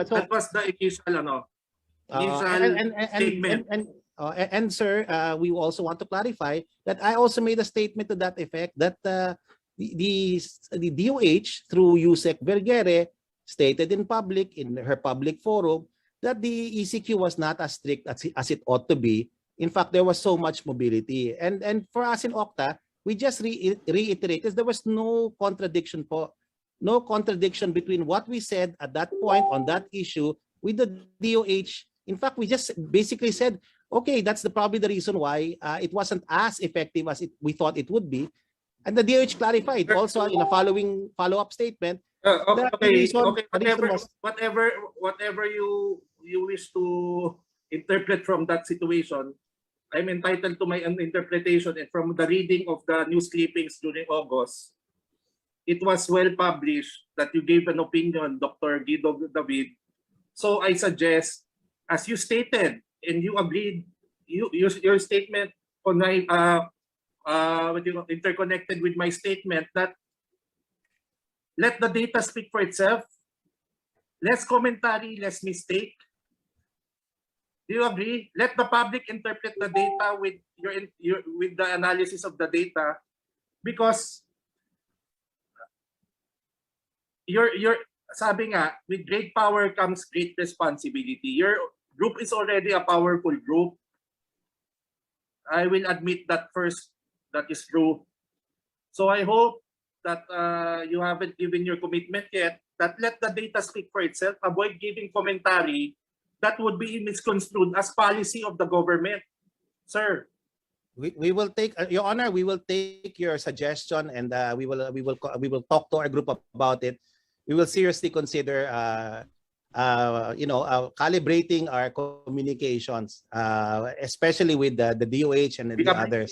We appreciate your commitment that you will take our suggestion and calibrate your way of dealing with the media, because the government needs, sabi nga ni DS Lito Atienza, parang tatay ko na yan, seatmate ko yan sa Congress, you should, this is a battle. We need to be one in, giving public statements, if it's the DOH or it's the IATF. So to further lessen the misinterpretation, I would like to ask that, as you have committed to my suggestion, that the commentary be lessened, because the data is enough already. The data is already enough to help the people. As you said, you want to help the people, because we appreciate that po. So next to interpolate is Deputy Majority Leader Bong Sutay. Thank you, Mr. Chair. Yeah, follow up lang. So, sa DOH naman, DOH, many times, based from the statement of Professor Ranjit and the OCTA group, that they are willing to cooperate with the DOH. Now, where can this cooperation be had? Saan kaya kayo pwedeng magkasundo, especially with regards to the information being announced to the public? Do you see a a meeting point wherein which you can agree kung ano yung pwedeng ilabas? Mr. Chair, may I respond po? Okay. Thank you very much, Rep, for the query po, no? The alignment meetings we had po was actually very crucial, kasi nabanggit naman po ni Professor Ranjit na may iba't iba po kaming methodology. And that actually is one of the reasons why we also have differing numbers. I cannot respond right now, Mr. Chair, on how to formalize or make this partnership official. But I think the points raised here are very important. No? Number one, when we have information, it would really be good to have these really vetted then po, no, by DOH, and to also align. No? We don't intend to control the information being released. No? But I think what we all strive for is that we want transparency. We want to be able to tell you the situation, whether it's good, whether it's bad. Pero may kaakibat po kasi yun dapat na action. Yung nabanggit nga ni Dr. Wong, pag binigyan mo ako ng numero, don't just tell me the numbers. Tell me what I intend to do as an individual, as an LGU, as an agency, because that makes me empowered rather than relaying lamang po yung numero. So I think, Mr. Chair, hindi pa kita masagot po ngayon how to concretize that partnership. But again, the OCTA Research has shared these reports to us. Baka nga po, kailangan lang po magkaroon ng proseso so that whatever information we both share, hopefully align po siya. Thank you po. Now, sa OCTA, kay Professor Guido,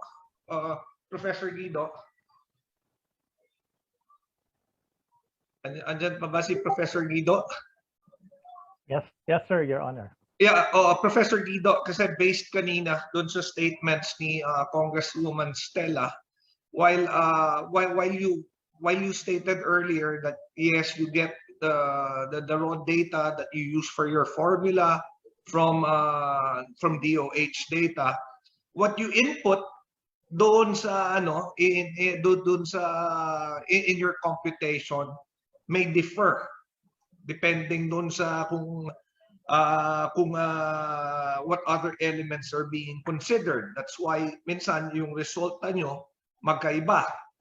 And siguro nakita nyo naman the main concern talaga of most of the legislators is whenever we make pronouncement, of course, we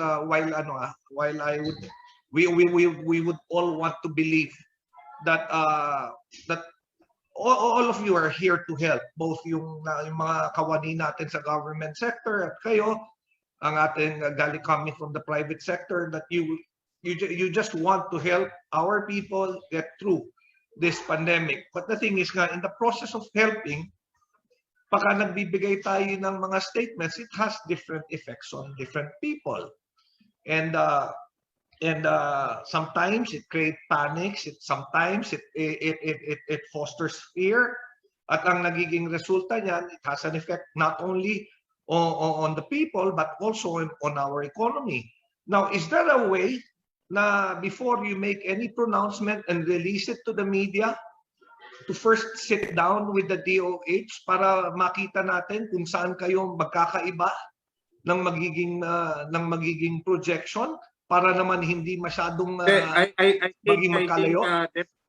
Deputy Majority Leader Suntay, I think the best way is to ask the Secretary to issue a department order so that these groups will have to have their press release, in an absence of the law, we need the department order to compel the OCTA and other groups, because this involves public health already. Well, while I agree, Chairman Mike, my fear is OCTA group might hide behind their freedom of speech in order to come out with their publications. Sabihin nila yun. But of course, ano kasi, it's a public health issue talaga, and sabi ko nga, at this point, every statement made, especially by, whether we want to believe it or not, alam mo, Professor Ranjit, Professor Guido, yung mga statements nyo already has a big bearing to our already worried and scared public. And ayaw na natin to foster much more fear. Kaya nga ako, ang hinahanap ko na lang kung if it's possible for the DOH and your group, total, sinasabi nyo naman that you want to work together. At hindi naman ito pagalingan kung sino pinakamahusay mag-compute eh. Diba? So is there a way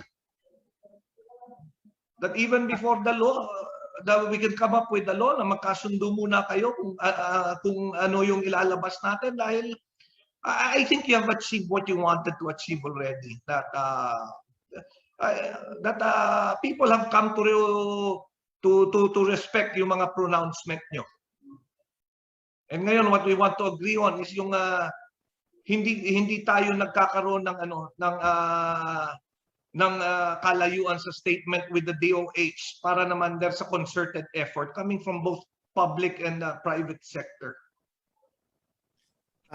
Your Honor, may I respond?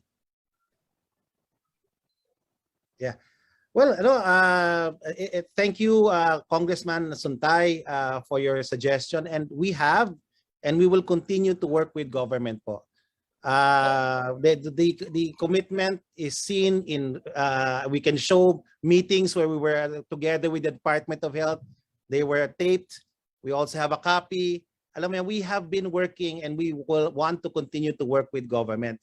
We're all in this together and we need to work together to deal with the challenge of COVID, especially this new Delta variant, this surge being driven by the Delta variant. I just would like to state for the record that what we saw as a surge is eventually was also seen by the Department of Health, was also recognized by government, and government acted largely on the numbers provided by the Department of Health. Okay, our numbers are different, yes, but in the end, government decided and made the right choice. So that being said, we will continue to help and coordinate if that can be formalized in a way. We're a private organization. We just will wait for the cue from the Department of Health. Do we have engagements? Do we have linkages? Yes, sir, we have. We have an open linkage with the very good Secretary of Department of Health. We have a linkage with the Undersecretary, and we have tried to coordinate kung ano yung mga messaging na kailangan i-emphasize when we talk. Because in the great scheme of things, we're also looking at the same thing. We're all looking at the same. While there's no unanimity as far as the scientific model is concerned, there's a solidarity between OCTA and DOH, so we want to help this country move forward. So yun po yung commitment namin po. And handa kaming tumulong. Pero hindi namin alam kung anong gagawin eh. Ano bang gagawin? Professor Ranjit, but the thing is, while you've been very consistent in saying na handa kayong tumulong, but if you also continue to give out varying pronouncement, we're sending the wrong signal. You know, I'm not telling you to stop making your computations or stop or stop doing what you're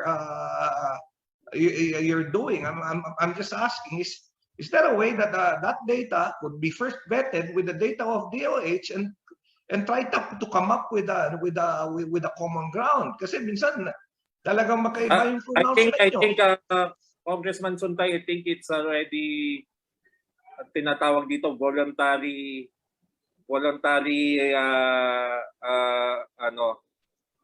cooperation with the DOH. They should do it themselves, OCTA voluntarily submit themselves in what type of coordination, how strong or how weak a coordination they want with DOH. We have always yearned for a strong coordination. In fact, we put up to a Viber group, a messenger group. Yun nga, hindi na sila functional at the moment. Ang akin lang po nakikita, base po sa aking nakikita this last 1 year, nasobrahan po ng komentaryo, parang na-overexpose yung komentaryo, masyadong madaming comment, na ilimit na lang natin sa data kasi kayo naman ay research group, data-driven and analysis-driven. Why not we limit it to that? You are not Deo Macalma, you are not Tunying, you are not even the spokesman, Harry Roque. So please, limit it to data. Kasi madami naman tayo masisipag. In honor of the frontliners, the nurses, the doctors who work quietly. Kayo, yung media mileage nyo, 1,000%. Pero, nasosobrahan ng komentary. Limit lang po natin sa data. Yun lang naman request namin. You can still work quietly and enjoy your credibility. But the commentary is killing you now because it's overboard minsan. Your Honor, Dr. Wong, Your Honor, may I respond, Your Honor? Yes, sir. I would like to say now we acknowledge the comments of the good chair, and as I reiterated earlier, we will go back to the group and talk about this. Thank you, sir. Thank you. That's very. I appreciate that because gusto ko lang na makatulong sa gobyerno, sa DOH, and the DOH itself, and all others who are working quietly. We honor them by doing our part to be one team. Diba? Isang team naman tayo, hindi naman tayo dito nag-anuhan eh.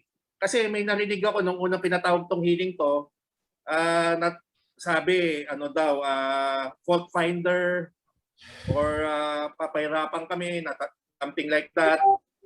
That's not our nature in this committee while I am chairman, sir. We just want to find out na we appreciate yung tulong nyo. Malaking tulong talaga kasi konti lang naman ng well-versed sa mathematics at saka sa statistics. Pero yung komentaryo po, ako, kaya ko magkomentaryo ng 3 oras, bigyan mo ako ng radio program. Kaya ko. Pero hindi ko gagawin yon kasi I'm an official of government. I act accordingly. Sir, yun lang ang request namin. Diba? Thank you. Sir Suntay, continue po. Okay. Well, basically, Chairman, actually, that's also the same message that I wanted to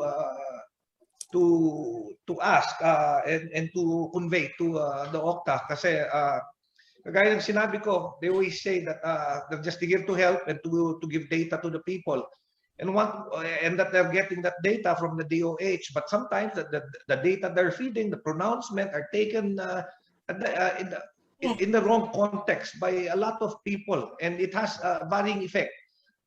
This is not only a health issue, it's also an economic issue now dahil nga sa dami ng taong nagugutom. And we just want, kung maaari, while there can be no unanimity in science, but in battling this COVID, I think we could find a common ground to work together. Thank you very much, Mr. Chair.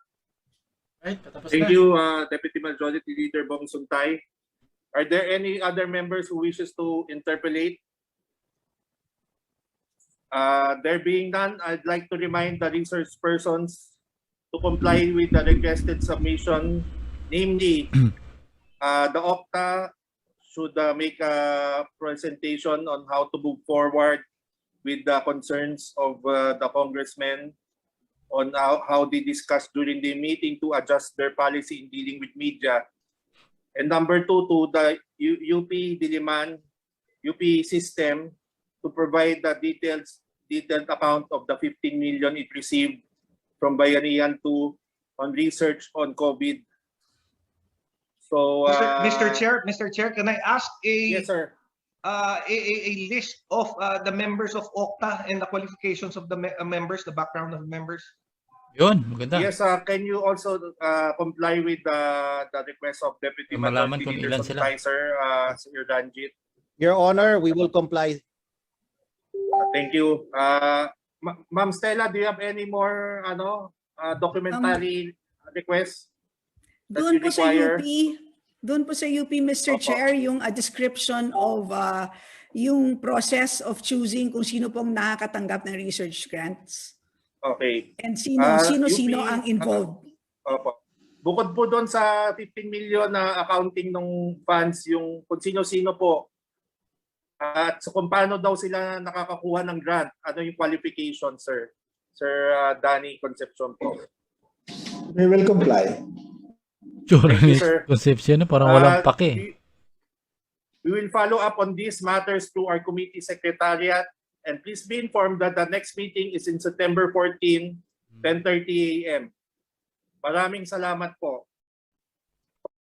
So yan mga kabanat na, natapos na rin yung hearing halos sa mayroon tayong 4 na oras at kalahati ang tagal, no? So yan, at nakita natin na tila itong OCTA Research ay nagpapapalusot lang at makikita naman natin yung mga sagot. Alam mo yung OCTA Research tila magaling lang talaga sa English, pero yung kita natin na ginagawa nila ay talagang parang hanap buhay eh. Hindi para tulungan yung taong bayan. Taliwas nyo sa mga pahayag nila. Sinasabi nila para daw sa taong bayan. Yung bang ginagawa nila isa taong bayan na puro lockdown ng lockdown. Ang laki nawawala sa ating ekonomiya at lalo na itong ating mga kababayan nawawala ng pagkain araw-araw. Ayan ay malaking dagok din. Ang problema kasi sa OCTA, labas palagi nila sinasabi itong mga ganito mahahawaan. Pero ang problema, wala naman silang suggestion. Puro na lang silang ngak-ngak. Kumbaga, ang lumalabas na itong expert pala ng Department of Health, hindi ako naniniwala kasi mga kabanat na itong OCTA Research hindi kabilang ito sa Department of Health eh.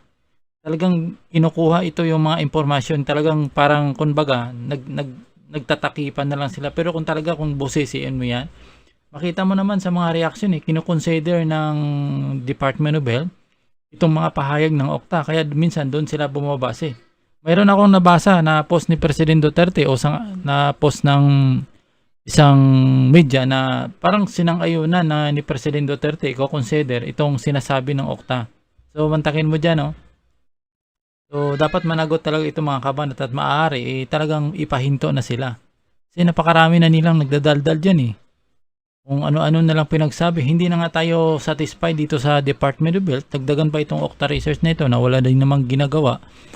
Kundi manakot sa taong bayan. Diba? Diba ngayon, nagla-lockdown na naman tayo. Napakataas na naman yung hindi lang 14 days yung lockdown na binigay kundi 22 days. Parang hanggang magpapile ng candidacy, gusto nila i-lockdown eh. Tingnan mo ngayon. Naka-lockdown, bukas magsisimula yung lockdown hanggang 30. So alam naman natin na next month, October, ay simula na ng filing ng candidacy. So baka pagdating ng October, ila-lockdown na naman nila. Baka gusto nila i-GCQ yan, ECQ para wala nang labasan. So wala magpa-file ng candidacy. Yan ay, kumbaga sa mga ginagawa ng OCTA Research, yan ay prediction ko lang. Kumbaga nakikita ko lang. Na baka ang pinaka-goal nila dito, striktuhan ito hanggang 2022 para yung tatakbo ng mga taong hindi masyadong kilala madiskaril talaga yung pangampanya niya dahil nga itong mga nasa admin ng administrasyon ay halos kilala na mga kabanat. Yan ang nakikita ko, yung style ngayon na todo tira sila ng lockdown para yung mga taong bagong papasok bilang presidente ay mawawala yung hindi makapangampanya kasi alam naman natin itong mga manok ni Presidente Duterte halos ngayon ang kinukuha ng social media at maingay at halos kilala na. So kawawa yung mga baguhan na may mga ambisyon na tumulong talaga sa ating sa bayan na mga baguhang papasok sa politika na yan. Sila yung kawawang mga kabanat dito sa panahon ng pandemya dahil sila ay mawawalan talaga. Yan ang nakita ko dito. Dapat bantayan kasi parang yun ang goal Parang hindi ko makita na puro sila lockdown samantala wala naman silang inintroduce na solusyon. Wala nga binibigay na na toll ayuda di ba? Ngayon naka-GCQ kami hanggang 30. Start bukas, bagay hindi pa nga natapos yung namin, yung GCQ namin hanggang 15 pa sana. Isang buwan na nakaraan, tapos nadagdagan pa naman itong isang buwan. So ang tagal ng GCQ namin dito, halos magdadalawang buwan. Imagine mo ganong katagal. So walang paki yung gobyerno talaga sa taong bayan. Ang iniisip lang nila yung sarili nila kung wari gumagawa, di ba? Hindi makataong ginagawa nila. So dapat isama na yan sa kumukulong iredoro o kumbaga ikulong na yang OCTA Research kundi kaya wag nang payagan yung yan. Mga yan pala mga Indian Hindi naman pala yan, mga Indiano na nagposlit dito sa ating bansa kung ano nang pinagagawa. Kunwari UP professor, ang gagaling mag-English. Ang gagaling lang, basta mag-English nga tao talaga, magniwala ka dyan, walang pagmamahal sa taong bayan yan. Puro nagpapahabaan na niya ng ihi. Diyan mo makita kasi hindi nga masalita, hindi nga masasabi yung salita natin maniwala ka pa sa kanila. Yung mga tao na wala nang ginawa, nakaharap naman niya ay puro Pilipino, tapos nagpapataasan ng ihi, puro English. Ibig sabihin ng tao na yan mga kabanat, hindi niya mahal yung bansang Pilipinas. So yan ang ko mga kabanat. So mamaya i-chop ko itong video na ito. Siguro kukunin yung part ng video ni Congressman Atienza, Congressman Stella Kimbo, Congressman BH Herrera, at maging itong si Sontay at saka itong si Chairman Aglipay kasi sobrang mahaba para makita nyo talaga yung mga opinion bawat congressman na salita dito. Hindi ko lang, Bet Gonzales, di ko alam kasi pag media kasi, pag sa atin, sirang-sira siya. Pero kaya ng mainstream media pagandahin yan Alam mo, ang pinakamalaking impact talaga sa ating bansa, yung media, mainstream media, lalo na sa TV. Kasi yung mga tao, hindi lahat nakapapanood sa sa media lalo ngayon. Sinong mga tao na nakapanood sa hearing na ito? Kukunti lamang So ngayon, kung ibalita na naman sa media yan, lalo na ipalabas sa TV, baliktad naman sa katotohanan. Kasi alam naman natin yung media, yung clips na pinapalabas niya, yung pili lamang. Lalo na kung may gusto silang paboran. So ngayon, pag ibabalitang ganon, sira na naman yung nang wala namang nangyari. Kaya napakalaking impact sana yung mainstream media sa ating bansa kung talagang tumino at saka kung gustong layunin, yung totoong layunin nila. Kaso lang, kahit mainstream media nakikita natin ginagamit hindi nagbabalita ng tama.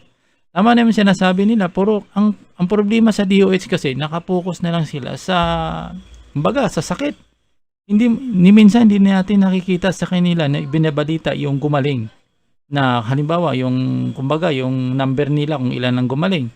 Yung information ng mga nasawi para makita natin ano bang itong tao na ito nasawi siya dahil sa ganito pero nahawaan pa siya ng COVID. At least makikita ng tao na ay namatay pala yung tao yan dahil mayroong malubhang karamdaman. Hindi lang pala nasasabi na COVID na yan. At least mayroon siya palang sakit na talagang nakakamatay din. Ganon dapat Hindi yung puro na lang namatay sa COVID ganyan, nahawaan na ganito. Pero hindi naman sinasabi yung nahawaan pala ang nangyari sinipon lang. Positive na. Ganoon naman talaga So makikita natin na kahit yung DOH talagang mananagot dyan sa taong bayan pagdating ng panahon. Pag nakita ang kapalpakan ng pagnagagawa nila.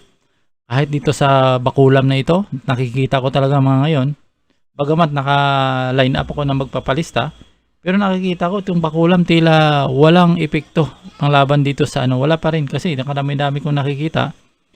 Kahit yung kamag-anak ng asawa ko ay natigok na fully vaccinated na rin. So yan ay questionable. Ba't ganyan nangyayari? Na samantala sinasabi nila, protektado ka kapag may bakuna, pero ang katotohanan ay mali, wala pa lang nangyari. So yan ang aking opinion mga kabanat, no. So mamaya chapchapin ko ang video na ito para makita nyo isa-isa yung mga pahayag nila kasi nga sobrang haba, umabot ng 4 hours sa 5 oras. So maaga ako nagising. So kita-kits mamaya, no, medyo pahinga muna tayo dahil mahaba-haba tayo nakaupo dito sa computer. So maraming salamat sa nagko-comment, maraming salamat kay Beth Gonzales sa nagko-comment, kay Bitchy M, at lalo na kanina nung pag-start ko alas 5 kay Melvin, no, na pag-start ko lang nandun siya kaagad nag-comment. So maraming salamat at sana patuloy yung suportahan ng channel na ito. At least nakakabigbigay tayo. Ang sa atin lang, hindi tayo wala tayong kinakampihan sa atin lang tama. Kung mali mali. Saka ayoko ng style ng DDS na DDS kasi minsan naiinis ako na wala silang ang pagmamahal na, kasi nakikita ko parang ang pagmamahal ng DDS ay hindi para sa bayan kundi sa isang politiko. Ang loyal ng mga DDS mga kabanat ay nandun sa kay President Duterte, hindi sa taong bayan. Kasi kung nakikita nilang mali yung ginagawa ng nakababa kay President Duterte, si Secretary Duque, ay pinupunan nila si Secretary, pero hindi nila kayang sabihin kay President Duterte na alisin na nga yung Duque na yan. So maraming salamat, Kubo ni Juan. So matagal-tagal ka bago nakaparamdam dito sa channel natin. So yan. Maraming salamat. Mamaya kita-kits tayo ulit at i-chap-chapin ko itong video nito dahil mahaba-haba nga, matagal-tagal na naman na pagkakat. So maraming salamat mga kabanat. Ingat kayo palagi.